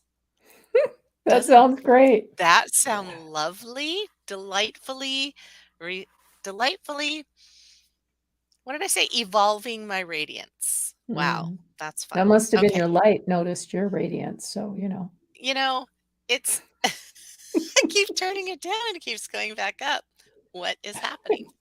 I think I'm going to turn those off for the next hour. Maybe they're there just you a go. little overworked. Thank you, Janet. Thank you. Thanks, everybody. Gwenda Smith is joining us, and it is Founding Members Day today, and she is definitely a founding member. Gwenda has been supportive of She Is Me from the very beginning. She is a spirit medicine woman, a healer, a holistic wellness practitioner, an internationally registered and recognized spiritual mentor, and an international speaker. Gwenda is presenting delightfully evolving your radiance today, and we are honored to have her join us again. Please welcome Gwenda Smith. It is an absolute delight to be here on the early part of the day, and what a magical part of the day it is. It's not always easy to join the day at this hour, but it is always magical. It's simply beautiful. So wherever you are in the world, welcome along to She Is Me this year. It's a delight to be here again and to be with you. It is a delight to be able to speak to you about delightfully evolving your radiance. What is it? What is radiance? Some of the words that are used in place of radiance is your shine, your brilliance, your eminence even. It is all about that magnificence. Some may think, I haven't got any radiance. But you do. Your radiance actually comes from the very essence, the spirit of who you are. And your radiance comes from your soul.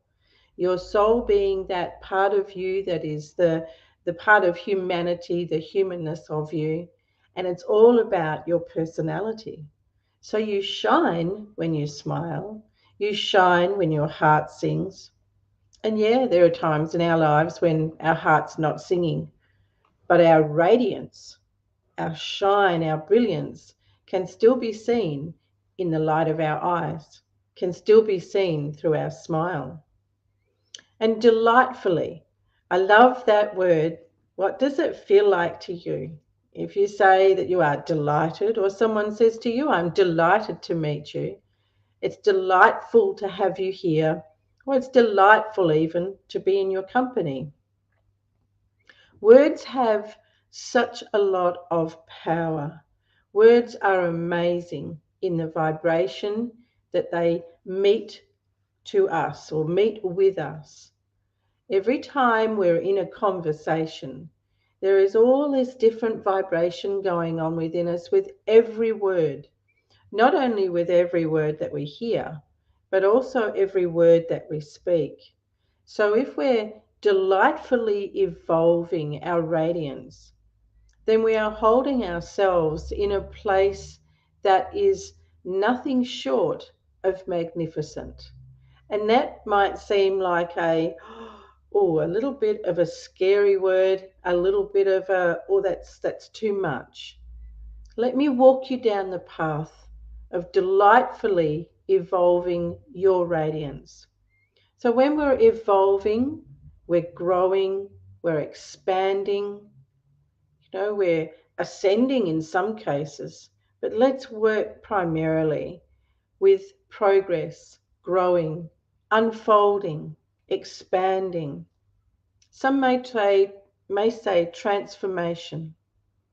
They may say it's a metamorphosis. It's another great word.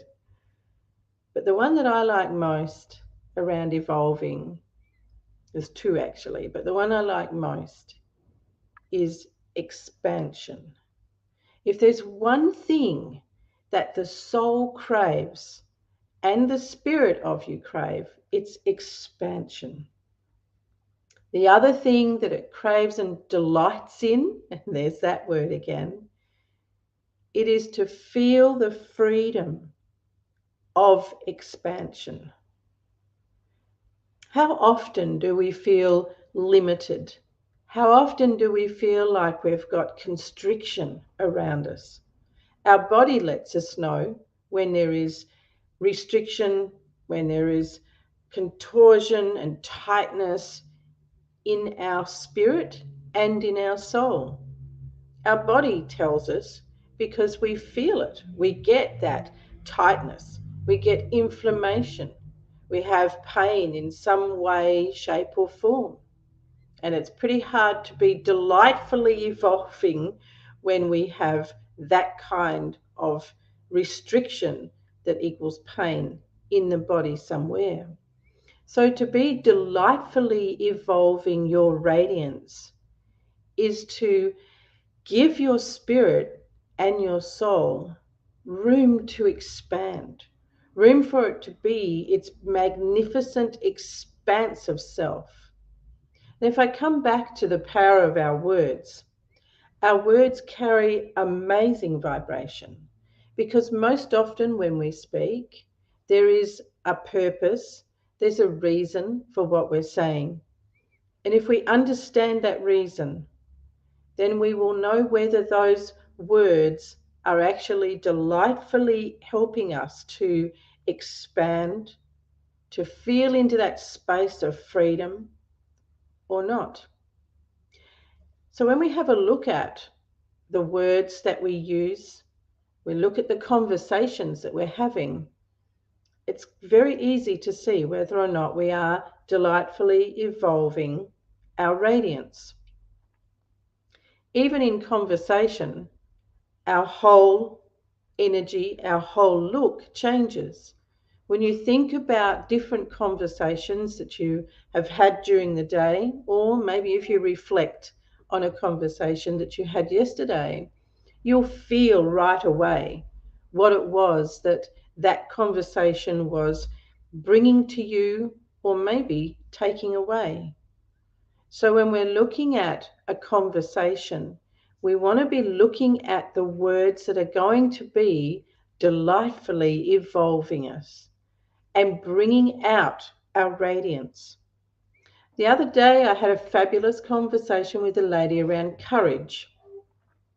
She's actually a courage activator. And it's a beautiful thing to hear her speak about activating your courage. But even that can make people shy away. And when we shy away, our radiance comes in instead of expanding out. And you see, when we expand out, when you expand out your radiance, when you're delightfully evolving in that expansion, you know, the impact you have, you touch hearts, you open minds. Instead of us going in and colliding because we want so much for someone else to take on our idea or to accept what it is that we're saying, if we were to turn that around and come in from a place of expansive energy and that delightfulness, then we touch hearts and we open that mind. And yeah, sure, there's times where opening the mind of another person just doesn't seem to be working. It doesn't seem possible. And they're the times we walk away. They're the times we say, well, it's been nice to speak to you. Or listen, I'm sorry, but I need to go. So when we think about what we're putting out from ourselves is one aspect. What are we putting out from ourselves when we have a conversation? And really thinking about what that is for us, for you in that moment. And then also thinking about what it is that we have coming in towards us.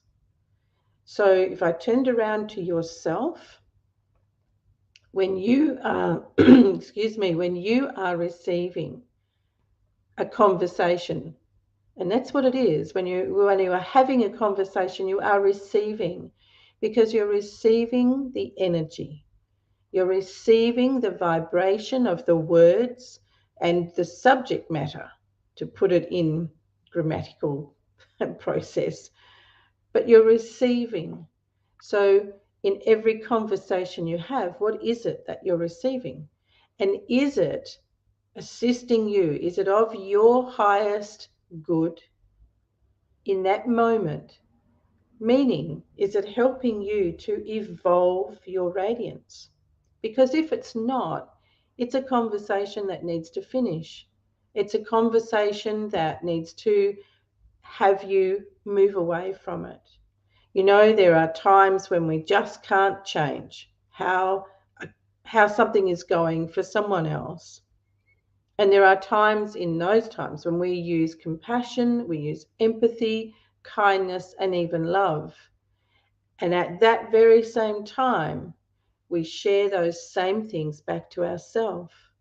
So often, when we are outwardly giving, we forget that we are also receiving. So if we are outwardly giving compassion, kindness, empathy, love at a time where someone is deeply in need, we must also reflect that back to ourselves. Otherwise, what we receive is all of that sorrow, sadness, grief, maybe. That is what is being brought to us, sent out by the other party. And it's really important that if we want to delightfully evolve our radiance, that we hear, we feel, and we sense with all of our senses, which means our taste, our sight, our hearing, being able to sense how that conversation, how those words are reaching us, and then be able to discern.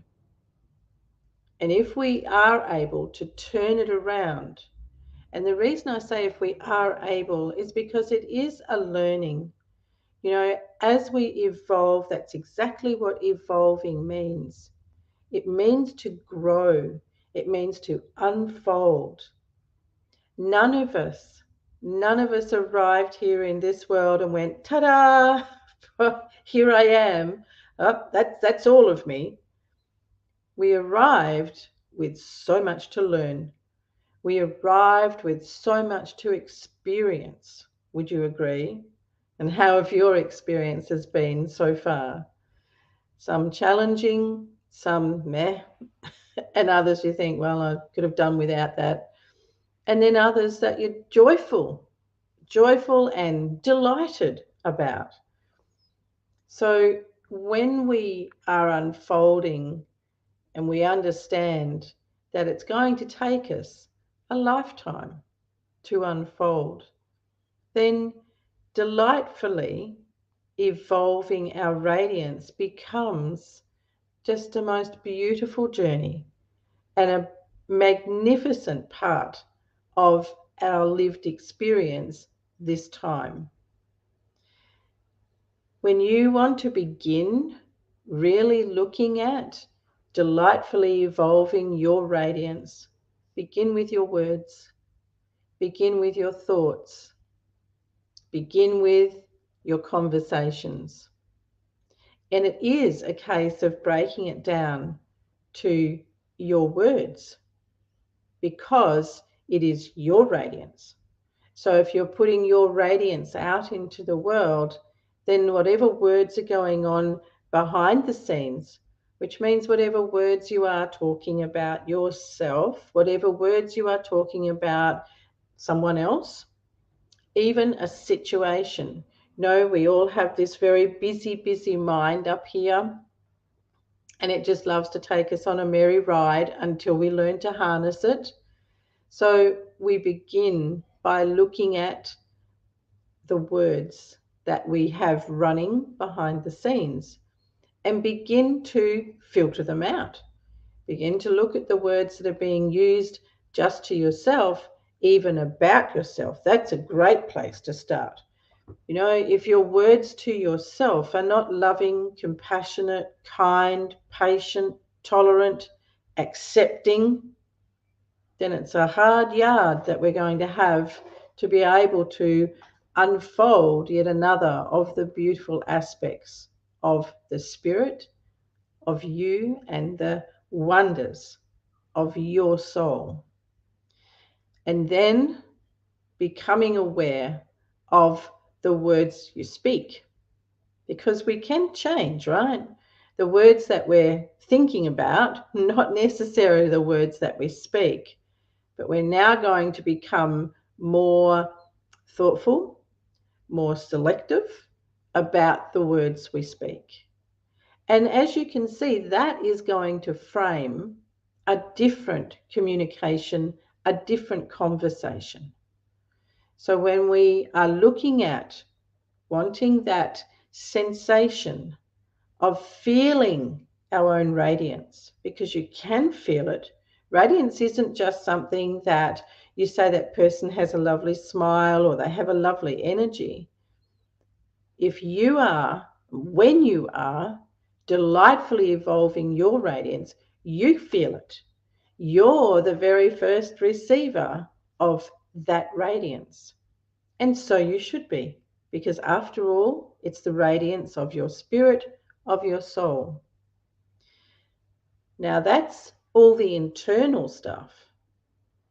What's really big and has a major impact on you being able to delightfully evolve your radiance is what comes to you during the day. How often do you set an intention when you begin your day? Or do you scream out of bed, roar into the day, and then think, oh, whoops, I didn't set any intention today, and then wonder why things have gone perhaps a little bit pear-shaped from the time the day started?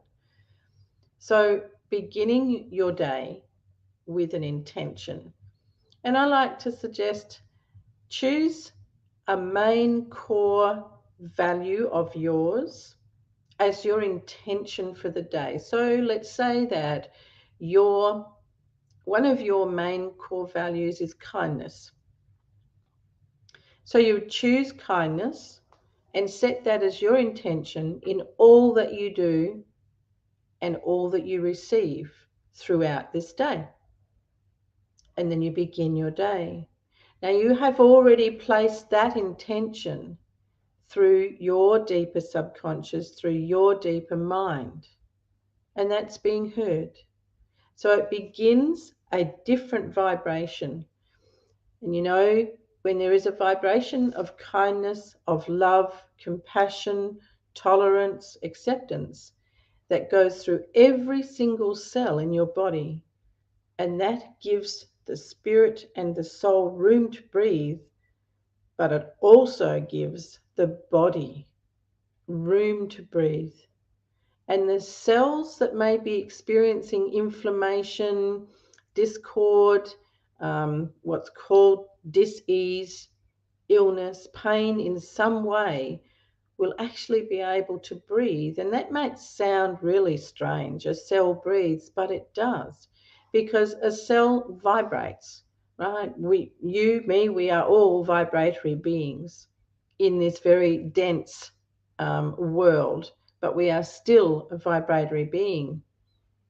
When you have a look at the cells of the body, or if you were to go and have a look at pictures of them, you can see they are a living aspect of you. That's how you come to be a living, feeling being. So when we look at that on that very simplified view and think about what it is that a word brings to us, and then go deeper and think, what impact is that having on my physical self? So by setting an intention and choosing one of your core values, and you'll have more than one word that is a core value, so you can swap and change and engage with anyone every day, which to me makes it delightfully exciting.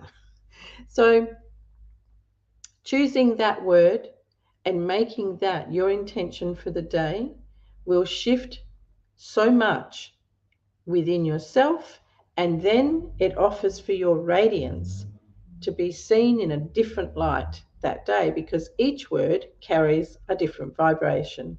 It carries a different sensation for me than what it does for you. And that's another thing that's really important. When you are learning, going on the track of delightfully evolving your radiance, it's your radiance. It's not anyone else's. You know, when you step in your life, you're stepping in your life, not in someone else's. So often we see people who are in the shadow of someone else. So they've lost their radiance. They're not stepping in their own path. They're walking in someone else's. And there is a difference between walking in someone else's shadow, in someone else's path, versus walking alongside them. So when you are walking alongside someone's life, you share and your radiance is free to expand, which means that, again, your soul, your spirit, it breathes and it has this beautiful expansiveness about it, which is what it wants. And that is how you bring forward all of the delightful, the beauty, the wonders that you really would like to have in this lifetime. So we begin with the intention and then we nourish. We nourish through how we eat and how we drink. And you know what? The words, the thoughts, the conversations that you have when you are eating and drinking matter equally as they do when you're going to think about what it is you're saying. Because again, vibrations. So when we have a hot cup of tea, a coffee, a mocha, anything at all, any fluid, and we're holding on to that cup or that mug, whatever it is that we are holding on to in mind, thinking, it's already going into that fluid. And as we know, fluid is the most efficient carrier of energy. And yes, your energy goes through the cup into that fluid. And when you think about it, where is that fluid going to go? It is going to go into your physical self, right? So you're swallowing it. So it immediately meets up with your energy. So whatever words you were thinking while you're holding the cup and then what you're speaking goes into that beverage. Oh my, is that going to be expansive or contracting? And then, of course, we have the power of speaking.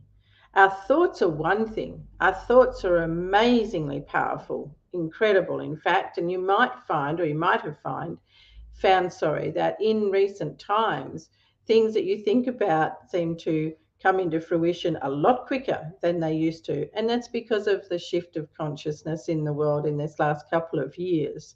And things have really sped up. So being aware of our thoughts and then our words being spoken is very important at this time. So if we're having that conversation now with a cup in hand, this is a very precious time to be thinking about the conversation. What is it that I am giving out? And what is it that I'm receiving with this? So pause. Take a moment and pause. Observe yourself. Go into those senses and really feel. Because you could have a beautiful cup of coffee, beautiful mocha, anything that is your favorite in that cup. And if the conversation that you are sitting in is a lesser vibration than the intention that you started the day with, that cup of coffee, that mocha, hot chocolate, cup of tea is suddenly going to taste bitter, or it's going to taste off. Your physical self will respond that fast. So initially when you first started, you could have been really enjoying it. And then as the conversation has unfolded, things have changed. And all of a sudden, it doesn't taste quite the same. That's how strong, that's how powerful you are. So just imagine if you tip that on its head in everything that you do, and you bring that sensation of expansiveness, delightfulness into your conversations. Wouldn't that change such a lot? Not only for yourself, but for those that you are conversing with, because the ripple effect is incredible. The ripple effect in conversation.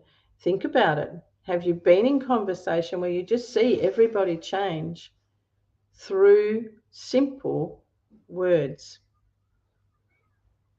Words are extremely powerful, and how they are delivered makes them even more powerful.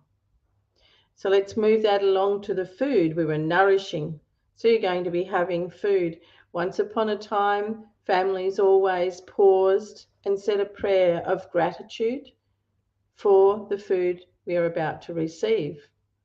And everyone who had that intention, being grateful for the food we're about to receive, found digestion easy, and enjoyment of that food was most pleasurable.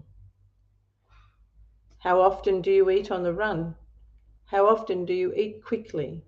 I know I learned to eat quickly when I began nursing because of the timeline that we had to have our meal. And by the time we got to the cafeteria, we were often left with like 10 minutes, if that, and then had to be back to the ward. I learned to speed eat, and not knowing at the time the damage that that does to your system.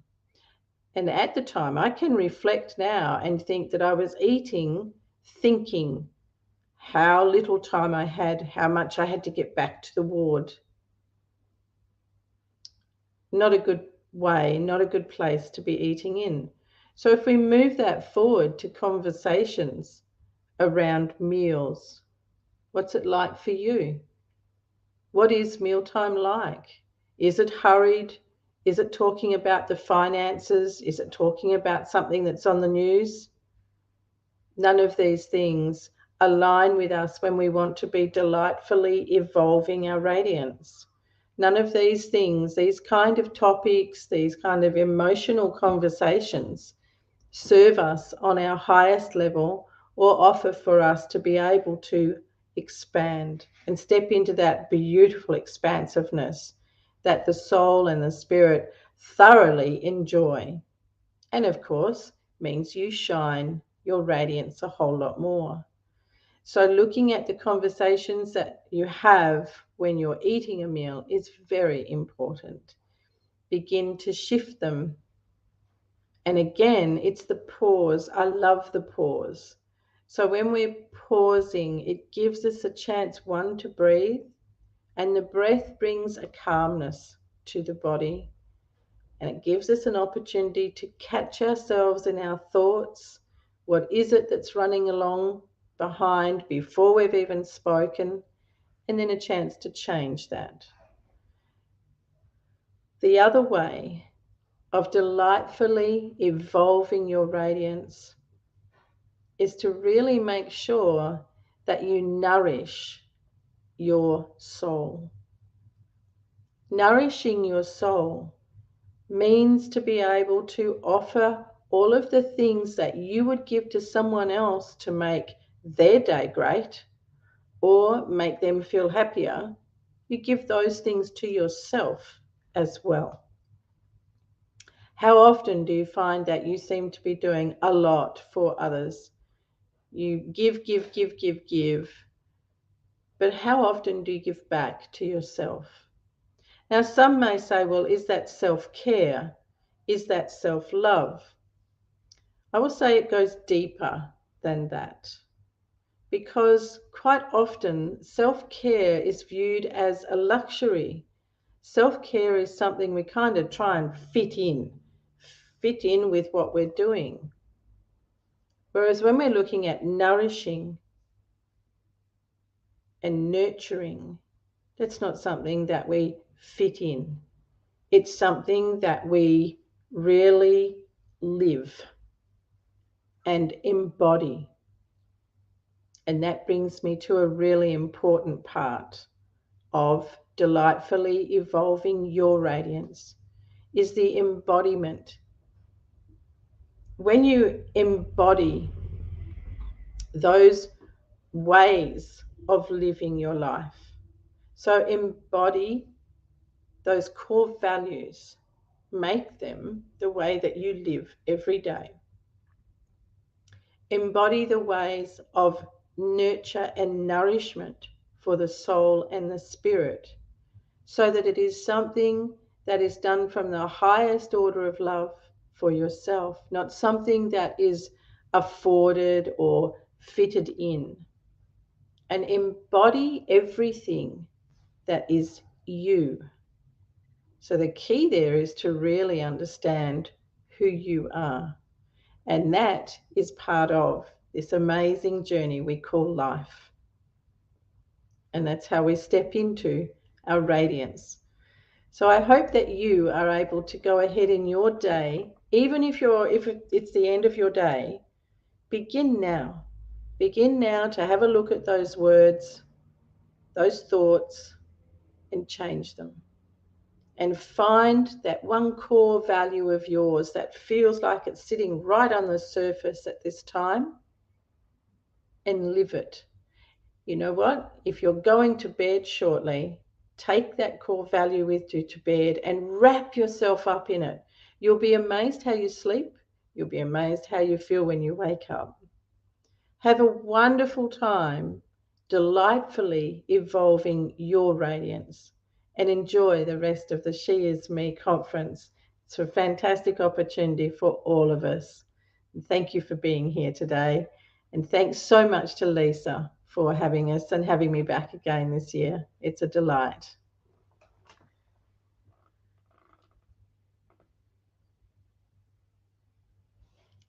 You're on mute, Lisa. Mute. I'm on mute. I'm so worried about making noise when other people are on. I'm forgetting about that. Thank you so much. And just the words that you mentioned today, all of the beautiful words and the high vibration just has me just sitting here delightfully enjoying everything. I'm like, everything's like, oh, look at that. That's wonderful. So I'm feeling really, really wonderful after your talk. Thank you, Gwenda. Thank you Beautiful. so much. It's a pleasure. Thank you so much for having me again this year, Lisa. It's a delight. Yes, it's wonderful. We are going to be joined in a half an hour by the Jackie Jones. And Jackie Jones is going to talk about living the life of your dreams. She's got a great story. All right. Thank you. Keep follow on. Okay. Bye. Bye. Are watching. And so just to introduce myself before we get started. So I am a mom, a wife, an author, a motivational speaker, a yoga teacher, a chakra healer, and a body positive advocate. So I am a curvy self-love guide who is empowering women to accept and respect their bodies at any size with my proven methods that are disrupting diet culture, even if people thought weight loss was the only answer to happiness.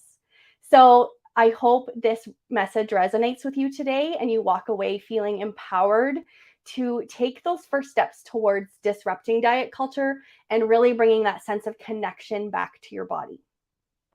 So my intuitive approach to self-love is bringing that connection back to the body, like I've already said. So we do this through practices like mindful movement, mindful eating, and body image work. So I also guide women to spiritual connection with tools like meditation, aromatherapy, crystals, chakra healing, card reading, etc. So I openly share my self-love at any size method through courses and group coaching.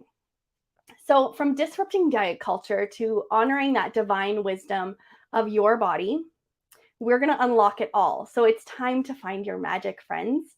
So to start off today, I wanted to share with you first my story.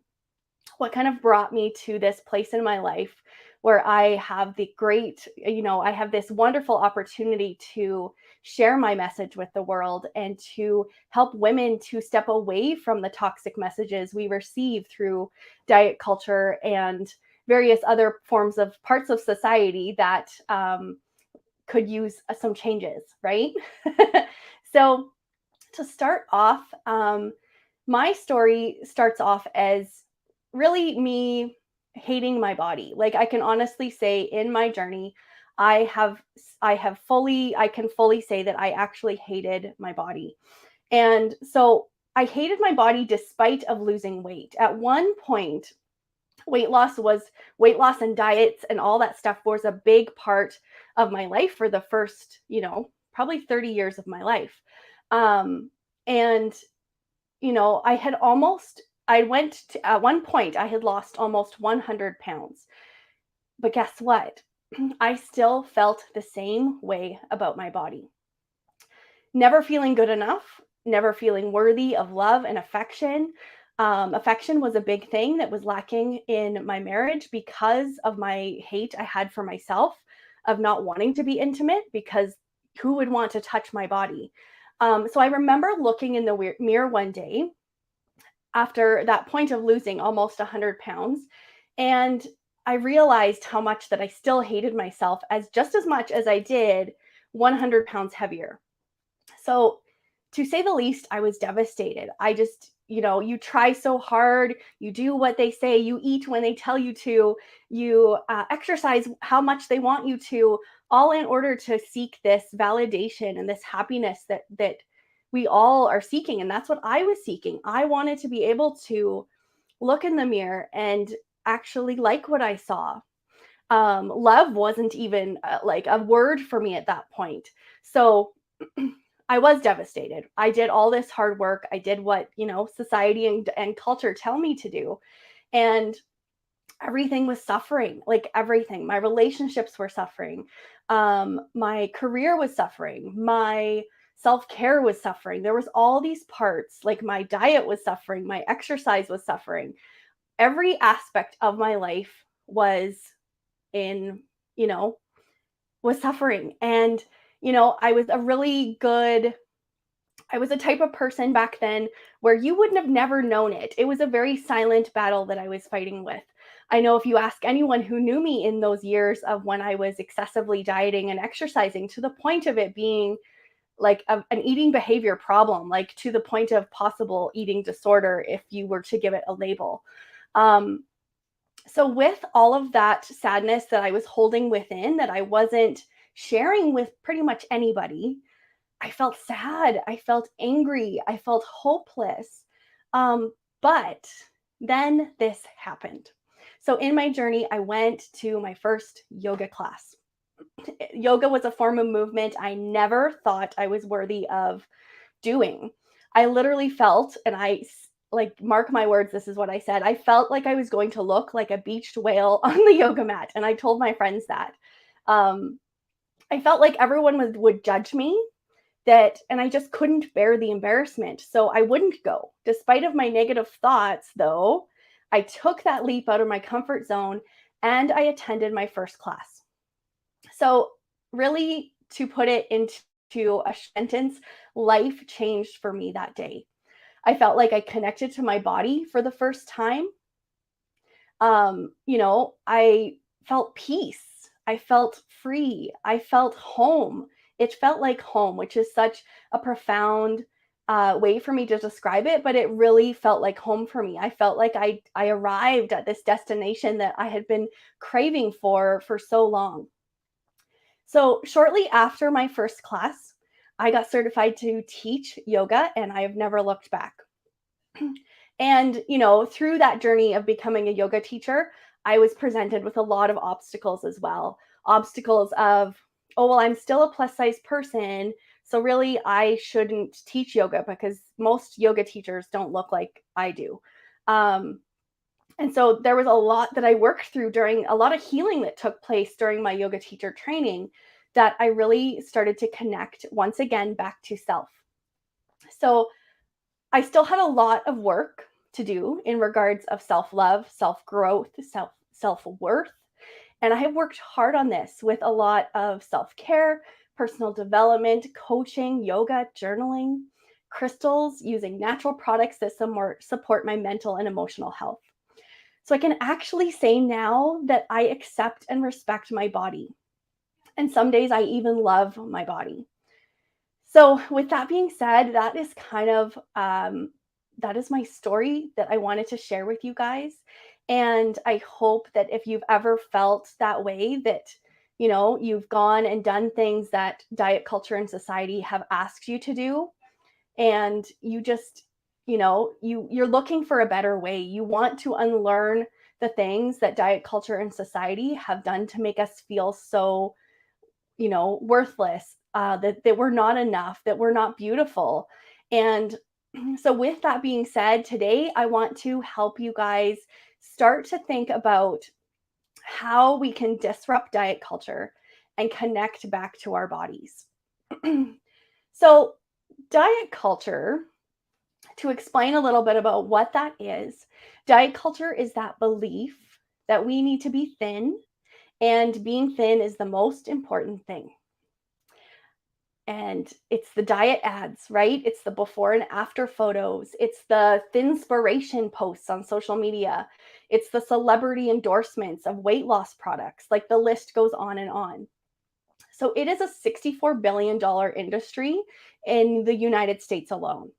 So diet culture is here to make money off of our insecurities, and it's very harmful. Diet culture is damaging to our mental and physical health. It tells us that we are not enough. It tells us that we need to change our bodies to meet society's standards. But here's the thing: you don't need to change your body. Your body is perfect just the way it is. So, with that being said, what can we do to disrupt diet culture? So, what we can do is to start by refusing to buy into the lies that diet culture tells us. We can do this by reconnecting with our body and learning to trust its cues again. And you can support others in their journey as well. It's a whole ripple effect. And that's what I love about the work that I do, is as I have gone on my own healing journey, and now in a point that I am sharing that with others and inspiring other women to take that same brave leap, that it's that ripple effect, that domino effect, that, as you kind of do that hard work and that healing, you are helping someone else, and you are inspiring other people as you do that hard work. So, what we need to do first is we need to recognize that diet culture, we need to recognize it for what it is, and we need to reject it. And that's not easy work. So, the first step to disrupting diet culture is to recognizing for what it is. It's a harmful, profit driven industry that relies on making us feel bad about our bodies. So, we'll buy their products, right? So once you can start to see what diet culture is, and it's everywhere, like once you have opened your eyes to what is happening, you can start to reject its messages, and it will become easier. The next time you see a diet ad or a before and after photo, you really need to remind yourself that those are not real representations of people's lives or bodies. The people in those ads have carefully been selected and edited to sell a product, right? They're not to represent reality. So many women, like I forget the statistic, but so many women, I think it was there's only 4% of women that actually have the body type that is represented by these diet ads and these, before and after photos and all this stuff. That there is the majority of our world, of the women in this world, do not have those bodies. So why is it that we are comparing ourselves and putting ourselves down to a woman that we will never be, and that we aren't, and most of us aren't? And so we really need to know, to kind of have that reality check, that what it is that we are striving to be is something that most of us are not. And that is how we start to recognize diet culture for what it is. And a statistic that does stand out to me, and is one that I often tell people when sharing my story and sharing the dismantling and disruption of diet culture, is that 96% of women do not look at themselves as beautiful. So, when you think about it, it's the same statistic for the ones of but the other side of it, with the body image of, not being represented by most women. Most women are walking around feeling not like, they cannot tell you that they feel beautiful. And that's one that really sticks out to me, that there are so many of us walking around feeling so horrible about ourselves, feeling so down on ourselves, and that starts to affect every area of our lives. It affects our, like I've said in my own journey, it affects your parenting, it affects your confidence, it affects your intimacy with your spouse. There's so many areas. It affects your career and how confidently you can show up to do your work.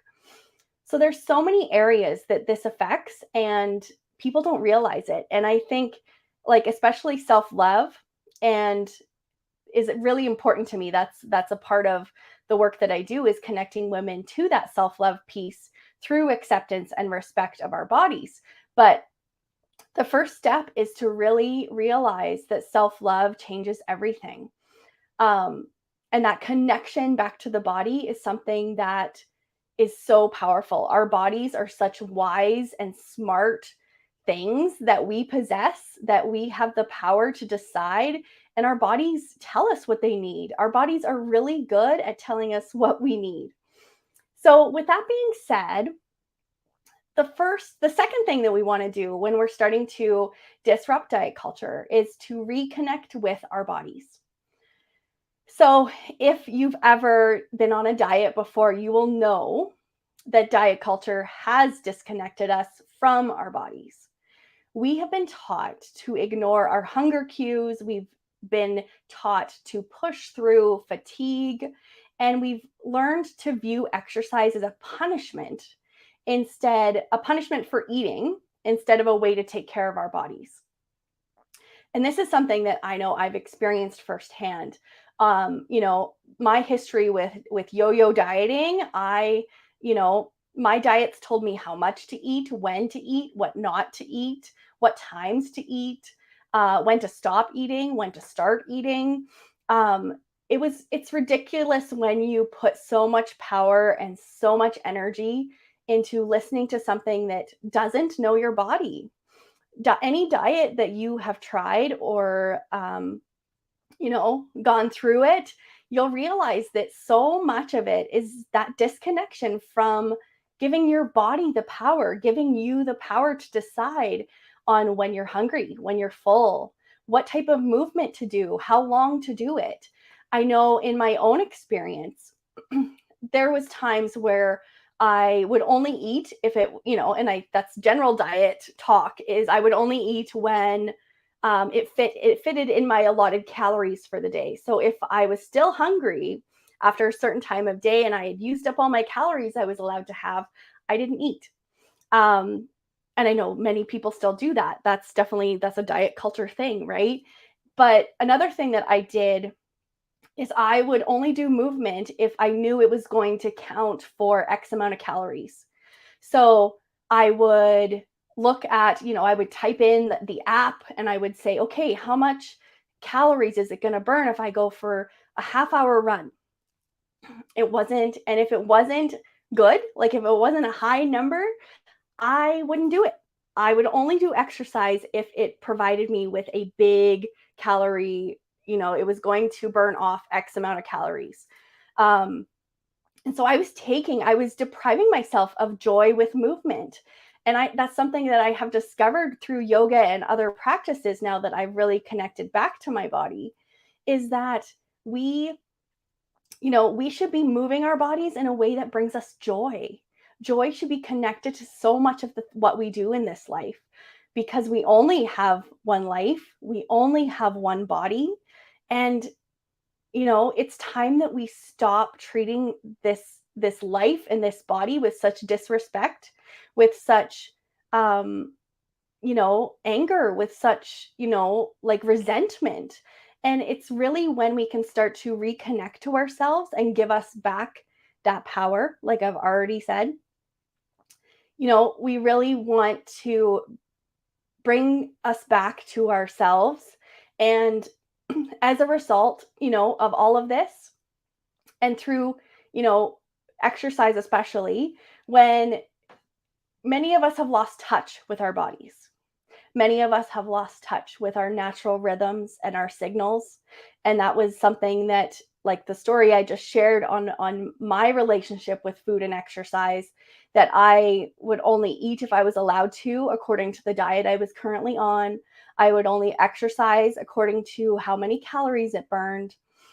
And that really that gave me permission to lose complete touch with my body. I had no connection to myself. I can explain it as feeling like a robot, like I was just going through life and not actually living it, right?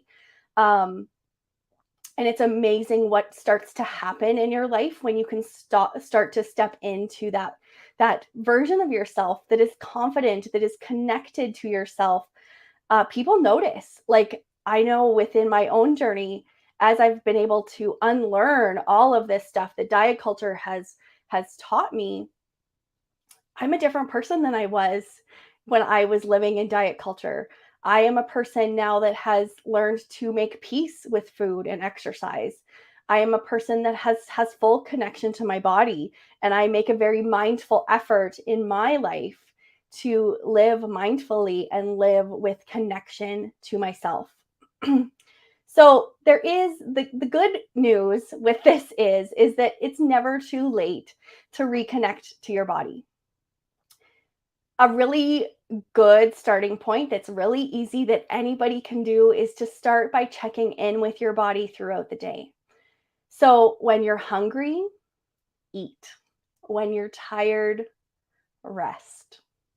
When you feel like moving your body, do something active that feels good, that brings you joy, not something that feels like a chore. Because like diet culture has taught us, you end up doing things that you actually literally hate. Um, there was a lot of diets that all diets I hated, all exercise that they made me do, and those things I hated. It wasn't for me. And not to say that isn't something that someone else, it might be for them, but it wasn't for me. And once I kind of let go, once I was able to say, you know what, I don't need you. I remember the first year that I started to step away from diet culture, my first big moment, I feel, and I will remember this day, I think, forever, is the day that I didn't set a weight loss goal January 1st. That was huge for me because that was my life. Every January, it would almost be like without even asking or without even questioning, it would just be, oh, how much weight are you going to lose this year? And that would be the conversation that everyone around me would have. It's like, oh, I'm going to lose 50 pounds this year. I'm going to lose 60. And that was the conversation that happened January 1st. And so I remember it clear as day. I was in my kitchen and we were talking on the phone to someone and they're like, oh, what's your New Year's resolution this year?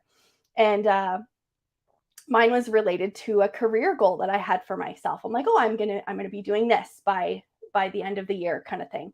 And they're like, oh, well, aren't you gonna lose weight this year? And it's like, well, actually, I'm gonna let my body decide what it needs, what it doesn't need, and we'll just, accept it and respect it and do that as we go, right?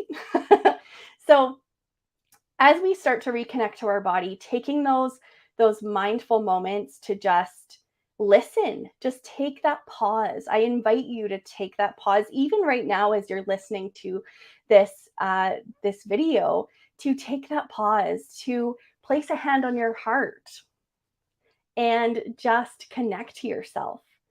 Take some nice deep breaths. Notice what you're feeling. And I would invite you to do this even as you are going to eat a meal. That's another thing that you can do, is to just really start to connect back to yourself. So pausing, take a lot of mindful pauses during your day before you get ready to eat. Ask yourself, am I hungry? What am I hungry for? What is my body telling me I need? Because our bodies are really intuitive all on their own. And that is the form of, or the way of living that I currently am living now, is from an intuitive eating standpoint, from really listening to my body, honoring my body, giving it what it needs, and really releasing that shame and guilt and fear around food, that there's, I can't have any of these foods because they're bad, and I can only eat these foods because they're good. Because that's something that, it's interesting that we put so much moral value on our food. food, if you eat certain food, it doesn't make you good or bad. Like, are you kidding me? Like when you start to put it into perspective, it's like, oh my gosh, you're right. Because I shouldn't be placing moral value on the food that I eat that nourishes my body, that gives my body energy to do the things that I need to do in this life. And it's really crazy when you can start to look at it from that perspective. And once again, just really, if you leave with any advice today, I would ask you to just keep connecting mindfully back to your body and asking your body what it needs. And like I said, placing a hand on your heart, taking some deep breaths and just saying, hey, what do I need in this moment? Sometimes that might be food. Sometimes that might be a conversation with a friend. Sometimes that might be you need to move your body. Sometimes that might be you need to journal your thoughts.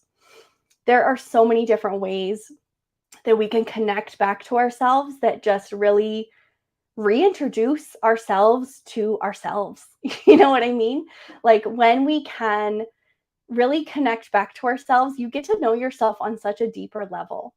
And that's something that, when we talk about accepting our body and respecting our body, which is what I help people do, really so much of that when we're talking about the body respect piece, that is really taking care of yourself. As you are listening to your body and you learn to listen to it and you unlearn all those toxic systems of diet culture that have really been so horrible on our emotional health, on our mental health, a big part of the respecting your body is taking care of yourself. So it's, you know, drinking enough water, nourishing your body with food, moving your body in a way that brings you joy, really starting to dismantle and build back up your body image that has probably been super low as a result of buying into diet culture for so long.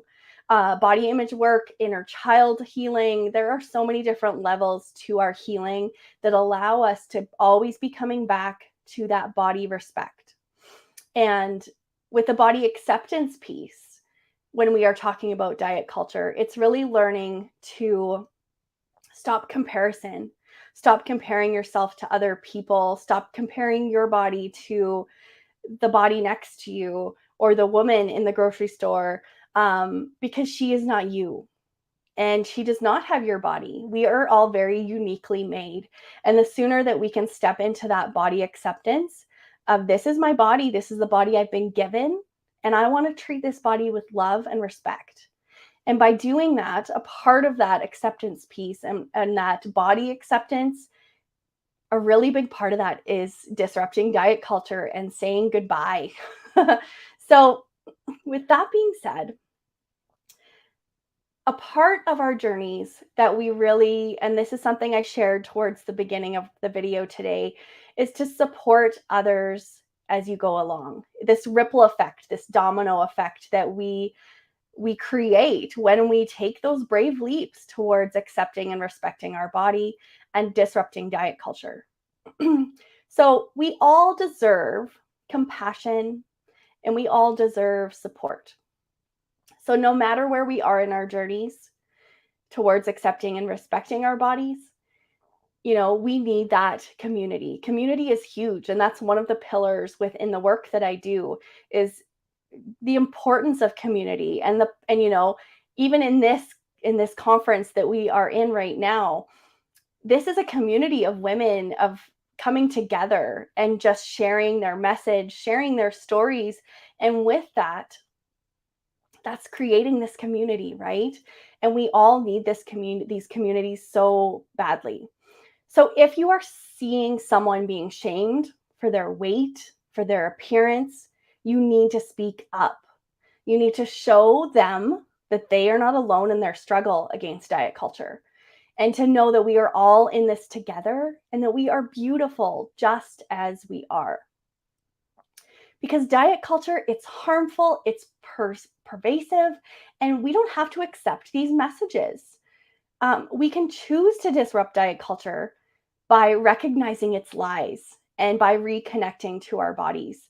And it's something when you think about the big picture of just, oh, just connect back to your body. No big deal. Like, here we are. There's a lot of healing that goes into this. There's a lot of unlearning. And I know an exercise that I often share, just as a perspective of kind of putting it into perspective, is that, for example, like if you are, let's take your dominant hand that you write with. If you write your name, it's pretty easy. It's pretty simple. It flows pretty nicely. You don't even think about it, right? So take that opposite hand, take your non-dominant hand, a hand that you do not write with, you do not eat with, and try and write your name. So as you can imagine, it's really hard to write your name with that non-dominant hand.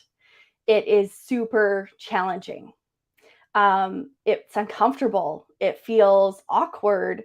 You want to just stop and write with the other hand because it's easier.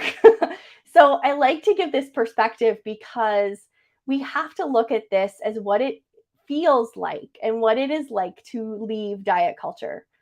It is really hard. You have to imagine leaving diet culture as writing with that non-dominant hand. It is super challenging. You want to give up. You feel like the easier way would just to be go back on that diet and exercise how they want you to. But just like anything, over time, with compassion, with patience, with grace, you're going to be able to start to write with that hand just as well as you could with the other one. And is the journey going to be easy? No. Is the journey going to have hurdles and obstacles that try and get you to write with that other hand? Yes, there is. Diet culture is everywhere. Diet culture isn't going anywhere, unfortunately. So it takes a really lot, and that's when I go back to this community piece. It takes so much effort to just say, no, that's not something I wish to be a part of anymore. And you're going to be constantly reminded by it, and it's going to constantly try and show up for you. But that's why I really, as we start to disrupt diet culture, one of the first things I also tell people to do is go through your social media. Social media is filled with toxic messages that, are set up to make us feel unworthy. They're set up to, make money off of our insecurities, right? Like I've already said. So we really need to start to step away from that. And by going through your social media, every time one of those ads come up, you can hide that ad. You can say, I don't want to see this anymore. If you have people in your lives who, when you look at them on social media, you get those feelings of, oh my gosh, I'm never going to be like her. Oh my gosh, I wish I looked like her. Look at her doing all these amazing things and I'm not. Like, the comparison trap gets really bad. If it's people that just don't align with your values, don't align with your path that you're currently on, if you decide to step away from diet culture, you might have to take those brave leaps towards catering your social media to be empowering, to be inspiring, to, be able to scroll through that feed and not walk away feeling worse, not walk away feeling disempowered, not walk away feeling, ugly, feeling unsuccessful, feeling unfulfilled. That is because social media can be such a toxic toxic place to be if you don't take those steps towards removing that negativity and those toxic systems that are set up to thrive off of our insecurities. It's really just able to, really cater your feed to be what you need. And there is a lot of amazing communities out there on social media as well that really are set up to, take you into these safe spaces and these safe containers that help you to feel safe online, to help you to feel empowered to be exactly who you are, be empowered to accept your body, respect your body just the way it is in this moment. And by respecting your body's going to be, wow, look at all this amazing things our body's giving us. Like, your body's not going to know what hit it, right? So with that being said, you guys, I really wanted to share with you a little bit of a glimpse into to what I do now. So my business, Martina Health and Wellness, my main goal in my business is to empower women to accept and respect their bodies at any size. So with that, I have my program called the Self-Love Revolution with Martina. And this program can really help you to heal your relationship with food and exercise. So if you find yourself restricting your food intake, if you find yourself over exercising in an attempt to lose weight, if you feel like you've never felt good enough, and I know that is a big thing for me, those feelings of being enough are huge. And when I started to realize that I was enough, I know my life changed drastically in a positive way. So if you have felt like you are any of those things, it's time for a change. It's time for the self-love revolution. So in this program, we really start to take those brave leaps towards disrupting diet culture through my self-love at any size method. So we establish self-care routines. We heal our relationship with food and exercise. We repair our body image and step into confidence. And a big part of that is building that community. And we do all of this with the support of energy healing and a lot of different energy tools. And as you are thinking about that program, I also have a free community that can just really get you started in realizing what I'm all about and how I can empower you to really start taking those steps towards body acceptance and body respect. And you will see the link just below here at imperfectlyperfectyou.ca is where you can find my free community that I would be so grateful for you to join us and start to really dive into that disruption of diet culture. So going back to my program. So the program is designed to help women who hate their bodies learn to love themselves again. Through the program, women learn how to establish those self-care routines, heal their relationship with food and exercise, repair their body image, build confidence, all that stuff. So in the program is like the big version of this. It is the big deep dive inner healing. But like I explained at my in my Facebook group, imperfectlyperfectyou.ca, that's where you can really receive little bits of this and just start to do that work and decide if a program is right for you or decide if a free community is all the support you need for right now. So if you're ready to join the self-love revolution and start living a life you love, I would just ask you to visit my website at martinahealthandwellness.com, and you'll be able to find that. And I would love for you to connect with me, and I'd love to have a chat with you if that's something that felt aligned for you in your journey. So in conclusion, how can we start to connect back to our bodies and disrupt diet culture? We've talked a little bit about some ways that we can do this, but I did want to leave you guys with some next steps in your journey, some next steps that you can start to dive deeper, a little bit deeper into this journey of leaving diet culture. And so I have a free guide for you. It is called Disrupt Diet Culture, and it will help you just to get started. So the guide includes tips on reconnecting with your body, changing the way you think about food, creating a healthy relationship with eating. You can download it by visiting my website, martinahealthandwellness.com. And if you go to the freebie page, it will be on there. And so I hope you find it helpful in really reclaiming your health and your happiness.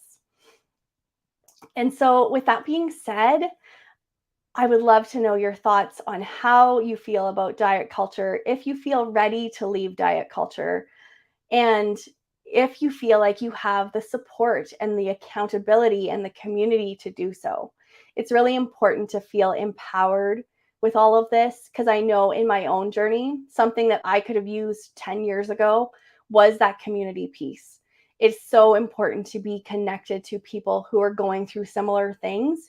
And I think that's something that's very beautiful about this conference, is that I'm sure within all these amazing speakers that you are bound to find someone that you're going to have those Me Too moments with.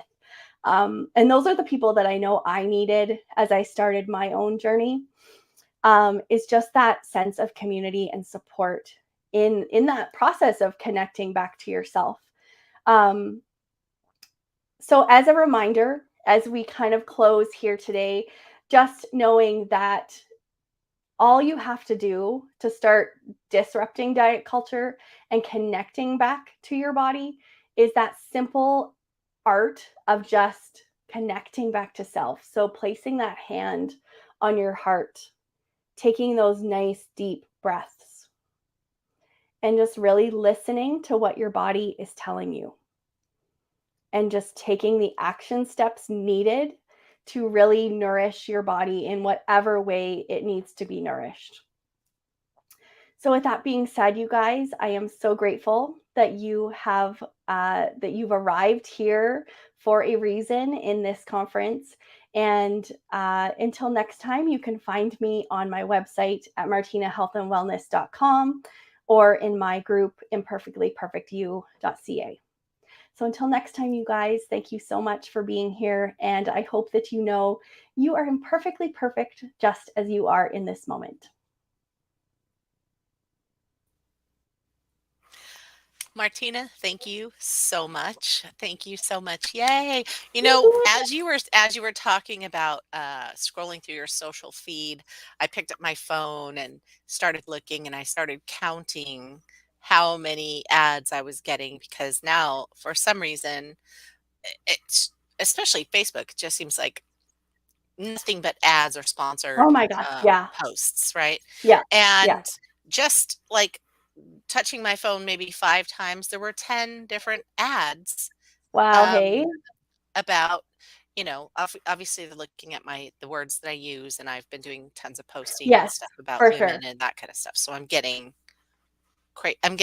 waist trainers, I'm getting menopause, Oh my gosh. things that supposedly help you lose weight. I'm Yeah. getting, oh, take this quiz to see what kind of body type you are so you could Yeah. lose the most weight. Oh, it's insane. All kinds of stuff. Like it's just really, really crazy.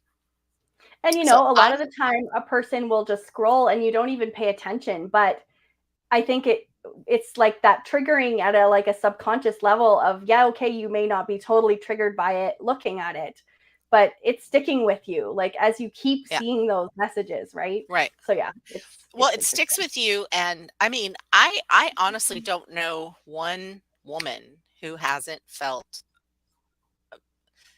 ugly or not worthy or something because of her weight. And Yeah.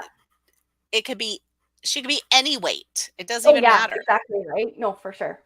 I mean, I have a picture of myself when I was like 22 or 23, and I think I had like a, I don't know, 25-inch waist or something, Yeah. and I used to go to the gym like 3 hours a day and Yeah. work out and look in the mirror and still complain about how fat my stomach was. Right. Oh, I know. Yeah.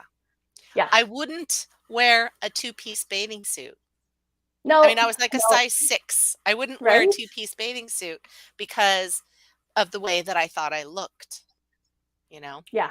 No. And now that, I've grown and I'm older and I don't give a shit, I like put on a two-piece bathing suit. You don't like it? Don't look, Love That's it. how I Yeah. feel. Like Yep, I'm going to wear a absolutely. bathing suit and I'm going to have some fun, and that's the way it goes. So, Yeah. yeah, it's not an easy path, because No. I think all of us today, and probably for the rest of the 4 days, are going to be talking about those messages that we've learned and that we've heard that been handed down to us Yeah. about how we have to look, Yeah, exactly. and Yeah. I never want to shame or judge or put down any other women, but there have been women in our culture Yeah. who are perpetuating this myth, right? Who Yes, are absolutely. perpetuating this. You have to look like me You have to be perfect. You have to do this. You have to take out a Yeah. rib. You have to, you know, this Yeah. is the Oh, perfection. This is I beauty, and this know. is what this means. And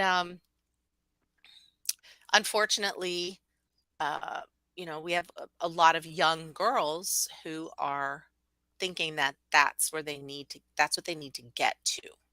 Yeah. So I think our work here, as well as your personal work, is so important in that uh, we develop a culture of love and acceptance Yeah. amongst women, and Yeah. that this has sort of a trickle down effect, right? That it's that It does. Absolutely. every woman that we touch learns that, you know, um, I mean, don't let your kids watch that show. Don't let your kids, like you're the mom, you're the parent. Yeah. Like you Yeah. you can have control. You You get can to decide. do Yeah. parental blocks. You get to decide.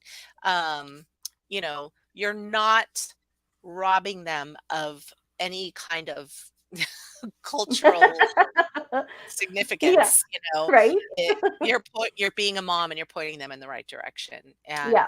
Exactly. you know what I mean? So I love the work that you're doing. I Oh, am thank you. so happy to know you, and I'm so happy you joined our conference. And Yeah. like Martina said, we were talking about community. There is a community here of women, and well, I know that every woman that has joined us for the conference is someone that you could reach out to and have a conversation with. So no matter how you're feeling, no matter what sort of sparks that desire within you, you're here for a reason. You are attracted to She Is Me for a reason. There's a message here for you somewhere. So I hope that we deliver on that. And Martina, thank you so much. I'm going to be back in 15 minutes and I'm going to ask some questions to all of you. And we're going to talk about when the last time is that you had fun. When's the last time you had fun, Martina? Oh, I would have probably I try and have fun every day. Yeah. I've had fun today by I was doing some woodworking. I love creating things. I'm not really like necessarily a woodworker, but I love just like Just anything doing it. creative.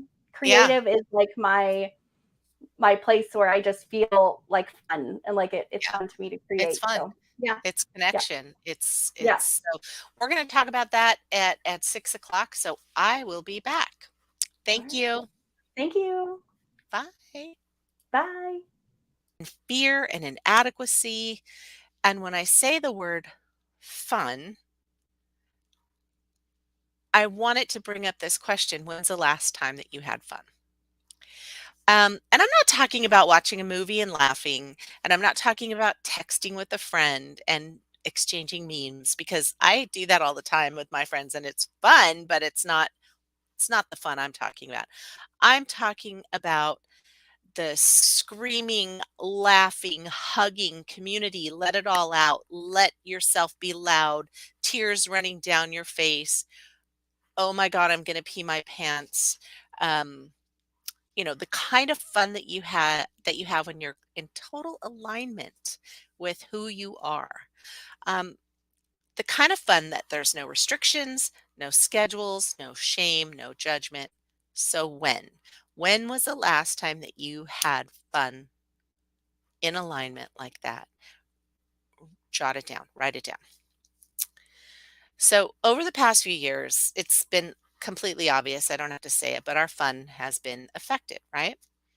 But if you were feeling stuck or lost or powerless or overwhelmed before the pandemic, those feelings have probably increased.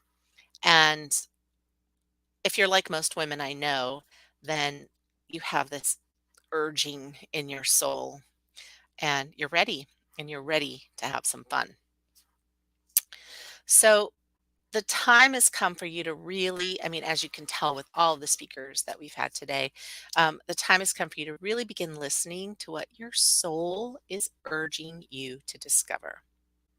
If you're disconnected and long to remember who you were before you were told what to think, how to behave, and you were quieted down before the world stopped any fun we had left in us by keeping us isolated with only our phones and computers to access the outside world. Uncovering your truth, finding what it is that gets you into alignment. No, let me say, finding what it is that gets you into alignment with your truth is your quest. You want to come back to you. You want to step into a space of self-worth and self-love and self-esteem. But as I talked about earlier, it's time to unlearn some of that stuff that was taught to you by those who weren't able to disagree or rebel. Those messages, those beliefs, those dogmas, they were never really yours. You can release them and you can move powerfully towards the real you, even if you can't remember who she is or you're still evolving into her. So write this down, the answer to this. What does it mean to you to have fun? Okay. What does it mean to you? So, why do we stop ourselves from having fun? Most of us want to have fun. It seems like it's not as easy as it used to be, right? There are many reasons: guilt, lack of time, fear, perceived inappropriateness, people controlling us, our own negative thoughts and beliefs, a pandemic, of course, right? So let's talk about those things for a minute. So guilt. Guilt is what you feel about fun is when I can't have fun because other people aren't having fun or they can't have fun, so I can't have fun. Um, for instance, I want to go out this weekend with my girlfriends and hang out on Saturday and do that kind of stuff, but I can't because my husband's home and he's not going to be having any fun, so it's really not fair, and I feel really guilty about it.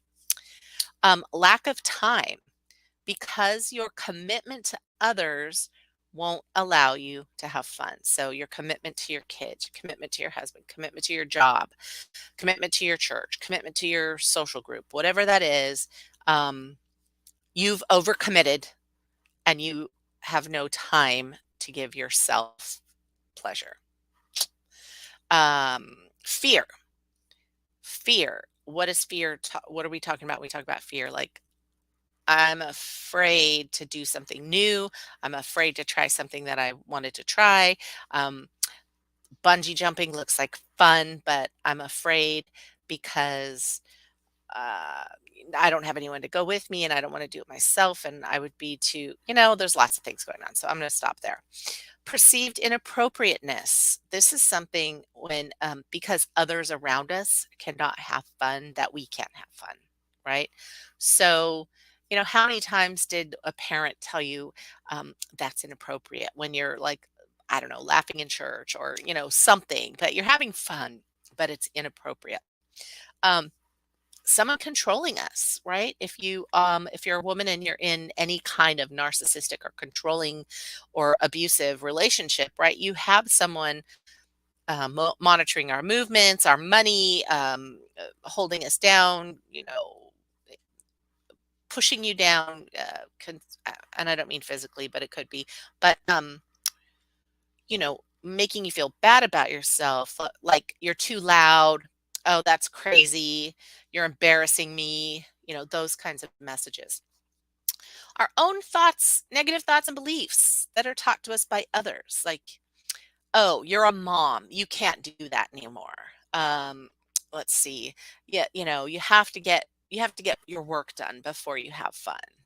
You know, and then the pandemic, obviously, there's something that directly affected our ability to have fun, and you know this sense of isolation that we had during that time, that was very um very what do I want to say, like, critical to how we felt about having fun because we kind of forgot about it, right? And then thinking about the future or the past, right? Carrying those things around, worrying about the future, or thinking about something that happened to you in the past all the time. I can't have fun. I'm not worthy. I'm not deserving enough because I'm whatever, fill in the blank, whatever it is that you're thinking about. So let's talk about, we talked about guilt. Other people aren't having fun, so I can't. This happens a lot in when there are some kind of money constraints, or um, you know, everyone else is, let's say everyone else is at work. Oh, here's a perfect example. Taking vacation. Years ago, I didn't take vacation for a year. I worked in this job and I didn't take vacation for years because nobody else took vacation. We were all workaholics and we were all doing this. And I felt like if I did take vacation, everybody else is going to have to stay and work and pick up my slack or whatever. So that was the guilt playing in. We talked about lack of time. Fear. Like, do you ever get this idea that you want to try something new, and then the first thing that happens is you have these disempowering thoughts about it? Like, you can't do it, you're not good enough, somebody will laugh at you. Um, these are limiting beliefs, and we talked a lot about that at the conference, and just about every person that came on today talked about these limiting beliefs. Um, when I have people say, "Oh, you're so lucky you could paint. I'm an artist. You're so lucky you can paint. I can't do that. I wish I could, but I am no good at it." Well, how do you know you're no good at it? Have you tried it? Well, no, I just know I wouldn't, I just make a mess of everything. I couldn't do it. Um, well, I used to feel that way when I was a kid, but kept doing it because I liked it. And then, I had a teacher, and then, but just like with everything else, you have to learn how to do something, but you don't have to learn how to do it to enjoy it, right? You can enjoy the learning process. You can have fun while you're learning. And sometimes when you finally get that courage to start and you do it, somebody might come along and insult you, or make one comment. You finally do it, and you take a picture, you take a video, and you post it, and then somebody comes along and has to say something crappy to you, and that just sends you spiraling back down, and then forget it. I'm not going to do that anymore, because you know what people think is important, right? But you can get past that. Um, but what if you could do something for the first time and never fail, and allow yourself to have fun and not care about what other people thought you were doing? Would you try it? Well, you can. You just have to change your thinking. Okay. You have to decide that having fun is just for you and no one else. You have to look at what scares you the most. Um, you might make a mistake. People will laugh. You'll get embarrassed. And then you'll realize the worst critic out there in the whole world is you. Because really, nobody else really cares. Honestly, nobody else cares. And if someone does criticize you, it's their own issues. I mean, people don't come at you and say terrible things unless they're feeling it themselves. So, when people come at you and have negative things to say, they're projecting whatever it is that they're feeling and they're going through. So, let's put fear into perspective, okay, around having fun. So you don't have to show anyone. If you painted or drew or something, you could throw it away and do it again if you don't like it. And more importantly, you could do it just to have fun and experience it. And you don't have to be perfect at everything you do. I mean, that's another big part of the fear that we feel as women, is that sense of perfection. We always have to do it perfectly, or why would we even do it? If it's not going to be perfect, why would we even do it? Because the fear of criticism, the fear of someone laughing, the fear of doing it wrong has us frozen sometimes, right? Um, but if you can take on this, I don't have to be perfect at everything I do because there is no perfect. There is no perfect. That's the key. When you hear the little voice inside your head saying something like, you can't do it, think to yourself, is that really true? Or am I afraid to do it? Right? Is it fear that created that thing because I heard once that, or that thing that you heard once, like that thing that somebody said you couldn't do it. Here's an example of an art teacher saying, you can't, you shouldn't be, you'll never be an artist. Your drawings and your paintings are so bad. You'll never be an artist. So is that what you're hearing? And you're believing that without actually trying it? Or, what, that's just an example. But here's another thing I want you to write down is, do you carry around a fear that was perpetuated by someone else telling you a false message, and you haven't tried that thing because of that message? So that's something you have to kind of think about while I'm talking here, but think about that and write it down, okay? And when we shift our perspective, it's really just a shift, right? We can release that self-judgment.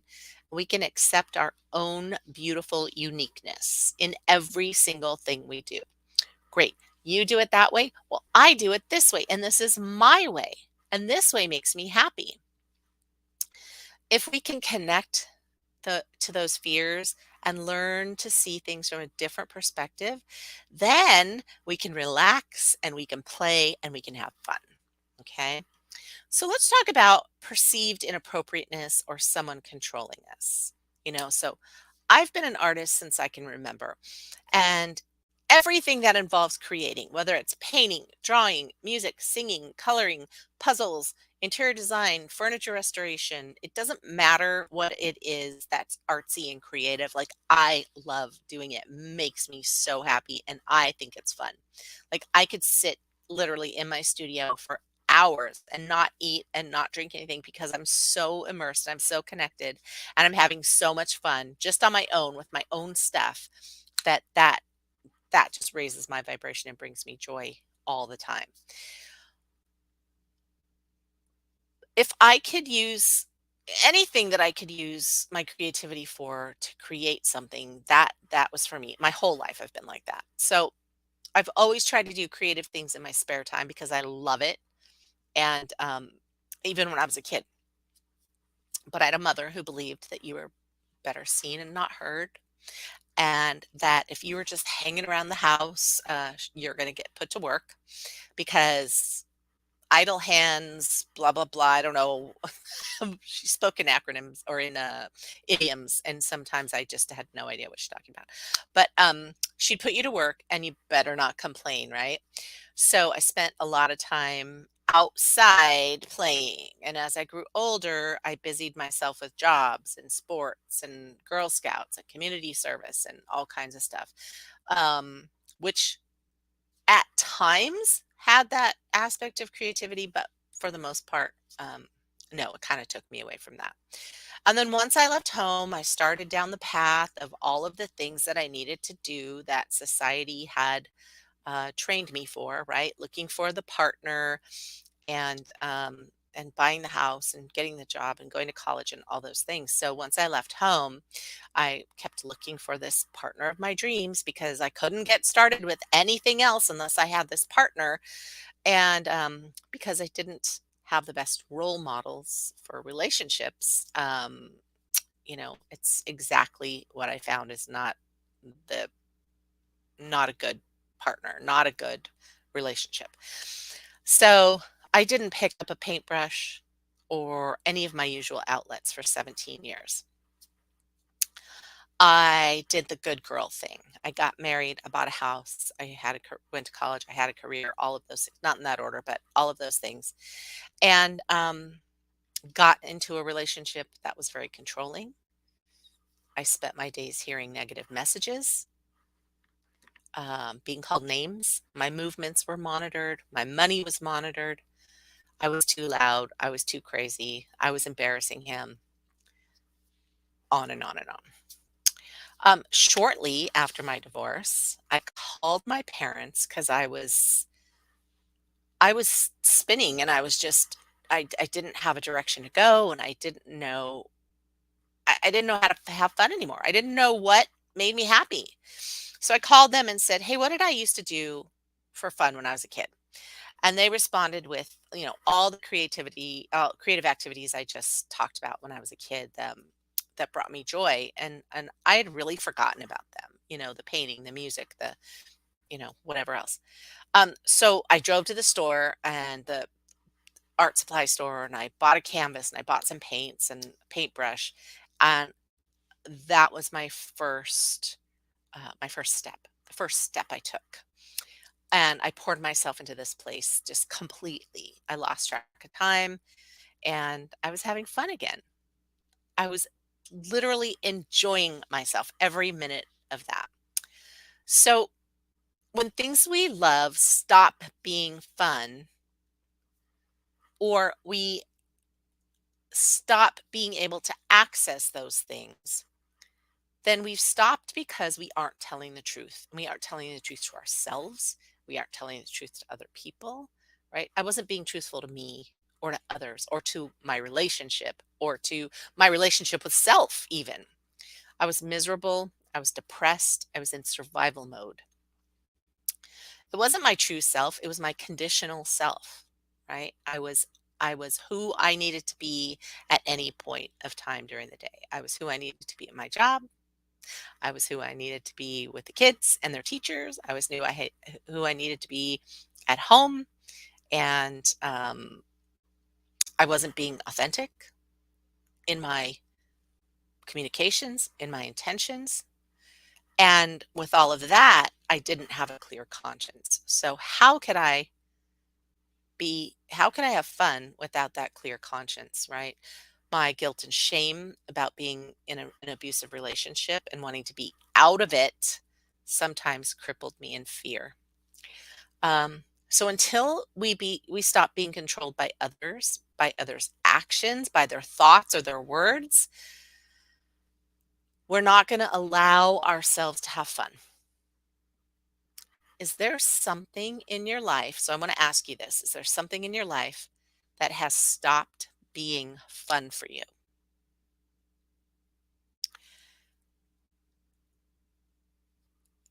Is there something that you have stopped communicating around because it's not fun anymore? And there seem to be those restrictions or expectations around that. So think about this. Is there something in your life that stopped being fun because you're not telling the truth to yourself or others? Okay. Another way we stop having fun actually piggybacks on the previous message of controlling. It's our own negative thoughts and beliefs that are taught to us by others, right? You can't have fun if you're a mom. You got to get your work done. You can't have fun. You have work to do. It's something that stopped us from having fun. So, many people throw fun out of the equation of their lives because they think being an adult comes first and fun just fits in occasionally and almost whenever it shows up. Or worse yet, we believe that we don't deserve to have fun. But the truth is, there's something we've forgotten, and that is life balance, right? In life, in all that we do, there has to be balance. It's just the universal way. Um, and that includes work and play, fun. So, to put it plainly, having fun keeps you sane amidst the stresses and demands of daily life. Okay. When we're having fun, we're naturally feeling happier because we've got dopamine squirting out instead of cortisol. And it's that, 3 p.m. Snickers bar feeling that you get. It's like, oh my gosh, I'm having fun. You forget time. You, you know, you forget sometimes, like me, I forget to eat. I forget, because I'm just like in the zone. I'm having fun. But think about it. Life would be too miserable if we wiped out every aspect of fun. And we had to do that, right, for the last couple of years. And at first we were like, okay, well, we're in the house. We're going to figure out how to have fun. Oh, we're going to play this game. We're going to play that game. And da, da, da. And we thought it was going to end. And then here we are 2.5 years later, and we're still dealing with stuff, right? So it would, what I had asked, I wanted to ask this question, like, how are you dealing with it? Or are you dealing with it at all? Right? Because if I had asked you 2.5 years ago, if you were locked down for 2.5 years, could you fathom on how to have fun every single day for the next 2.5 years? And you'd probably say, no, what are you talking about, crazy lady? So that's why I always try to inject as much fun in my life as possible. And I want to tell you how to have some more fun too.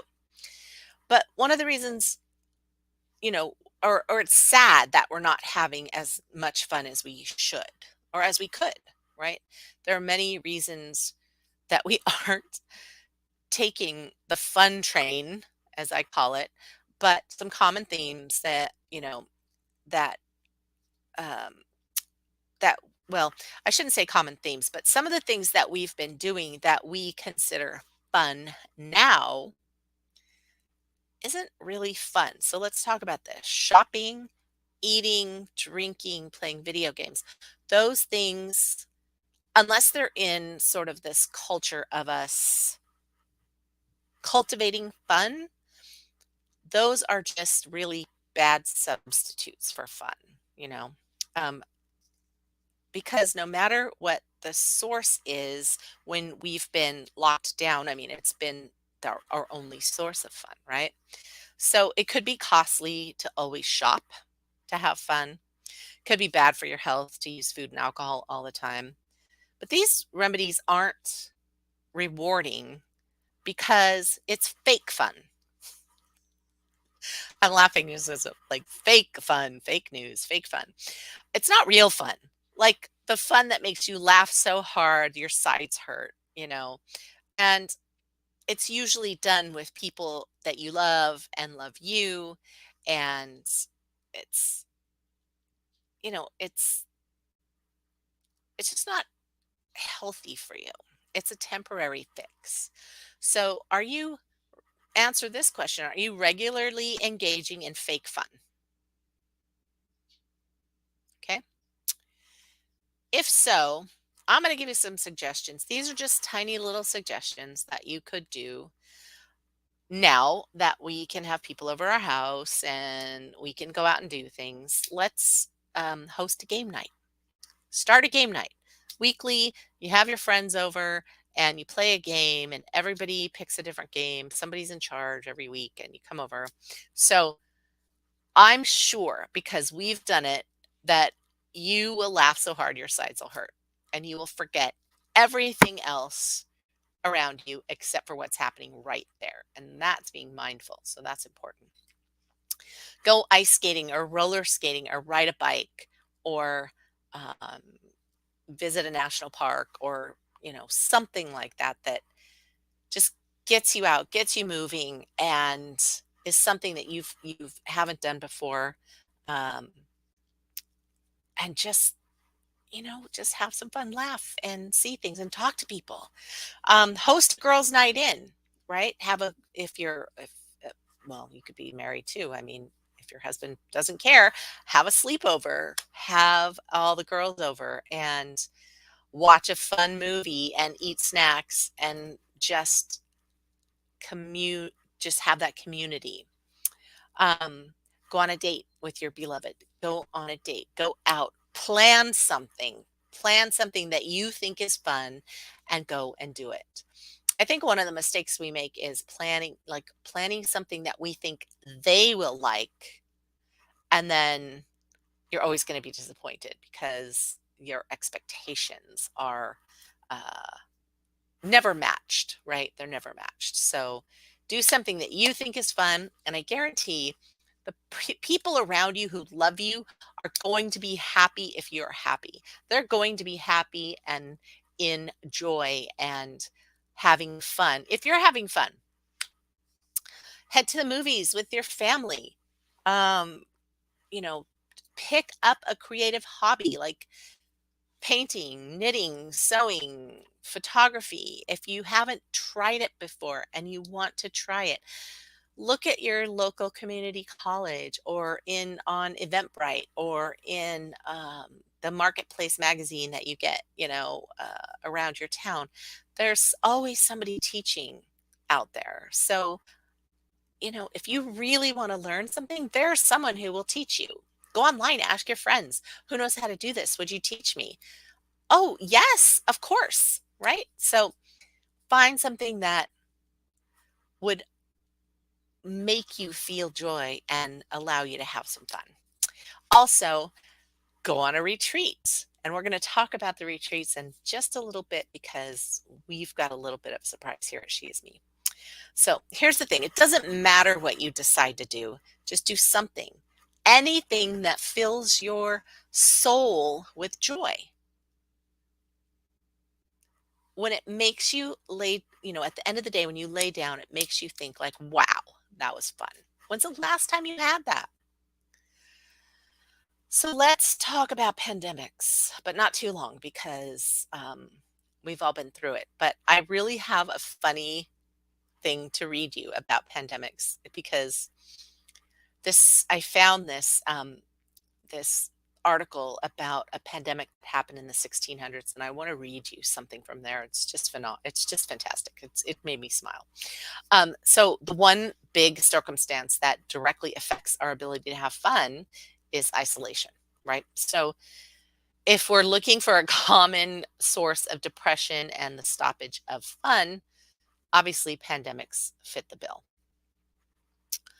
So isolation is what this bloke, Burton, who I found, calls a suppression of festivities. Okay. And that is literally a recipe for disaster, as he puts it. So, somewhere in the 1600s, this doctor prescribed the following for melancholy, which is what they refer to as depression due to isolation. Melancholy. And it was a 2-year long plague of sorts, some kind of sickness that went around. But people were coming to this doctor to find out what to do for their melancholy. So he says, let them use hunting, sports, plays, jests, merry company, a cup of good drink now and then, hear music, and have such companions with who they are especially delighted. Merry tales or toys, drinking, singing, dancing, and whatever else may procure mirth. He also endorsed the following: feasting, singing, dancing, puppet plays, hobby horse, tabors, crowds, bagpipes, ball play, barley breaks, and whatever sports and recreations they liked best. Now, I had to look up tabors, but it's drumming. So, in his ideal world, he says none shall be overtired, but have their set times of recreations and holidays to indulge their humor, feasts, and merry meetings. And this was the remedy in the 16th century, and it bodes well for today, right? It's life balance. So we don't need to keep talking about that. We all know how it affected us and how we felt and blah, blah, blah. So let's move on. So thinking about the future or the past takes away your capacity to have fun. How does it do that? Well, mindfulness, it makes a huge difference in our capacity to have fun because when we're mindful, we're living in the now, right now, right now, right now. When we're carrying something from the past or when we're worrying about something from the future, we are not here now. So, how could we have fun with what's happening right now or even find the fun if our vision is clouded by the past or the future, right? So, write down, are you worrying about something in the past or in the future, or carrying around something from the past that prevents you from having fun because you think this happened to me in the past, so I'm not worthy of it, or this is going to happen in the future, so I can't have fun right now. Sometimes that happens to me. Sometimes I think, oh, I've got a big event that's coming up, so I can't go and do this fun thing because what if I hurt myself? Then I can't do that thing. Um, and so I've learned to catch myself when I start having those thoughts and say, you know what? I'm just going to go with the flow and I'm going to have some fun. So why should I not have fun when the future thing hasn't even happened yet?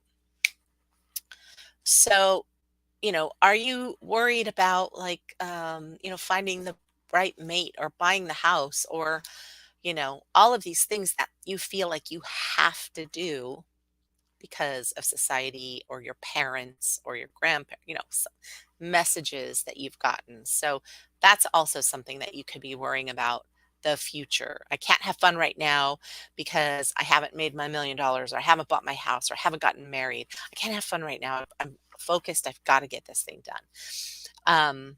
Or I'll have fun when I retire, or I'll have fun when when the house is bought. But when the house is bought, you're going to think of something else you need or want, or, there's going to be another excuse why you can't have fun.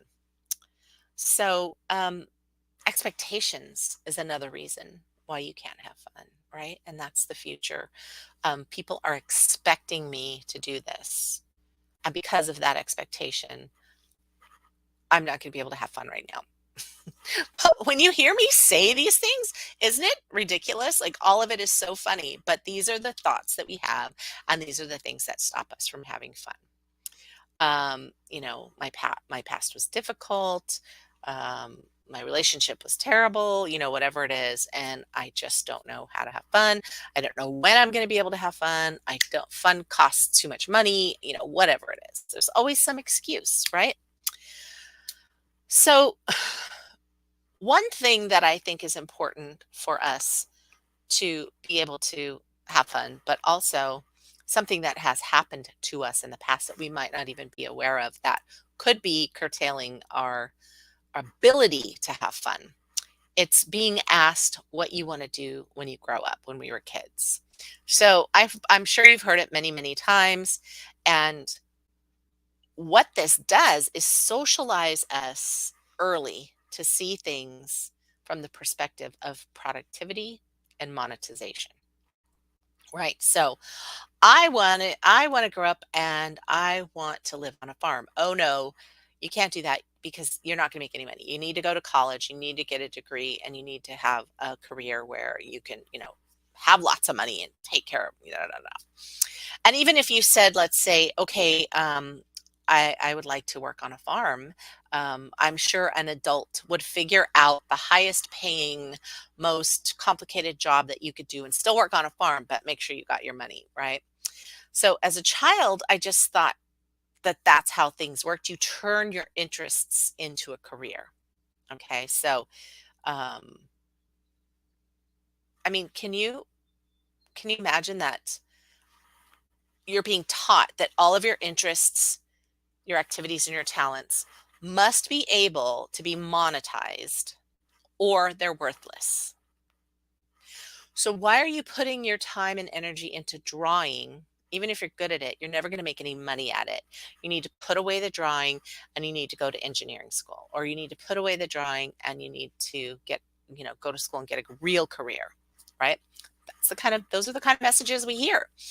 Um, but also it's fun to play around if you're a kid, but not as an adult because you're expected to make money all the time. So life can't be fun when you grow up, so you better have fun now, right? And it's sort of a devastating transition that we have to make from just being able to have fun all the time to all of a sudden adulting. Like something's lost, something important is lost. It's life giving, that fun that we used to have. And sometimes we feel guilty for doing things purely for enjoyment, right? We're always on guard for we're wasting time, we're getting too distracted, we're too immersed in our own thing, we're not giving attention to the people around us who need it. And gone are the days that we could just lose ourselves into something of interest for hours, like we did when we were kids. But think about it. When's the last time you lost yourself like that without regard to what other people might think or what you should be getting done instead? So, grown up hobbies always have some sort of productive person in mind, right? For example, sports are fun, but they're exercise too. So, fitting them into self improvement is a category for adult activities, okay? Or hobbies that you've mostly done for relaxation. People will say, "Oh, you like sewing? Why don't you start an Etsy shop?" It's always about monetizing that hobby or that fun. And that kind of takes the fun out of it, doesn't it? So the biggest lost for us, though, is how this framing just sort of leaches out the fun in our moment by moment lives. We have this idea that fun must be saved up for. We have to save money. We can't have fun right now because we're saving all our money to go to Disney World and then we'll have fun. Um, and as adults, we sort of expect our life to be toil and to be fraught with difficulties and challenges and that kind of thing. And living a fun life is the way we associate either rich people who don't have to work or immature, lazy, entitled people who don't have any responsibilities.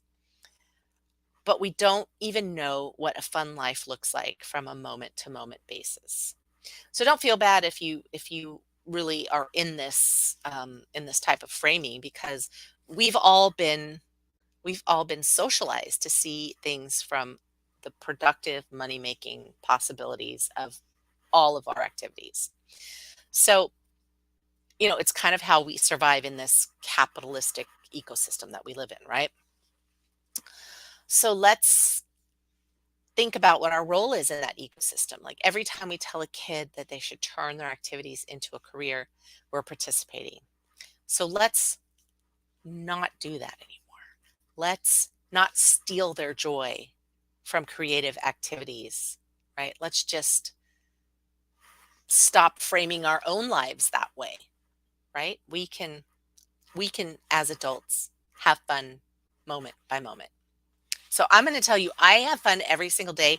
I laugh almost till I cry, sometimes till I cry. Sometimes, I have to run down the hall and go to the bathroom because somebody makes me laugh so hard. But that's just how I've chosen to how I've chosen to live my life, is surround myself with people like that. So you have busy lives, and we've forgotten how to have fun, but we don't want to pull our kids out of that. So let's start saying, "Hey, look how good you are at that and how much you enjoy it." That's it.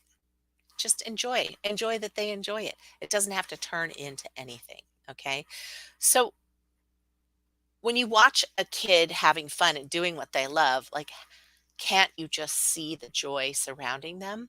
So I want you to ask yourself and write this down: what sparks joy? Okay. So if you don't know, it's okay, because many women, we don't know, right? We do what's expected of us, and we all get to that point in our lives where we go, "I don't even know what I like. I don't even know what sparks joy. I don't even know what makes me happy or what would be fun." Because often, how many times, let me ask you this, how many times when you have a day to yourself, do you go, "Oh, good, now I can catch up on laundry and do the shopping and blah, blah, blah," instead of thinking, "Wow, what can I do today that would be fun for me?" No, we just immediately go to, "How can I fill my day up with chores because I haven't been able to get those chores done the rest of the week?" So, what does fun do to your brain, right? Endorphins promotes an overall sense of well being, improves brain function, right? Your neural pathways are rerouted and fluid. People who don't have any fun, and I really think this is kind of the reason why um, people's opinions have gotten so rigid lately, is because they stopped having fun, right? They stopped having fun. So that open-mindedness that used to be just like, oh, I'll listen to your idea and I'll listen to you. And, um, we stopped having fun. So those neural pathways aren't flowing and they aren't moving and they're just so rigid. So I want you to repeat after me. I can do this. I can have fun. Okay. Because I know you can. So, but how do you have fun with all this stuff piled on you? Right. Well, I've been teaching women how to have fun for a pretty long time and how to find themselves again through fun and creativity by, guess what? Improving the way that you think. Okay. So here are the 4 pillars to my program. So, movement. Number 1 is movement. Anxiety raises stress hormones in our bodies, and movement allows the production and release of endorphins and dopamine and serotonin and all those things. So it doesn't matter what you're doing if you're moving around, if you're gardening, if you're painting, if you're out for a walk, if you're riding your bike, whatever. Just moving your body. You could do chair yoga. You can do all kinds of, you can do Tai Chi. It doesn't matter. Easy, soft, fluid movements will improve your mental health, make you happier. Okay. Mindfulness, bringing you back to now. That is super important. Bringing you back to now and not judging it, not shaming it, not anything else. Just simple exercise is this. When you're brushing your teeth, notice how you're brushing. Watch yourself. And anytime you start thinking about something else, bring yourself back to brushing your teeth. Smell the toothpaste, feel how it feels in your mouth, how the brush feels on your teeth, what you're seeing, what you're hearing, what you're touching, all of that. Bringing yourself back to now. Okay. Simple, simple exercise you could do. Um, And then if those thoughts, other thoughts do come in, just say, nope, I'm brushing my teeth. And don't condemn them. Don't do anything. Don't feel stupid. Don't call yourself names. Just brush your teeth and think about it. Okay. So, movement, mindfulness. The third thing is meaningful engagement. And this is a huge piece of what we've been missing with the pandemic. And that is talking with people you can trust, being vulnerable and open. Um, Acts of kindness towards each other, physical touch, all of those things are meaningful engagement. And we tried it. We're doing it right now. We tried it online, but there's something different about doing it in person. And those are the things that we need as human beings. To be, we need to have meaningful physical engagement with each other. And then mastery. So engaging your brain in something like creativity, no matter what it is, cooking, woodworking, painting, doesn't matter. But engaging your brain in something like that is the 4th pillar and is critical to good mental health. So I think I can help you. Okay.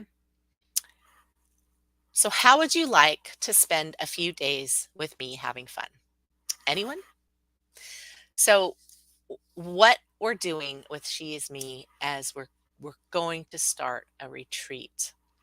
And there was a wait list for this retreat, but what we're going to do is we're going to work through these pillars. We're going to spend hours in deep concentration, absorbed by the flow of creativity. We're going to spend 4 days together playing, learning mindfulness, experiencing meaningful engagement, mastering a craft, and immersing ourselves in creativity. All of that, that plus that plus that plus that plus that equals fun. Fun, fun, fun. If you don't believe me that fun is good for you, here are 5 reasons why science suggests you should have more fun. It improves your relationships. Number 1, when we laugh together, it sends this nonverbal message that says we're alike and we share values. Okay. Having fun makes us smarter. I talked about that earlier. A way to increase our memory and concentration is to have more fun. Fun reduces stress. So we get all of those yummy brain chemicals squirting into our bodies when we have fun, and the cortisol relaxes and stops, you know, just causing our thyroids to, you know, overact and all those things. So we're just having fun and we're having all those good chemicals instead of those bad chemicals. And not that cortisol is bad, it really helps us with our fight or flight um, reaction in our bodies, but we don't want that anymore. We want serotonin and endorphins and all those wonderful things. Okay. And like they say, laughter is really the best medicine. Finding more fun in physical activity balances your hormone levels. So if you've been sitting around for 2 years and you're going through menopause or perimenopause or something like that, and your hormone levels are a little out of whack, then finding more fun in physical activity will definitely benefit you. And 5, it can make you more energetic and youthful. So when you look at people who live longer and look more youthful, um, these people are people who know how to have fun. I guarantee it. So let's go back to the questions I asked you to write down. Number 1, when's the last time you had fun? Number 2, what does it mean for you to have fun? Number 3, is it fear or is it a message that you've been taught that you're holding on to, a fake belief that you're holding on to that doesn't really resonate with you? Are you carrying around the past or worrying about the future? What sparks joy for you? Did you write these down? So I want you to, if you couldn't find the answer to any of these, you need to get over to the She Is Me retreat and sign up for the wait list. If you're living in fear of trying new things or worrying about the past or the future, get over there and sign up. There's so much juiciness in this retreat, in these retreats. These events are going to take place in different locations. So as soon as we get them posted, you'll be able to find one near you. And that's even better because you don't have to worry about how you're going to get there and, so on and so forth. And when you leave, that you'll have you've made these connections, so you'll have people around you that are close who you've made a real connection with. And signing up for the wait list puts you on the list to get updates about events, future information, how you need to plan, on and on and on. That's sheismeconference.com retreat. I should say .com/retreat. You could also find it in the menu on the website. But we're gonna really practice those 4 pillars. We're gonna create. We're gonna laugh. We're gonna have fun. We're gonna scream. We're gonna dance. We're gonna move. We're gonna learn to be mindful and let things go. We're going to have meaningful connections, and it's going to be fantastic. Absolutely fantastic. And the best part, we're going to have fun. Thank you for joining me tonight. I look forward to seeing the wait list for the retreats and, just look forward to a lot more from me about having fun, how you can join us in many different ways. And I hope that you can find one way to have fun before the night is over. Don't forget to be mindful when you brush your teeth tonight. Thank you so much. And we are going to be starting tomorrow at 7 a.m. with Lourdes Torres and the Royal Alchemist, the girl who forgot she was born queen. Tomorrow's going to be another exciting day. I can't wait. Until then, thank you all, and thank you from She Is Me.